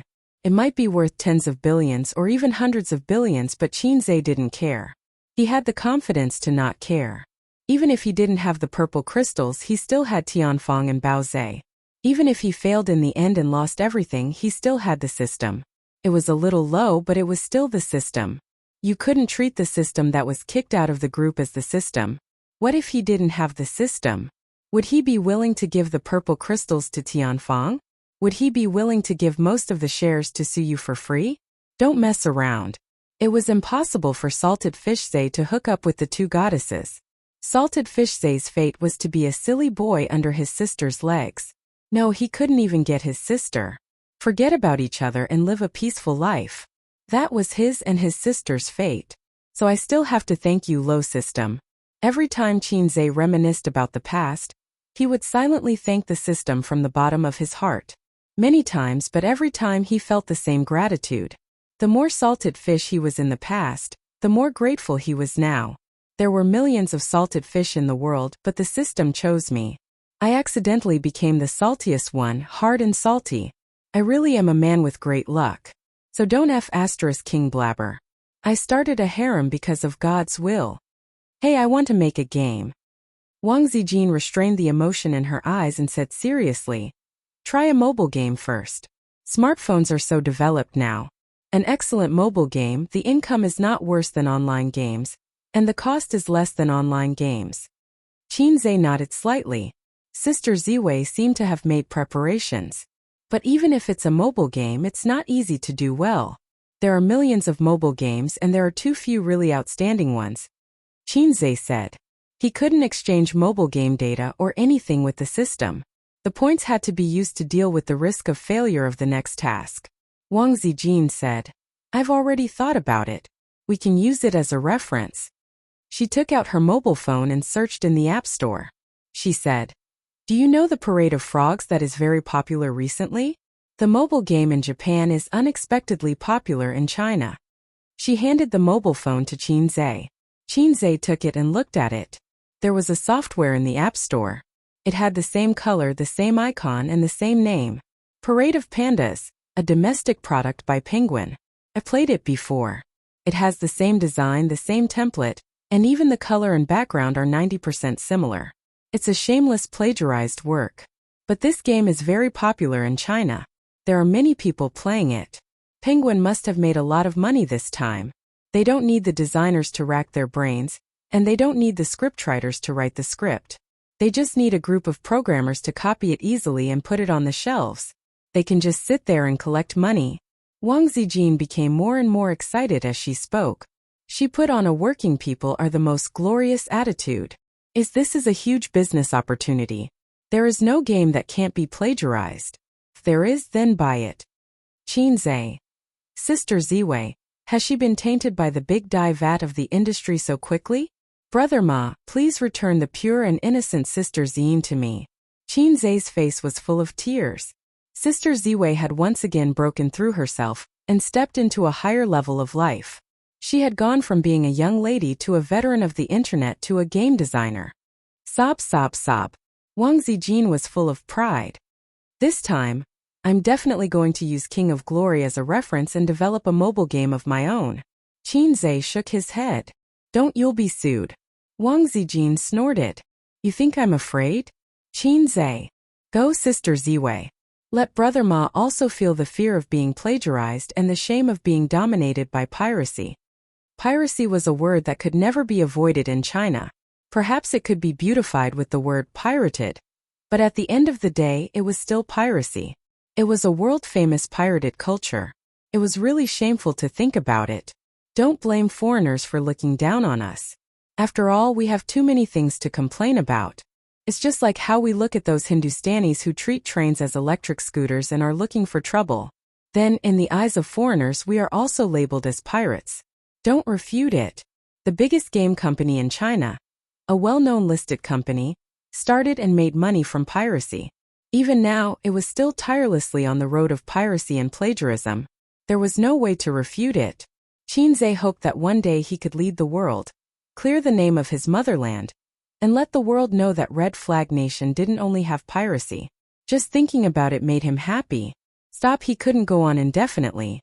With such a grand theme, if the system gave him a grand task of leading the world, Qinzhe wouldn't have to wait until the end of the year to die. In mid-August, Qinzhe wrote, copied the entire script and revised and perfected it himself. I'm not copying, I'm just a porter from two worlds. On the road of clearing the name of my motherland, there will inevitably be some stains, but please don't mind. After all, the river crab law of the two worlds was different. Some things needed to be revised. For example, in his world, cleavage could be exposed in ancient costumes. But this time the revision wasn't too big. It wasn't as big as when he wrote the Journey to the West script. He was a man, so he couldn't perfect a script adapted from a women's genre. Some classics in women's genre were simply toxic in the eyes of men. F***ck, a woman like you actually likes someone other than the male lead. That's too vicious. Shino is dead. I'll burn him if there's anything. F***ck, for such a trivial matter, you guys actually fought over dozens of chapters. Even Yuwa would be poisoned to death. Abandon the book. Qinzhe patiently wrote down the script, but his heart was greatly traumatized. Several times he couldn't help but revise some of the toxic points in his heart. But thinking about it, these toxic points might just be the high points of women. So after thinking about it, he gave up. Qinzhe was full of anticipation. He ordered his plain-looking assistant to send a notice in the company's internal group chat. The leaders of the production team will have a meeting at 1:30 p.m. in the afternoon in conference room 3. You can't be late. After this notice was sent, Tianfeng fell into an atmosphere of anticipation and excitement. Tianfeng Entertainment's first TV series was about to be filmed. Chapter 559. Conference Room 3. Qinzhe presided over this meeting alone. His sister, who used to play with her phone as a vase, wasn't there. Just now she and Qinzhe had a fierce fight in the office. The cause was actually a small quarrel. Qin Baobao wanted to eat a lollipop, but Qinzhe felt that his sister loved to eat sweets too much. He said to her, "Look at your big breasts. If you eat high-calorie food, they will sag." Qin Baobao whimpered, "No one wants me if my breasts sag. You have to take care of me for the rest of my life." He didn't know what would happen in the future, but young women like to exercise. Big breasts don't sag. Moreover, his sister's 36D breasts can be lawless in front of domestic women, but in foreign countries, E and F cup breasts would appear small. Only those breasts would sag seriously. Hers was the best size. Qinzhe said with disdain, "No one wants you, so you throw it to me? I'm not a spare tire. Get lost. I'll marry you to a redneck." Little redneck could be a derogatory term or a nickname, but redneck was definitely a derogatory term. His sister's mentality exploded. He pounced over and slapped her. His sister, who no longer had the advantage in strength, was pressed down on the sofa and bullied. Not only did she not teach her brother a lesson, but she was also taken advantage of for a long time. Her butt hurt like hell. In fact, the two of them often bickered, but not that kind of bickered. Going back 11 or 12 years, his sister had the advantage of developing first and could always beat his brother. Now her brother could slap her to the sofa and not get up for a long time. At this moment, she threw a pack of tissues with tears in her eyes and scolded, "Get lost, get lost. Little rednecks are all bad things." Just like this, Qinzhe came to the meeting alone. The touch of his sister's extremely elastic but still seemed to remain in his hand. He finally understood why some people compared a woman's butt to a peach. It was because it was really too similar. Qinzhe came back to his senses and scanned the people in the meeting room. There were a total of 10 people, including the junior leader of his company's production team, and the senior director and scriptwriter from Star Art. "Let me first welcome our 2 foreign aides." Qinzhe smiled and said, "I've been busy recently, so I haven't had the time to get in touch with you too. How should I address you?" The middle-aged man with glasses got up and introduced himself. "My surname is Sun Wuda." Another lean middle-aged man with white hair, but it was hard to tell if it was natural or dyed white. He introduced himself. "My surname is Zhao Yuqian." Sun Wood. Zhao Yuqian. The name was given as if it was a joke. Qinzhe suppressed the dissatisfaction in his heart and nodded. "Thank you for joining us. Everyone, please give us a round of applause." Pa pa pa pa. The sounds were endless, each more intense than the last. The 2 senior directors and scriptwriters from Star Art were actually very familiar with the junior leaders of the production team before this. They drank together, chatted together, and even fought together. Recently, the great sword industry has been revived. Even a wildfire can't burn it out, but it will grow again when the spring breeze blows. I'll only tell you about the benefits of the male industry secretly. Don't spread it out. This is the script. Go back and take a look. Try to get all the preparatory work done within a week. Qinzhe sent out a few printed copies of the script. There were a total of 4 copies. Mou had one, Zhang Wuda and Zhao Yuqian signed another one, and their scriptwriter signed another one. The others didn't need to look at the script. They were usually in charge of the production team, such as the lighting, equipment, and so on. They didn't need to look at the script. "Then I'll leave the real yellow story to you guys," Qinzhe said. 1 week should be enough, right? The other preparatory work had already started. The only thing left was the casting, because Qinzhe didn't give them a complete script. Moreover, the main lead and important supporting roles were all artists under Tianfeng. This saved a lot of effort to haggle and bargain with outside artists. If you wanted to find outside artists, they would offer a price of 100 million. Of course, it was just an offer. You could bargain. This was much more humane than a store. When Qinzhe returned to his office, he thought of something and called his average-looking assistant. "Send these 2 scripts to Yilu and Qian Shishir. Tell Qian Shishir that she can choose the role herself." Qinzhe threw the scripts over. The assistant took the scripts and left. He was very sensible and didn't show any smile. Although I don't know why CEO Qinze doesn't like me. As long as he's in the company, I'll obediently follow him and try not to appear in front of him. This was Qin Baobao's assistant's survival rule in the workplace. It was very simple, just a little sad. Humph. A soft snort came from the sister who was sitting on the sofa eating snacks and reading a book. After the sister finished snorting, she didn't see Qinze move. She secretly peeked at him and found that he was focused on his phone. Humph. The sister emphasized. If it was salted fish Zay, he would be sensible and go over to flatter the sister and make her smile. Anyway, to salted fish Zay, the easiest thing in the world was to coax the sister. But Hai Zay King only glanced at her indifferently. Humph. The sister snorted and crossed her arms in front of her chest. Qinze still ignored her. Humph. The sister snorted again. At the same time, she clenched her fists and rotated them from her lower abdomen to the top of her head. Then she put her fists down and crossed her arms in front of her chest. Qinze. Wasn't this the signature pose of a fat woman on the internet? How did the sister learn such a naughty pose? It was surprisingly cute. Sister, what can I do for you? Qinze asked. Kneel down and lick my feet. Qin Baobao's posture was domineering. Qinze glared at her. Your butt is itching again.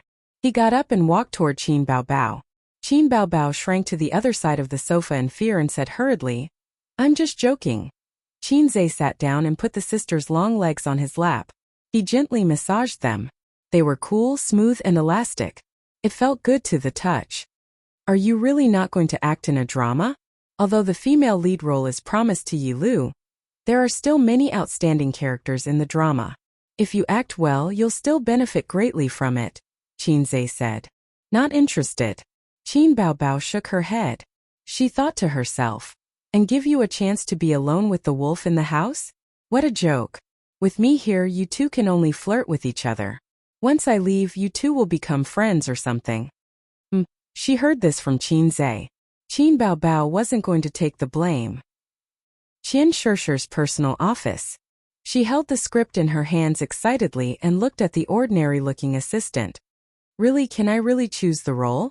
The assistant nodded and added, the female lead definitely can't. Qian Shishi smiled. Of course I know that. Yi Lu is already half a step into the A-list. I know my limits. The assistant smiled. Qian Shishi said, Hua Fei. I want to choose Hua Fei. The assistant said, I'll help you inform the crew. With that she left. Qian Shishi stayed in the office alone and read the script. The script was a very boring genre. It definitely wasn't as interesting as a novel. It wasn't meant for people to read. But to professional actors, a good script could make them obsessed and unable to extricate themselves from it. If they had a pen beside them, they would make many notes. Qian Shishi was a professional and had received systematic and formal training and education. She became more and more excited and felt that she had chosen the right role. About half an hour later, the office door was knocked twice before it was pushed open. Qian Shishi's manager came in. Her manager obviously wasn't the previous manager. The previous manager was from the original entertainment company. Qian Shishi and Su Jiao had a falling out with the previous manager. The current manager's surname was Zhou. She was a middle-aged woman who was assigned to her by Tianfeng Entertainment. The two got along quite well. After all, their interests were linked. They were bound together for good and bad.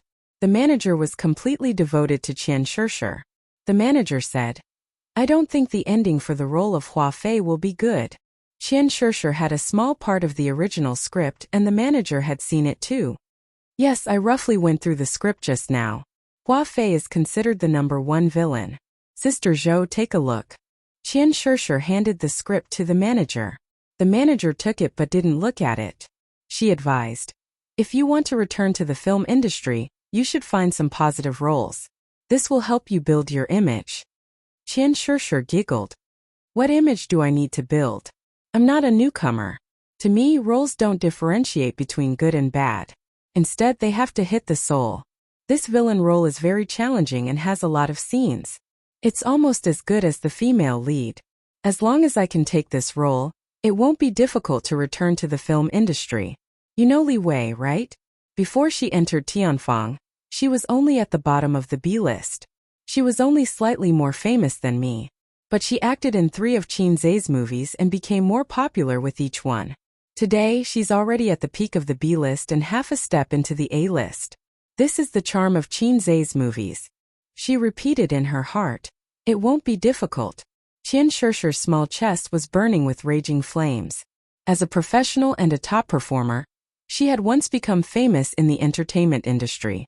She even had the ambition to stand on the stage and win the title of Best Actress one day.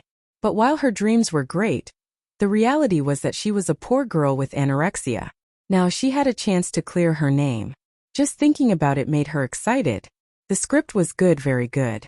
Even though she had been out of the film industry for many years, she still had this ability. Boss Qin was really a strange man. Being multi-talented wasn't enough to describe him. Yilu was just as excited as her. According to the news from Yilu's assistant, after reading the script, Yilu sang and danced in the office.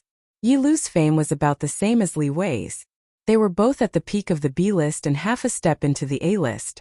It sounded a bit like a half-step almighty or half-step emperor in fantasy novels. She had acted as the female lead in many movies and dramas, including war dramas. But it had been a long time since she had seen a script that could lift her spirits. There were many good dramas these years, but she had no chance to be the female lead. After the ups and downs in her career, she had a feeling that she would have another chance to rise up. This was her confidence in the script, even though this confidence was mixed with a beautiful vision. Chapter 560. The leaders of the production team spent about a day going through the script. The next day they started the audition and choosing the roles. The audition would last for 3 days. The audition location was Tianfang Entertainment's big dance studio. This time it was open to all the artists. Tianfang Entertainment had an unspoken rule that artists hated. The leading roles and important supporting roles in their movies and TV series were always provided to the artists under their company. This was understandable. After all, other entertainment companies were like this. With good resources and good roles, they would naturally think of their artists first. But Tianfang Entertainment was so stingy that the roles they gave out were much fewer than other entertainment companies. But this time it was a TV series. Naturally, there were several times more roles in a TV series than in a movie. Therefore, many artists came to audition, but they were all not very famous. Director, what do you think of my performance just now? A tall beauty with chestnut-colored curly hair stood in front of the director's desk. Her hairstyle was somewhat similar to Qin Baobao's. Her chestnut-colored hair was slightly curled at the ends. She also had a short pleated skirt. It looked like she was imitating Qin Baobao's clothes. Perhaps she thought that it would add to her image. Qin Baobao rarely dressed like this in public. After all, it was too casual. But she would post some photos on Weibo, such as wearing a pleated skirt or an off-the-shoulder dress, etc. But before posting the photos, she would discuss, approve, with her brother. Only when Qin Zhe felt that there was no problem, and that it was not revealing would she post it. It was equivalent to a benefit for fans. This little artist had put in a lot of effort. Sun Wuda handed a resume to Zhao Yuqian. On it was the personal information of this little artist. Jiang Nan. Female. Graduated from Shanghai Drama Academy. Signed artist of XX Entertainment Company. Participated in productions. Director Zhao Yuqian glanced at it and said, "Go back and wait for news. I'll give you an answer in 2 days." The little artist in the pleated skirt nodded confidently and left the big dance studio. Director Zhao Yuqian and scriptwriter Sun Wuda looked at each other and kept this little artist in the inspection list. Actually, the female artist named Jiang Nan's acting was not outstanding. In fact, she had quite a few flaws. But so what? She's pretty. Zhao Yuqian and Sun Wuda were very willing to have in-depth discussions with beautiful little artists and guide them on how to steadily rise in the entertainment industry. You said it was too dirty? Don't mess around. This is how it is in this industry. Then let's meet tonight? Sun Wuda said. Director Zhao, have you talked to your sister-in-law yet? Zhao Yuqian nodded. Yes, tell her that the crew is busy and won't be home for a few days. For people like them who often went out to film, it was common for them to go on long trips. Zhao Yuqian muttered. They're just a little older. Aren't there any fresh graduates? Zhao Yuqian preferred younger girls. It was probably because he had seen a lot of flirtatious women, so he was especially fond of pure and soft girls. Flirting. It was especially exciting to teach. Qin Zhe had already delegated most of the matters in the crew to the two of them. The newly promoted director, Mou, also had to learn from them. Absolute power should be enjoyed to the fullest. Following that, they auditioned for a few more roles. As long as it was a pretty little artiste, they would fold the bottom right corner of their profile and mark it. When he felt that there were enough people, Zhao Yuqian put a cigarette in his mouth but didn't light it. Instead, he said to Sun Wuda beside him, "I have something to do in the afternoon. You stay here and watch. There aren't any particularly important roles." Although they were commissioned by the CEO to act as a friend, they couldn't be too careless with the casting. A few vases were fine, but if they were all vases, it would seriously affect the quality of the TV series. Just then, the dance studio door was pushed open. The person at the door hesitated and then seemed to be pushed from behind. She had no choice but to do something beyond her ability. Screenwriter Sun Wuda's glasses flashed with a sharp light. Director Zhao Yuqian quietly took out the cigarette in his mouth and sat down, as steady as a mountain. Suyu looked back and met the eyes of a few girls who got along well with her through the crack of the door. The girls winked at her and closed the door. "Give me your resume," Sun Wuda said. Suyu calmed herself down and walked over with light steps with a straight face.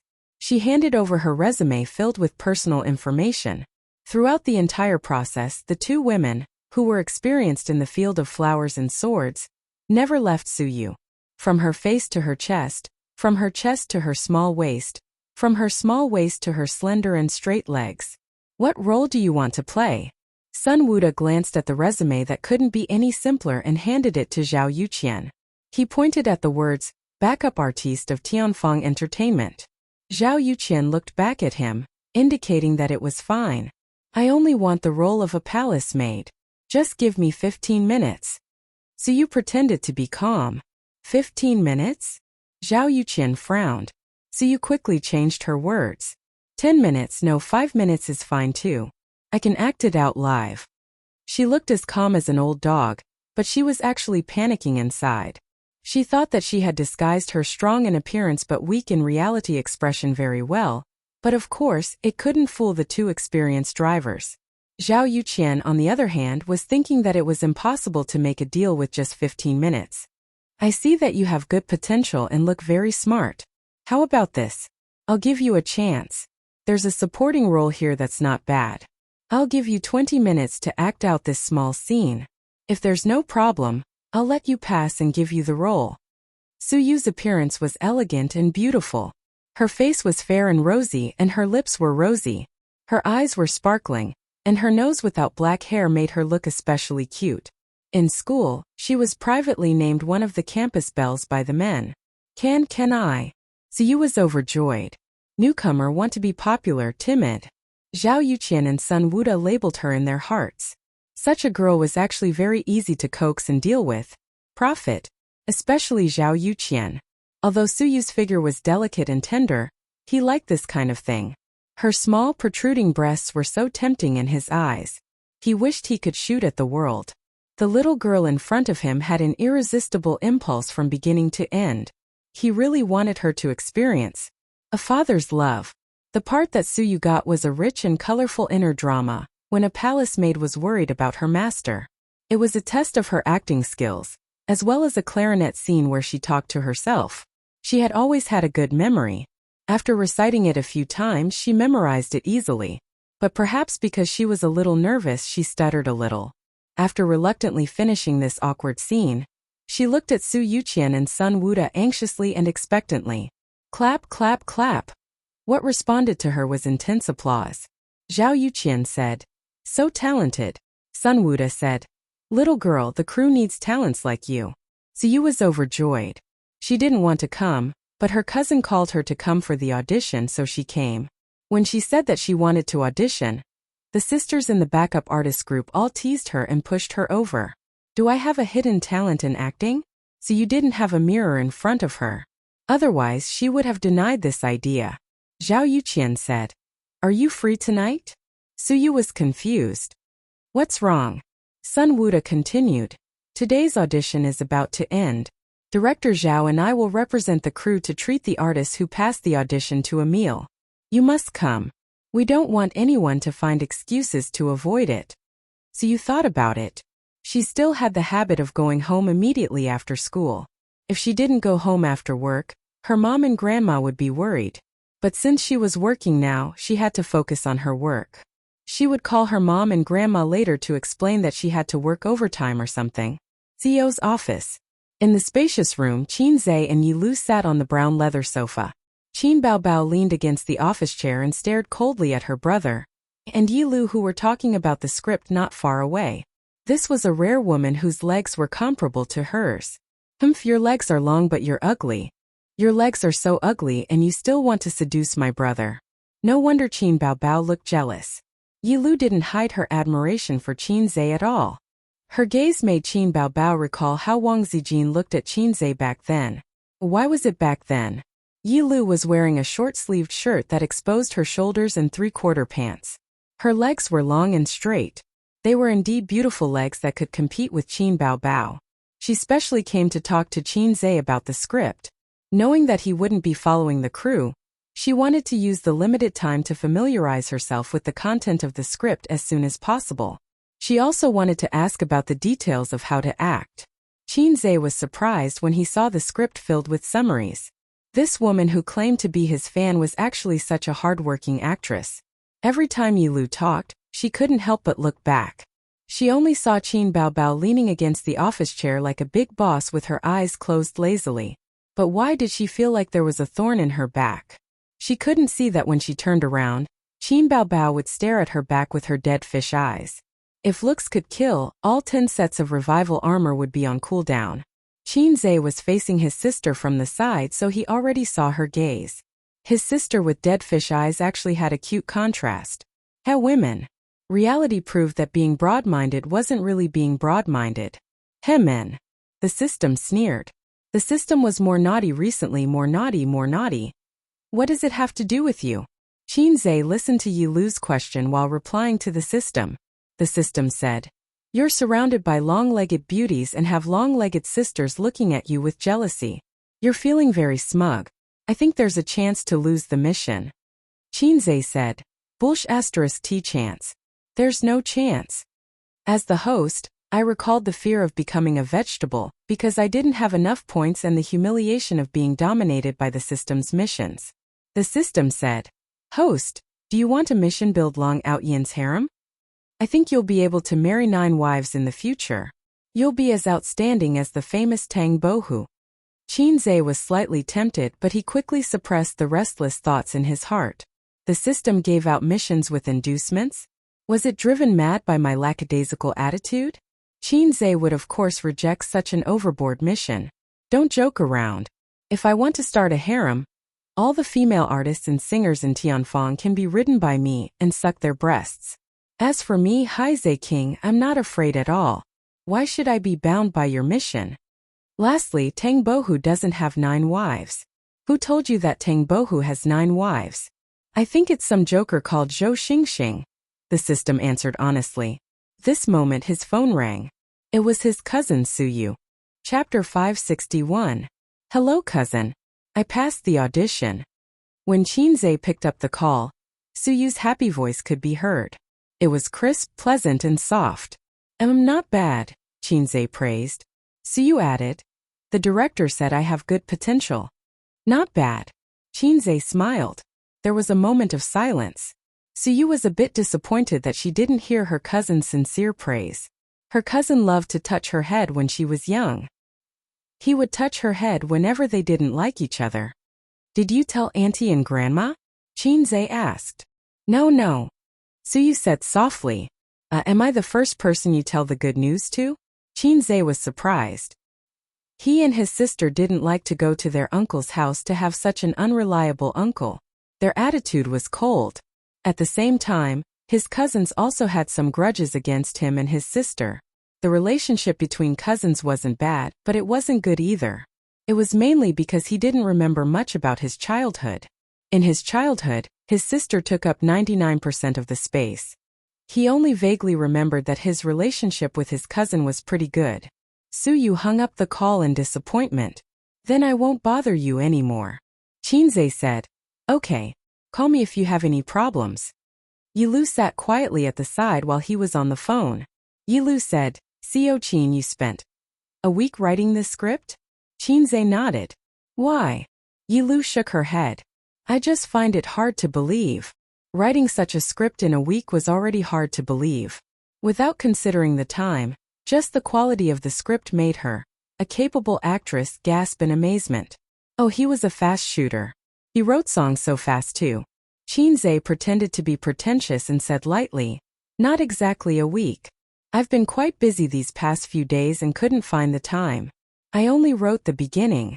I started working hard the day before yesterday and the script was ready. Oh. Yilu was stunned. So, this should be the basic operation of a fast shooter?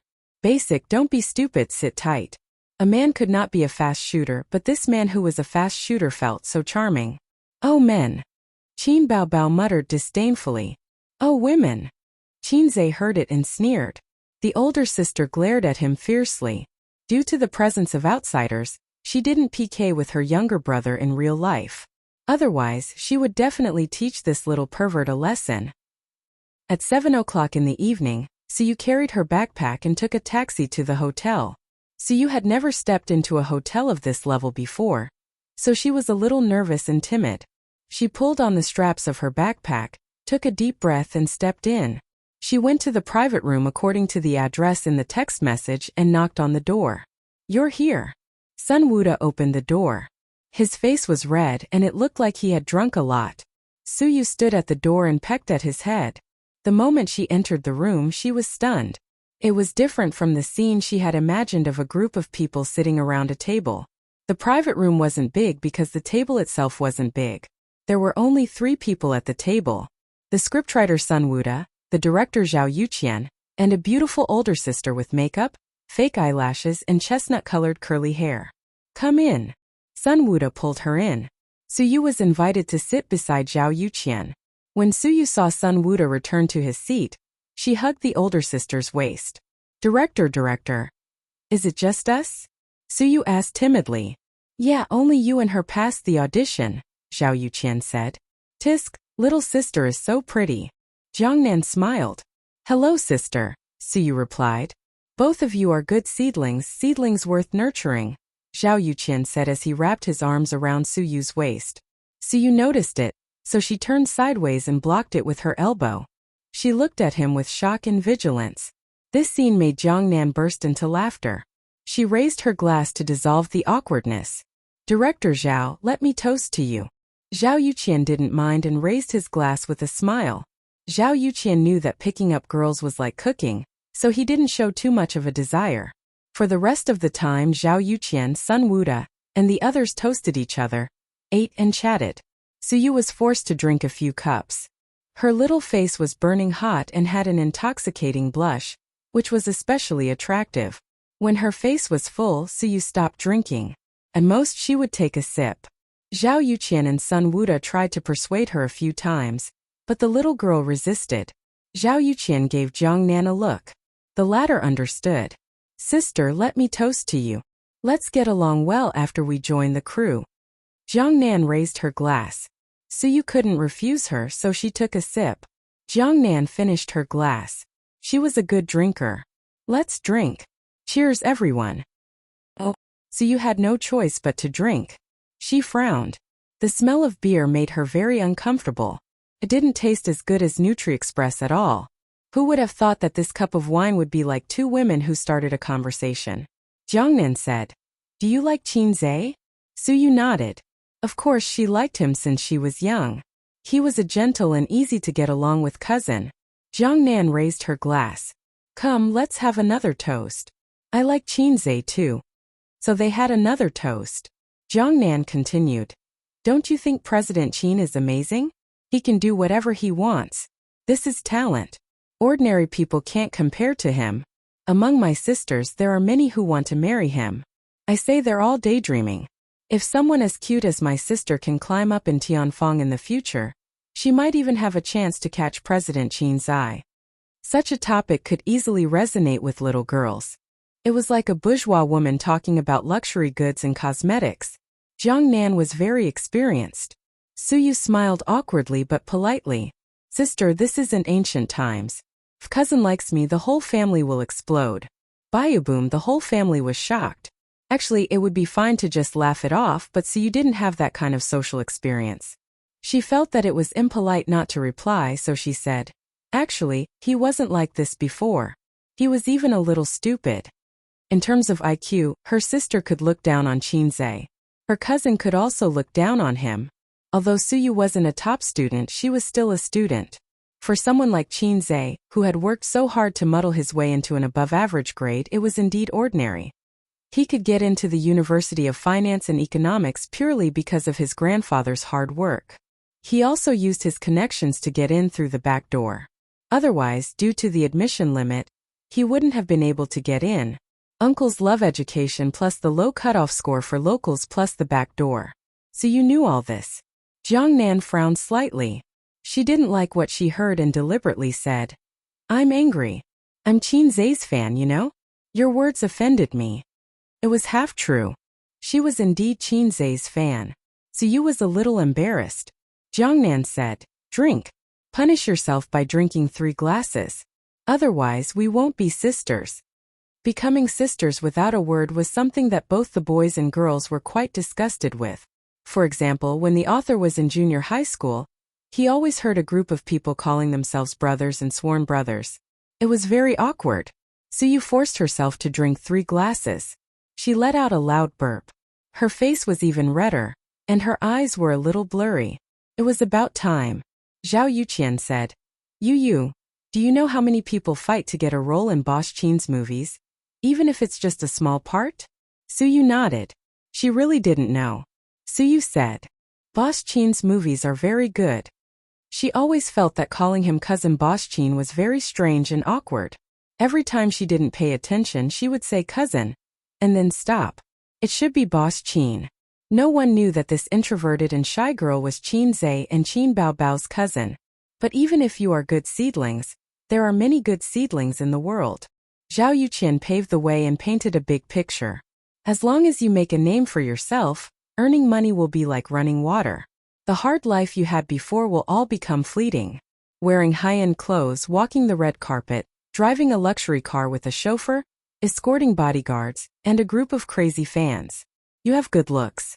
As long as you are willing, you will definitely make a name for yourself. Suyu nodded happily. She didn't understand the meaning of Zhao Yuqian's words at all. What you get is proportional to what you put in. Becoming a celebrity is not an easy thing. Zhao Yuqian nodded in satisfaction. Then you know what to do? Suyu nodded and said crisply, I will act well and work hard. Zhao Yuqian. Sun Wuda. Jiang Nan. Did this girl really not understand? Or was she pretending not to? Zhao Yuqian thought for a while and said, how about this after dinner? Follow me to the room upstairs and we can talk about the script. Suyu exhaled and said, okay. Halfway through, Sun Wuda and Zhao Yuqian went to the toilet. This girl is a little innocent. Sun Wuda pushed open the cubicle door one by one. After making sure that there was no one there, he said, that's what makes it interesting. Zhao Yuqian stood in front of the urinal and looked at his bloodshot eyes. Did you bring the medicine? Sun Wuda nodded. Yes, I will give you one later. But I feel that it's not easy to persuade her. Did she agree? Zhao Yuqian waved his hand. She drank so much that she agreed to it half-heartedly. At most I will chat with her in the room. Sun Wuda said. Will it cause any trouble?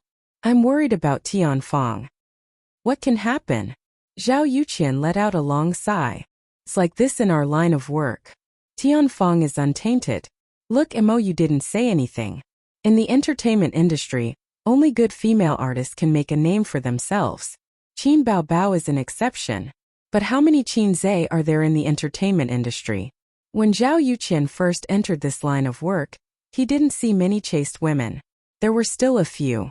But slowly they were all soaked in the industry. He used to like a small-time actress many years ago. At that time he was still doing odd jobs on the set. The assistant director was his relative. Later, the small-time actress met him and complained tearfully to him. Zhao Yuqian was very angry and went to reason with the director. The director didn't say anything. But that night, he was slapped a few times by the assistant director. The next morning, he saw the small-time actress he liked coming out of the director's room. She had dark circles under her eyes, but she was smiling contentedly. Zhao Yuqian knew that there must have been an indescribable deal last night. He felt that he was really stupid. Because of his relative, he wasn't kicked out of the set. Zhao Yuqian said, "Oh right, are you coming later?" Sun Wuda said, "You go first. I'll come later. But I'm afraid she's young and can't take it. I think we should change to a big suite. Bring Jiangnan too. Her persuasion might be better than ours," Zhao Yuqian said. Good idea. When they were in Star Art, these two partners had developed the habit of working together. Chapter 562.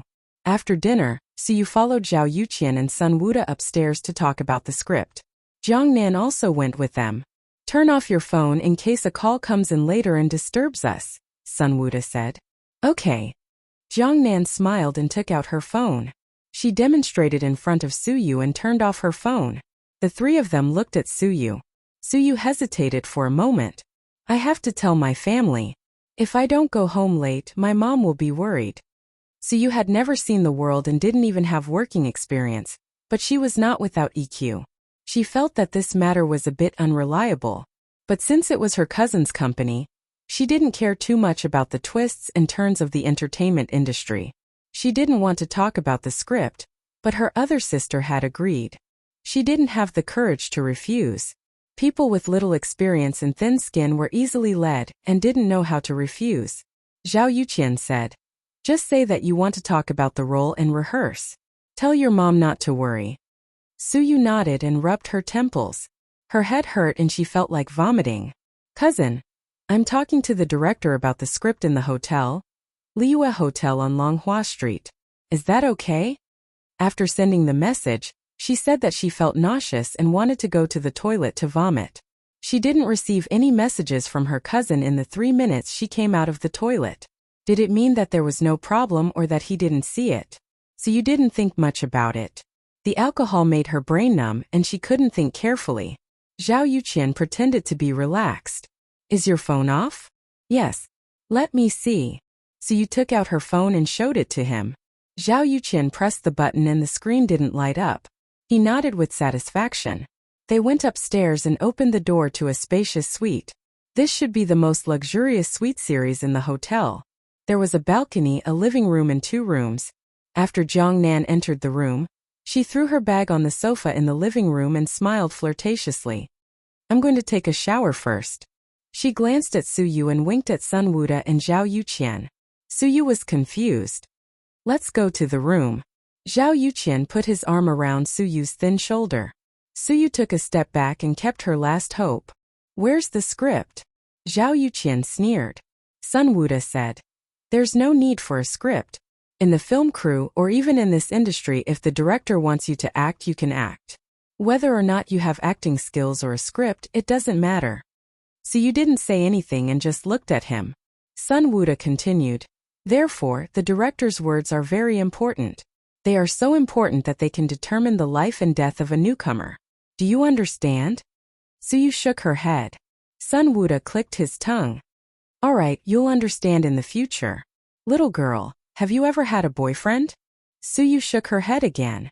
The two of them looked at each other with joy in their eyes. "Why did you choose to be an artist?" Sun Wuda asked in a casual tone. "To train myself," Suyu said. It was her wish to train herself during the summer vacation. It was her cousin's wish to have her come for the audition.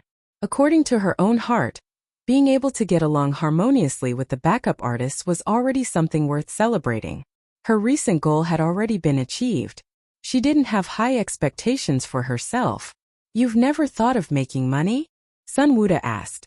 "Making money, of course," Suyu said. With her family's financial situation, if she could earn some money to support the family while working in her cousin's company, her mother would be very happy. "That's right." Sun Wuda sighed. "But money isn't easy to earn, right? No matter what industry it is, it's not easy to earn money. Celebrities are just like writers. Not only is it difficult to earn money, but there are also a lot of haters. After saying a lot, Sun Wuda saw that he was almost done laying the groundwork. He said directly, "To be honest, as long as you're willing to communicate with us for a night, you can take the role. Also, if you want to act in the future, we have a quota. Just give us a call. As you know, our director Zhao is a famous director." Suyu wasn't stupid. It was self-evident what a night of communication meant. A 17-year-old girl who was underage and hadn't been exposed to the dark side. She was afraid and at the same time angry. "I don't want to act, I don't want to." Suyu turned around and left. But Zhao Yuqian, who was beside her, pulled her and made her stumble. Sun Wuda quietly blocked the door. A wave of dizziness and nausea hit her. Suyu's body stiffened. Her cherry mouth panted, and she exhaled a breath that reeked of alcohol. She was like a frightened elk looking at two wolves. Zhao Yuqian could use force and was confident that he could eliminate the hidden danger, but he was still doing the final thinking. "Don't be nervous. Let's talk," Zhao Yuqian said. "It's not a big deal. Everyone has become. You can't accept it now because you haven't been exposed to it. Jiangnan is bathing in there. There are too many girls like her. Why are they willing but you're not? Are you nobler than others?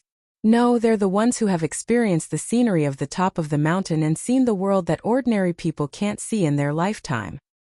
The world of money, the beauty of money, the rich life that people can't extricate themselves from," Zhao Yuqian said. "There are many artists who are willing to take off their clothes, but it doesn't mean that you'll have a chance. Your starting point is higher than theirs. As long as you're willing, you can sign the contract now. You'll enjoy a lot of things such as fame and fortune. You'll be different from the girls in school. Not only will you enjoy their envious gazes, but you'll also have endless money." Regardless of whether it was true or not, he had to paint a big picture first. Suyu said loudly, "I'm going back. You go away." She glared at Sun Wuda. Unfortunately, her delicate appearance didn't have much lethality. Instead, it made the latter stiffen slightly. TSK, the first time was unfamiliar, the second time was familiar, but the first time was often the hardest to overcome. If he let go now, this girl would hit a wall a few times. Who knew, she might be obedient next time. Zhao Yuqian didn't want to wait for the next time. He wasn't Tianfeng's director, so he couldn't just leave after filming this movie. If he could get the most out of Tianfeng in the shortest time possible, that would naturally be the best. Tianfeng needed experienced directors and scriptwriters like them. They were here to help. While getting a handsome reward, they couldn't let go of other benefits. Just like cutting fat, the more benefits they could get, the better. He gave Sun Wuda a look. The latter nodded. Suyu gripped the straps of her backpack tightly, like a small beast baring its teeth. "I don't want your help. My cousin is Qinze." Qinze and his sister's bedtime activities were eating desserts and playing cards. Their phones were left in the room. The more successful a person was, the less they cared about their phones. Those who spent their days hugging their phones were people who lacked both mental and physical energy. But it wasn't too late. About 10 minutes later, he saw Suyu's message. His scalp went numb. He dialed the number while running out of the room. Qin Baobao was in the living room. She saw him running across the living room and changing his shoes in a hurry. "What are you doing? Going out so late at night?" his sister asked. F***ck. Qinze cursed. His phone was turned off. Qin Baobao chased him to the entrance and asked nervously in a low voice, "What's wrong?" "Yeah, might be in trouble." Yeah. Qinze quickly changed his shoes. "Damn it, isn't she playing a small role? The director seems to be trying to take advantage of her. Didn't you inform the crew? What the F***ck? Did Xiaolong need to take advantage of her? Only an idiot would take advantage of her. But Yaya was too inexperienced. She could easily be led astray." Qin Baobao's expression changed slightly. "Didn't you forbid me to say it?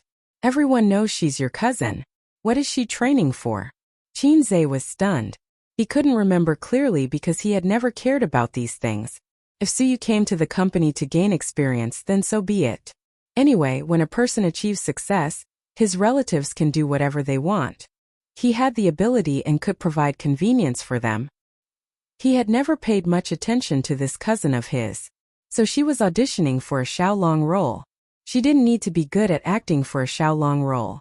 Her small face was enough. Besides, Tianfeng was his company. He was the boss. His territory was dark under the light. Qin Baobao shouted anxiously, "I'll go with you." "Where are we going?" Qinzhe said. "Liyue Hotel, Longhua Street." Qinzhe opened the door and left. Qin Baobao was in her pajamas. She didn't even change her slippers and chased after him. She entered the elevator and pressed the button for the first floor. The siblings' expressions were unusually ugly. Qin Baobao wanted to ask when it was, but seeing that her brother had been on the phone, she didn't dare to disturb. The message was from 10 minutes ago. Qinzhe was a little panicked. He had to make the time difference. Otherwise, even if he went now, the dishes would be cold. But Suyu's phone was turned off again. Talking to the director about the script? Which director? Qinzhe was calling MOU. If it was him, Qinzhe would let him know that there was a line in the song. A broken chrysanthemum full of wounds. It wasn't a joke. The call went through immediately. Qinzhe said in a low voice, "You're at Liyue Hotel?"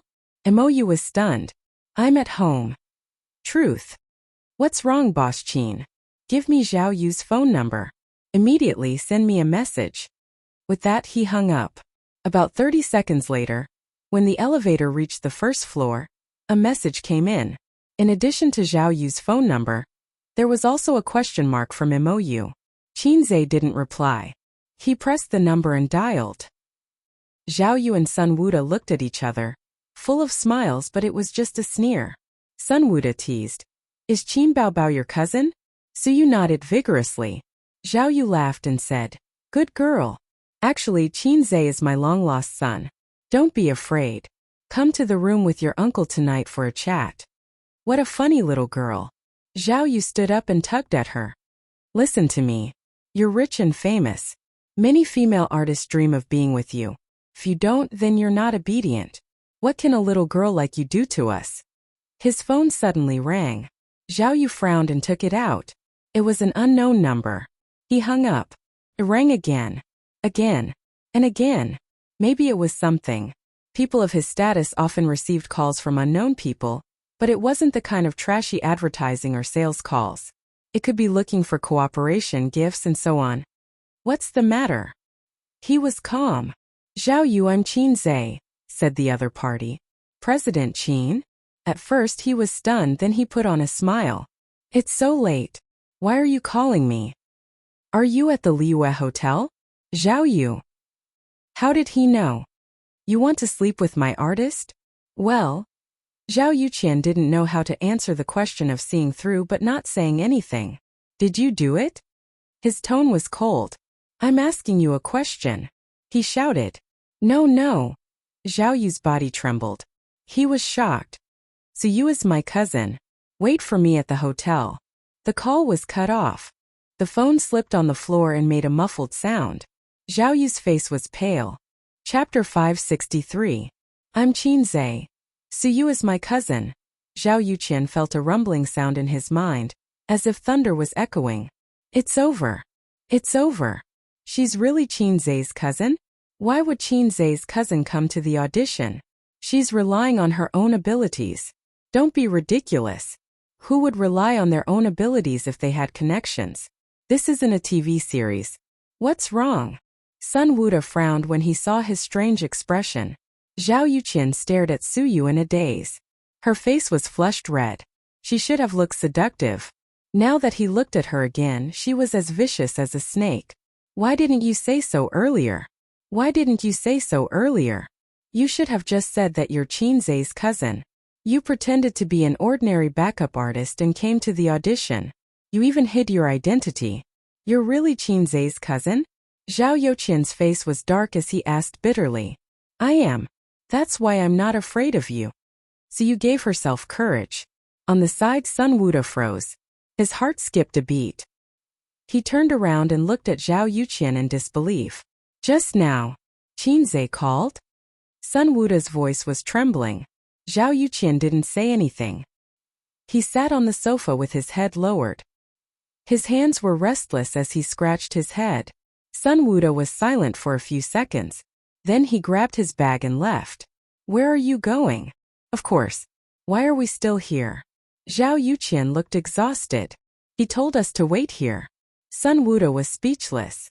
So should we go or not? Even though the two of them were experienced in life and society, they were at a loss of what to do. Their boss's cousin was an unspoken rule. They were embarrassed and scared at the same time. It was like an employee who saw a super hot girl in the company and bought roses to court her. He said flirtatiously, "Beauty, the moment I saw you, I was like a programmer who found a loophole." He didn't want to do anything but fix it. Then the beauty said, "I'm your boss's cousin." Coincidentally, his boss was right beside him. But with Qin Zhe's identity and status, he was a big capitalist in the entertainment industry. Did he dare to leave? The two of them looked at each other in silence. Sun Wuda put down his bag and sat on the sofa. "Just say it's a misunderstanding. We don't work for his company. At most we can just quit," Zhao Yuqian said in a hoarse voice. He was emboldening himself and his partner. "We can look for Director Huang. Doesn't he have a good relationship with Qin Zhe? With this relationship he won't do anything," Sun Wuda said. The two nodded at the same time. Zhao Yu calmed himself down and felt less panicked. "Why haven't you left yet?" He looked at Suyu. If this girl left, the situation would be much better. "I'm not leaving." Suyu glared at her. "My cousin is coming, right?" His words became much more righteous. He was like a child who had lost a fight. One moment he was crying because he felt wronged, but when his father came he arrogantly said, "This is my father." It was exactly the same. About 5 minutes later the door lock clicked. Sun Wuda and Zhao Yuqian, who were sitting on the sofa, shuddered. It wasn't the door but the bathroom door. Jiang Nan, who had just finished showering, came out in her pajamas and was drying her hair with a dry towel. The scene in the room stunned her. Shouldn't it be done by now? But now, the two men were sitting on the sofa dispiritedly. The girl was standing valiantly, glaring at the director and scriptwriter. When she heard the noise, she first looked at herself and then glared at the two men. "What's wrong?" Jiang Nan was confused. Zhao Yuqian and Sun Wuda didn't say anything. Jiang Nan could only say, "Little girl, it's your turn to go in." Suyu said disdainfully, "Disgusting." "What do you mean?" "I just think you're disgusting." Jiang Nan was so angry that she laughed. "If you're not disgusting, why don't you leave? Why are you standing here like a fool?" Suyu retorted, "Why should I leave? I'm waiting for my cousin." "Your cousin?" Jiang Nan sneered. "Shut up." Zhao Yuqian shouted. "Jiang Nan?" An aggrieved expression. "I didn't say anything wrong, right? Then I'll go to the room first," Jiang Nan said in a muffled voice. "You don't have to go. Put on your clothes and leave," Sun Wuda said. "What do you mean?" Jiang Nan's expression changed. "Are they changing their minds? Are they not going to let me act anymore?" Her expression changed several times. Anger, indignation, annoyance and other emotions. She went back to the bathroom without a word. When she came out again, she had already put on her clothes and high heels. She picked up her bag and walked out expressionlessly. The sound of her high heels clacking against the floor was crisp and clear. When Jiang Nan walked to the door, there was a loud knock on the door. Pa pa pa. It was very loud and very heavy.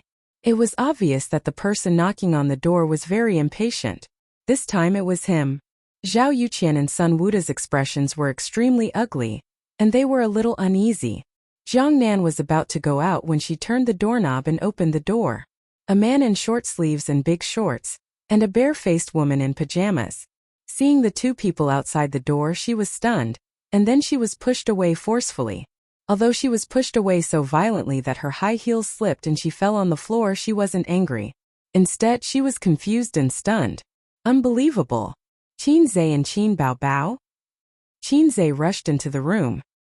He saw that his cousin's clothes were still intact and her face was still flushed red. His tense heart finally relaxed. "Yaya, are you okay?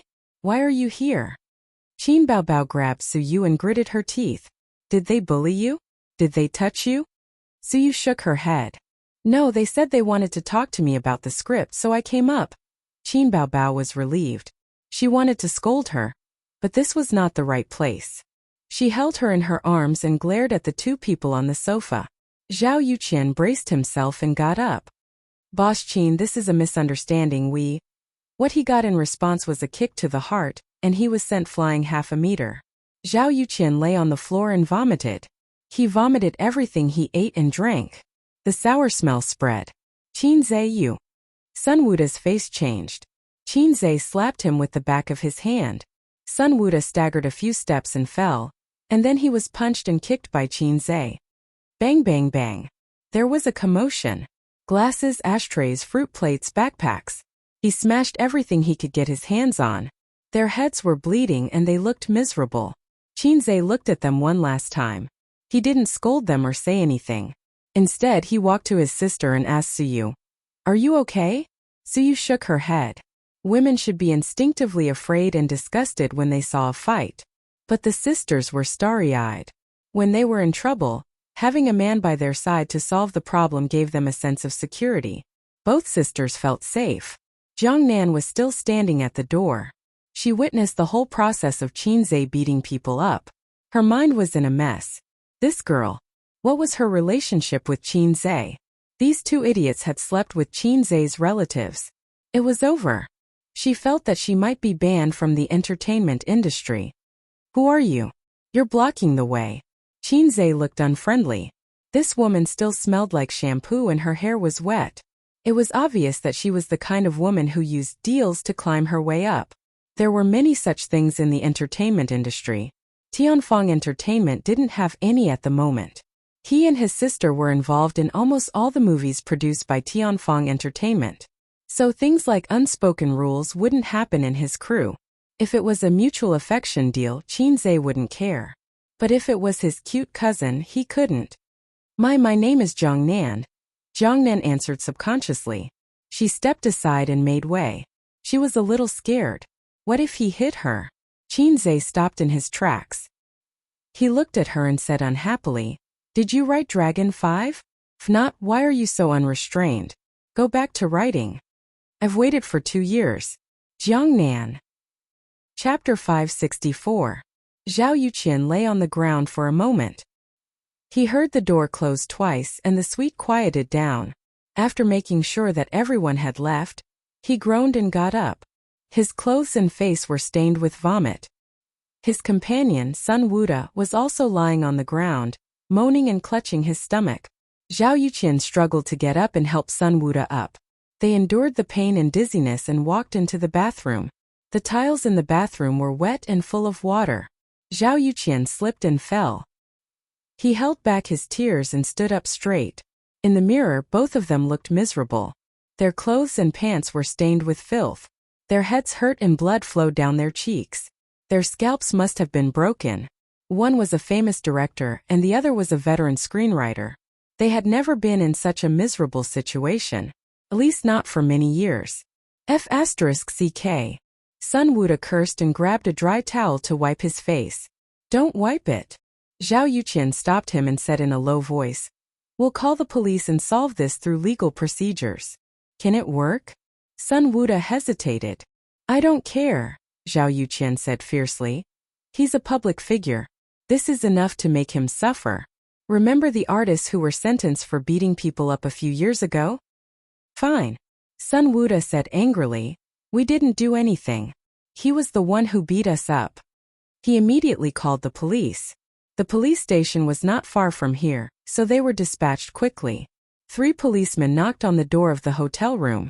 Both of them were filthy and had blood on their faces. They looked pitiful. "What happened? Who beat you up?" one of the policemen asked. "Qin Zhe," Zhao Yuqian said. The policeman nodded slightly. "Where are you from? Where do you live?" "Qin Zhe, the boss of Tianfeng Entertainment," Zhao Yuqian said. The policeman nodded. He suddenly froze. If he didn't hear wrong, it was Qin Zhe from Tianfeng Entertainment. "That Qin Zhe. How did you fight? Tell us what happened." The policeman perked up. It was definitely not gossip. Zhao Yuqian was silent for a moment, then looked at Sun Wuda. "We were talking about the script with the company's female artist, and then he rushed in and beat us up," Sun Wuda said. After that, he saw the subtle look in the 3 policemen's eyes. "What are your names?" "Zhao Yuqian." Sun Wuda. The three policemen suddenly understood. Sun Wuda didn't know him, but Zhao Yuqian had heard of him. He was a very famous director. The director, the female artist, discussed the script. The police comrades suddenly understood. Yes, we are professionally trained police officers. No matter how gossipy something is, we will never gossip unless we can't help it. Who is the female artist who discussed the script with you? The police officer asked. He could not hold it in any longer. Sun Wuda and Zhao Yuqian were silent. Cough, cough. Another policeman coughed and said, I'll take you to the hospital first, then we'll go to the police station to record your statements. Zhao Yuqian said in a deep voice, We're definitely just lightly injured. Arrest Qinze immediately. Let's go to the hospital first. Whether or not it's a minor injury, we'll file a case first. Then we'll wait for the judicial department and the hospital to appraise it, the policeman said. The car drove through the night, leaving a long and fast shadow on the road illuminated by the street lamps. Inside the car, the ceiling light was on. Qin Baobao and Suyu sat in the back seat. Qin Baobao comforted her cousin softly. He didn't have the heart to blame her. The director invited you to drink and discuss the script. Why didn't you give me a call? Qinze said. I did send a text. Suyu sat up straight like a primary school student. Her small face was slightly nervous and pale. Then why didn't you tell me in advance that you wanted to drink? I was just a little careless and you were almost fooled. I did call you. Suyu lowered her head and said in a low voice, You didn't want to talk to me. She felt so wrong that she wanted to cry. You must have been scared. Qinze sighed. You've seen the rotten side of society. If you encounter anything in the future, be careful. Be vigilant and keep a distance from anyone's kindness and enthusiasm. Suyu said. Okay. Qinze drove his cousin home and stopped outside the neighborhood. It was a rare night with a cool breeze. It should have been comfortable, but the three of them were in a bad mood. Cousin, aren't you and cousin going up? Grandma misses you. Suyu was sent to the gate of the neighborhood by Qinze and Qin Baobao. Not going. Qinze smiled bitterly. How could he be in the mood to see Grandma? You, don't tell Aunt and Grandma about this. Her sister reminded her. Okay. Suyu nodded. She turned around and walked a few steps. She stopped, turned around and stared at Qinze. Cousin, thank you. After that, she looked like a swallow returning to the forest. Qinze hugged his cousin in his arms and touched her head. Silly girl. She didn't know if she was wronged or frightened. Her thin and delicate body trembled slightly. Suyu reluctantly left her cousin's arms. She lowered her head slightly and walked into the neighborhood silently. You. Qinze suddenly shouted. Suyu stopped. In the future, Qinze said loudly, if anyone dares to bully you, I'll beat them up for you. Suyu walked into the darkness with her head lowered. You, if anyone dares to bully you, I'll beat them up for you. After so many years, this sentence seemed to have traveled through time and floated into her ears again. The street lights in the neighborhood sprinkled a dim yellow light, illuminating the two lines of tears on Suyu's cheeks. Tsk, this silly girl. She's still the same as when she was young. Qin Baobao's foxy face flashed with anger. She's been closer to you since she was young. The few people in Grandma's family are all the same. Qin Baobao had been beautiful since she was young. She was as arrogant as a peacock. When she was in junior high school, she liked to read novels, but she didn't have enough money. The main reason was that buying books was too expensive. Coincidentally, there was a bookstore next to Suyu's school. She could rent it for 10 cents a day. Qin Baobao would ask Suyu to rent books for her every day. When Yu was in the 5th grade of primary school, she would first take the bus to her aunt's house and send novels to her cousin once a week after school. It was obvious that someone's bad habit of bullying others didn't only apply to her younger brother. Why are you jealous? Qinze said angrily. Bah, I'm not jealous. Qin Baobao glared at him. She then gritted her teeth and said angrily, You hit them too lightly. These two scumbags. If Qinze hadn't found out about it early, it might have caused a big mistake. How could the siblings face their parents, uncle, aunt and grandma? They also couldn't face Suyu, who was interning at his cousin's company. He didn't care about her at all. He shouldn't have kept her identity a secret. or told her about the ways of the entertainment industry in advance. They looked calm on the surface, but in fact they were scared. Hitting people can only vent your anger, but it won't solve the problem. Qinzhe said in a deep voice. This matter isn't over yet. You watch. Ace. His sister suddenly called him in a very gentle voice. Qinzhe. Yes. Qin Baobao gently hugged his waist. Thank you. What are you thanking me for? As he spoke, Qinzhe looked around to see if there were any paparazzi following them. He didn't find any at the moment. Then he looked at the guard booth. There was only a guard who was sleeping on the table.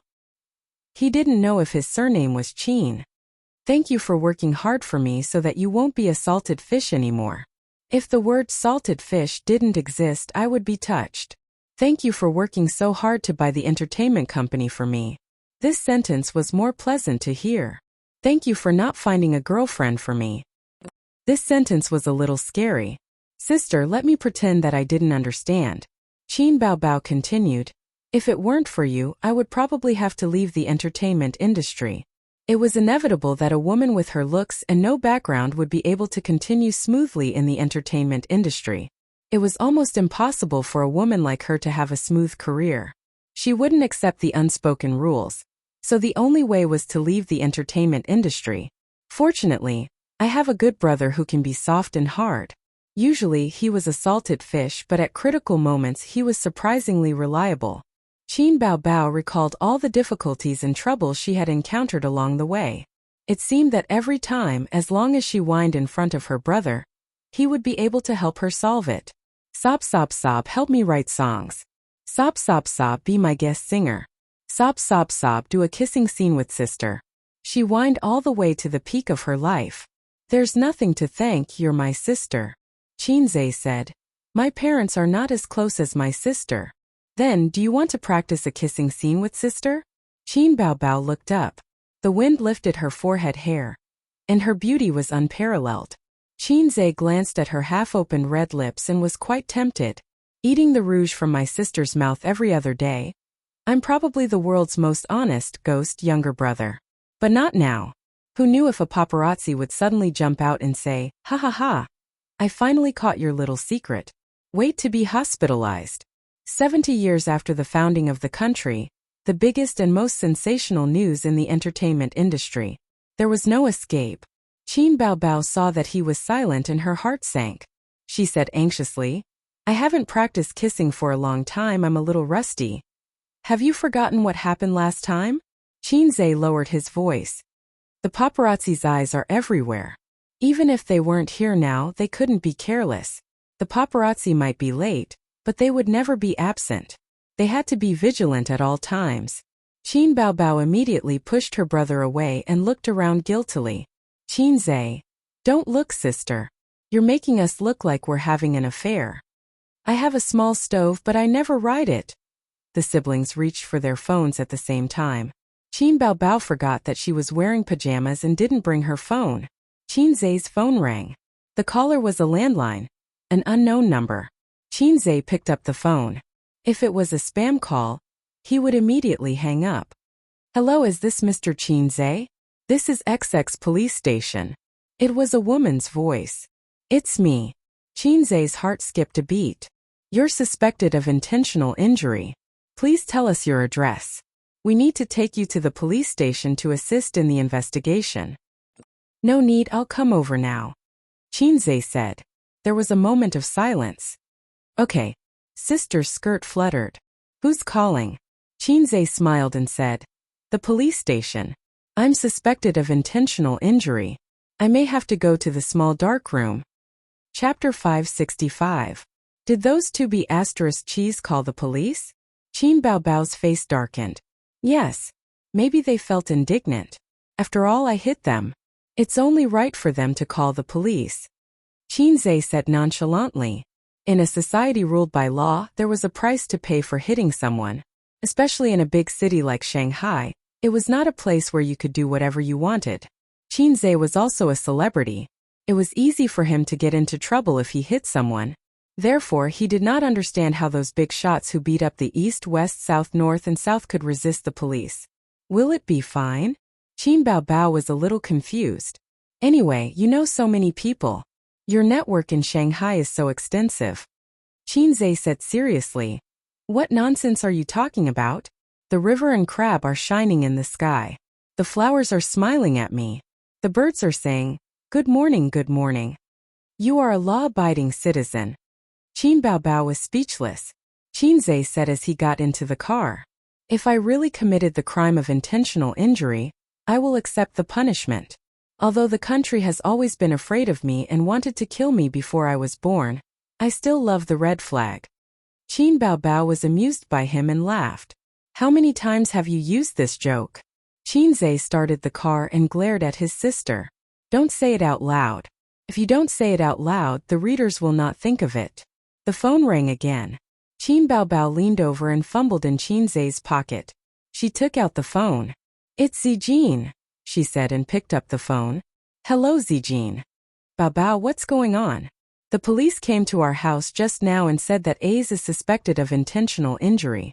They asked him to go back to assist in the investigation. When they didn't see him, they asked me for his number. Wang Zijin's tone was calm. He beat up 2 scumbags and they called the police, Qin Baobao said. But Ace looks very confident. Seems that everything is fine. Oh, I'll hang up then.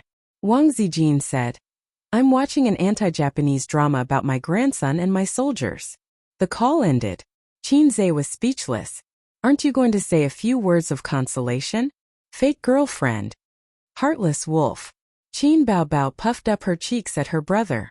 See, it's still your biological sister who loves you. Okay. Qin Zhe nodded perfunctorily as he recalled the details of what happened just now. His attack shouldn't have been too heavy, right? However, it was hard to say whether or not it was intentional injury. After all, my control was still far from being comparable to that of a king. If I attacked with hatred, I might not have controlled my strength. First, I'll suppress this matter. Then use my connections. I'll abide by the law. Perhaps his relaxed expression made his sister relax as well. She even had the mood to play with her phone. After all, she even knew Qin Zhe's phone password. Oh right, what did you mean by what you said to that woman just now? His sister asked. Who? Jiangnan. You don't need to know. Just remember this, Qin Zhe said in a deep voice. Jiangnan's old bastard is heartless. I will live and die with the monsters. Qin Baobao replied blankly. Okay. The police station was a little far away. Even if there was no traffic at night, it still took them half an hour to drive. Qin Zhe parked the car and entered the police station hand in hand with Qin Baobao. At this time there was no one on duty at the reception desk by the door, but there was someone behind the glass counter. Anyone who had been to a police station would know that the layout of a police station was similar to that of a bank and other institutions. The policeman on duty glanced at the two and asked, Report or surrender? Qin Zhe said, Surrender. Oh what? The policeman on duty was stunned. He looked carefully at Qin Zhe and Qin Baobao and recognized them. In this day and age, there were not many people who did not know this pair of siblings, unless they were old people who did not pay attention to the internet and celebrities. You come with me. The policeman on duty walked out from behind the counter and led Qin Zhe and his sister to the electric door on the other side. Previously, it was just a place to receive reports and inquiries. After entering the electric door, it was the real police office of the police station. Qin Zhe and his sister followed the policeman on duty to the second floor. It was almost 10 o'clock at night. Other than the policeman on duty, there was almost no one else. The policeman on duty knocked on the office door. Ulchun, they're here. The middle-aged policeman who was dozing off at the desk woke up. He turned around and hurriedly stood up and greeted. Please come in. Little Li, come here and take a statement. Little Li? Coming. A young policewoman walked out from inside. She had good facial features, a round face and a capable ponytail. When she saw Qin Zhe, she was a little stunned. Her eyes were fixed on Qin Zhe's face. Little Li was a fan of Qin Zhe. Little Fresh Meat was originally popular with girls, and Qin Zhe was the more unique one. Every song of Qin Zhe's was saved in her phone and computer. For Qin Zhe's A Journey to the West, she went to watch it every day for a week. Her boyfriend, who had always been obedient, was quite dissatisfied with this. He felt that his girlfriend was too obsessed with Qinze and was very jealous. Officer Chan said, "Pour 2 cups of tea." Qinze originally thought that interrogation. He was suspected of a crime, so there should be an interrogation. On TV, he was locked in a small dark room, interrogated one by one, and then there was a one-way glass wall. Behind the wall, there was a small leader watching the interrogation process. In the end, it was just the 4 of them sitting in a row in the office. Little Lee was responsible for recording the conversation on the computer. This was because the incident itself was just a fight. The hospital's test results were not out yet. Qinze was only suspected, not really breaking the law. After entering the name, gender, and age according to the procedure, Officer Chan said in a deep voice, "Zhao Yuqian and Sun Wuda reported you to the police. What is the reason?" Qinze said, "They wanted to sleep with my company's backup artist, a 17-year-old girl underage." Little Lee said, "Bah scum." Then Qinze, "Are you injured?" Qinze said, "No." Little Lee said, "That's good." Ahem. Officer Chan had to remind her, "Focus on recording. Give me a detailed account of what happened." Qinze immediately told her what happened. About 15 minutes later, the investigation ended. Officer Chan sent the siblings out of the office. "Before the hospital and the judicial organization's injury report comes out, I hope you will stay in Shanghai and cooperate with us," Officer Chan said. "No problem. By the way, where's the toilet?" "Go straight, turn right at the end." Qinze said to his sister, "Wait for me in the car first." Qin Baobao shook her head. "Here." Qinze went straight to the toilet and stood in front of the urinal. He took out his phone in his belt. Soon the call he made was connected. "Little Qin?" A middle-aged man's mellow voice came from the other end. "Yes, it's me, Uncle Bai." Qinze laughed enthusiastically. "What's the matter?" The man laughed. "There's some trouble," Qinze said. "There's an ignorant director who wanted to sleep with my company's backup artist. She's an underage girl. I caught him and gave him a good beating. I'm still at XX police station now. Those 2 seem to have gone for an injury examination. I'm not sure if they crossed the line. You're the big boss of the Public Security Bureau. Can you give me an idea?" "TSK. Let's see what you plan to do about this. Do you want to settle or pursue the matter?" "Heh, I want to kill those 2B asterisk cheese. Uncle knows. Let's wait for the injury examination results first." "Okay, goodbye, Uncle Bai." After a few simple words, the call ended. Uncle Bai was Bai Guowei's father. They had drunk and chatted at the hotel in the forest park a while ago. Oh right, he also had a notorious daughter called Bai Fong. She just didn't like him. He didn't know how he had offended her. Qinze now had a network of connections in Shanghai. As long as he didn't get involved in prostitution, gambling, and drugs, he could do whatever he wanted. First wave, second wave, third wave. Rowing a boat didn't need a paddle. The Wang family's connections didn't need to be used at all. It was like using a cannon to kill a mosquito. That was why Wang Zijin was so calm. Having many friends meant that he could do whatever he wanted. However, it was better to fight less in the future. He couldn't be bothered to bully ordinary people. For example, if he dared to hit the 2 people tonight, they would dare to call the police. He envied those big shots who beat up people with power and status. They didn't have to worry about legal liability. Hacks. At the same time, he despised those who had a good social status, money, power, and connections, but chose to swallow their anger after being attacked by the main character's people. "Lohax, what did you call me for?" the system asked. "I didn't call you," Qinze replied. "You can continue to hibernate in AFK. It's none of your business." The system said, "Oh, I'll continue to deduce the mysteries of the universe. It's been a while since I triggered a mission." Qinze said, "Okay, Sir System." He turned around and saw Officer Chan standing at the door. The 2 of them nodded and smiled as if nothing had happened. When they brushed past each other, Officer Chan said, "Do you want me to send you off?" "Oh, she even said you." Qinze shook his head and smiled politely. "I have a car. Thank you." Officer Chan was just saying it casually to make a good impression. When Officer Chan returned to her office, Xiaoli was excitedly posting on her WeChat moments to show off that she had met Qinze. She was full of praise and joy. But she didn't say what had happened because of privacy issues. Officer Chun was thinking, someone with the surname Bai? The big shot of the Public Security Bureau? Who could it be? The director of her police station wasn't surnamed Bai. Looking further up, there didn't seem to be anyone. Shaoli, do you think there's anyone with the surname Bai in our organization? Huh. Shaoli was confused. Leaders in the organization? Is there? You're a clerk, you should know better. I don't think so. Shaoli thought for a while. Oh, the second in command of Shanghai's Public Security Bureau has the surname Bai. He's called Bai Sicheng.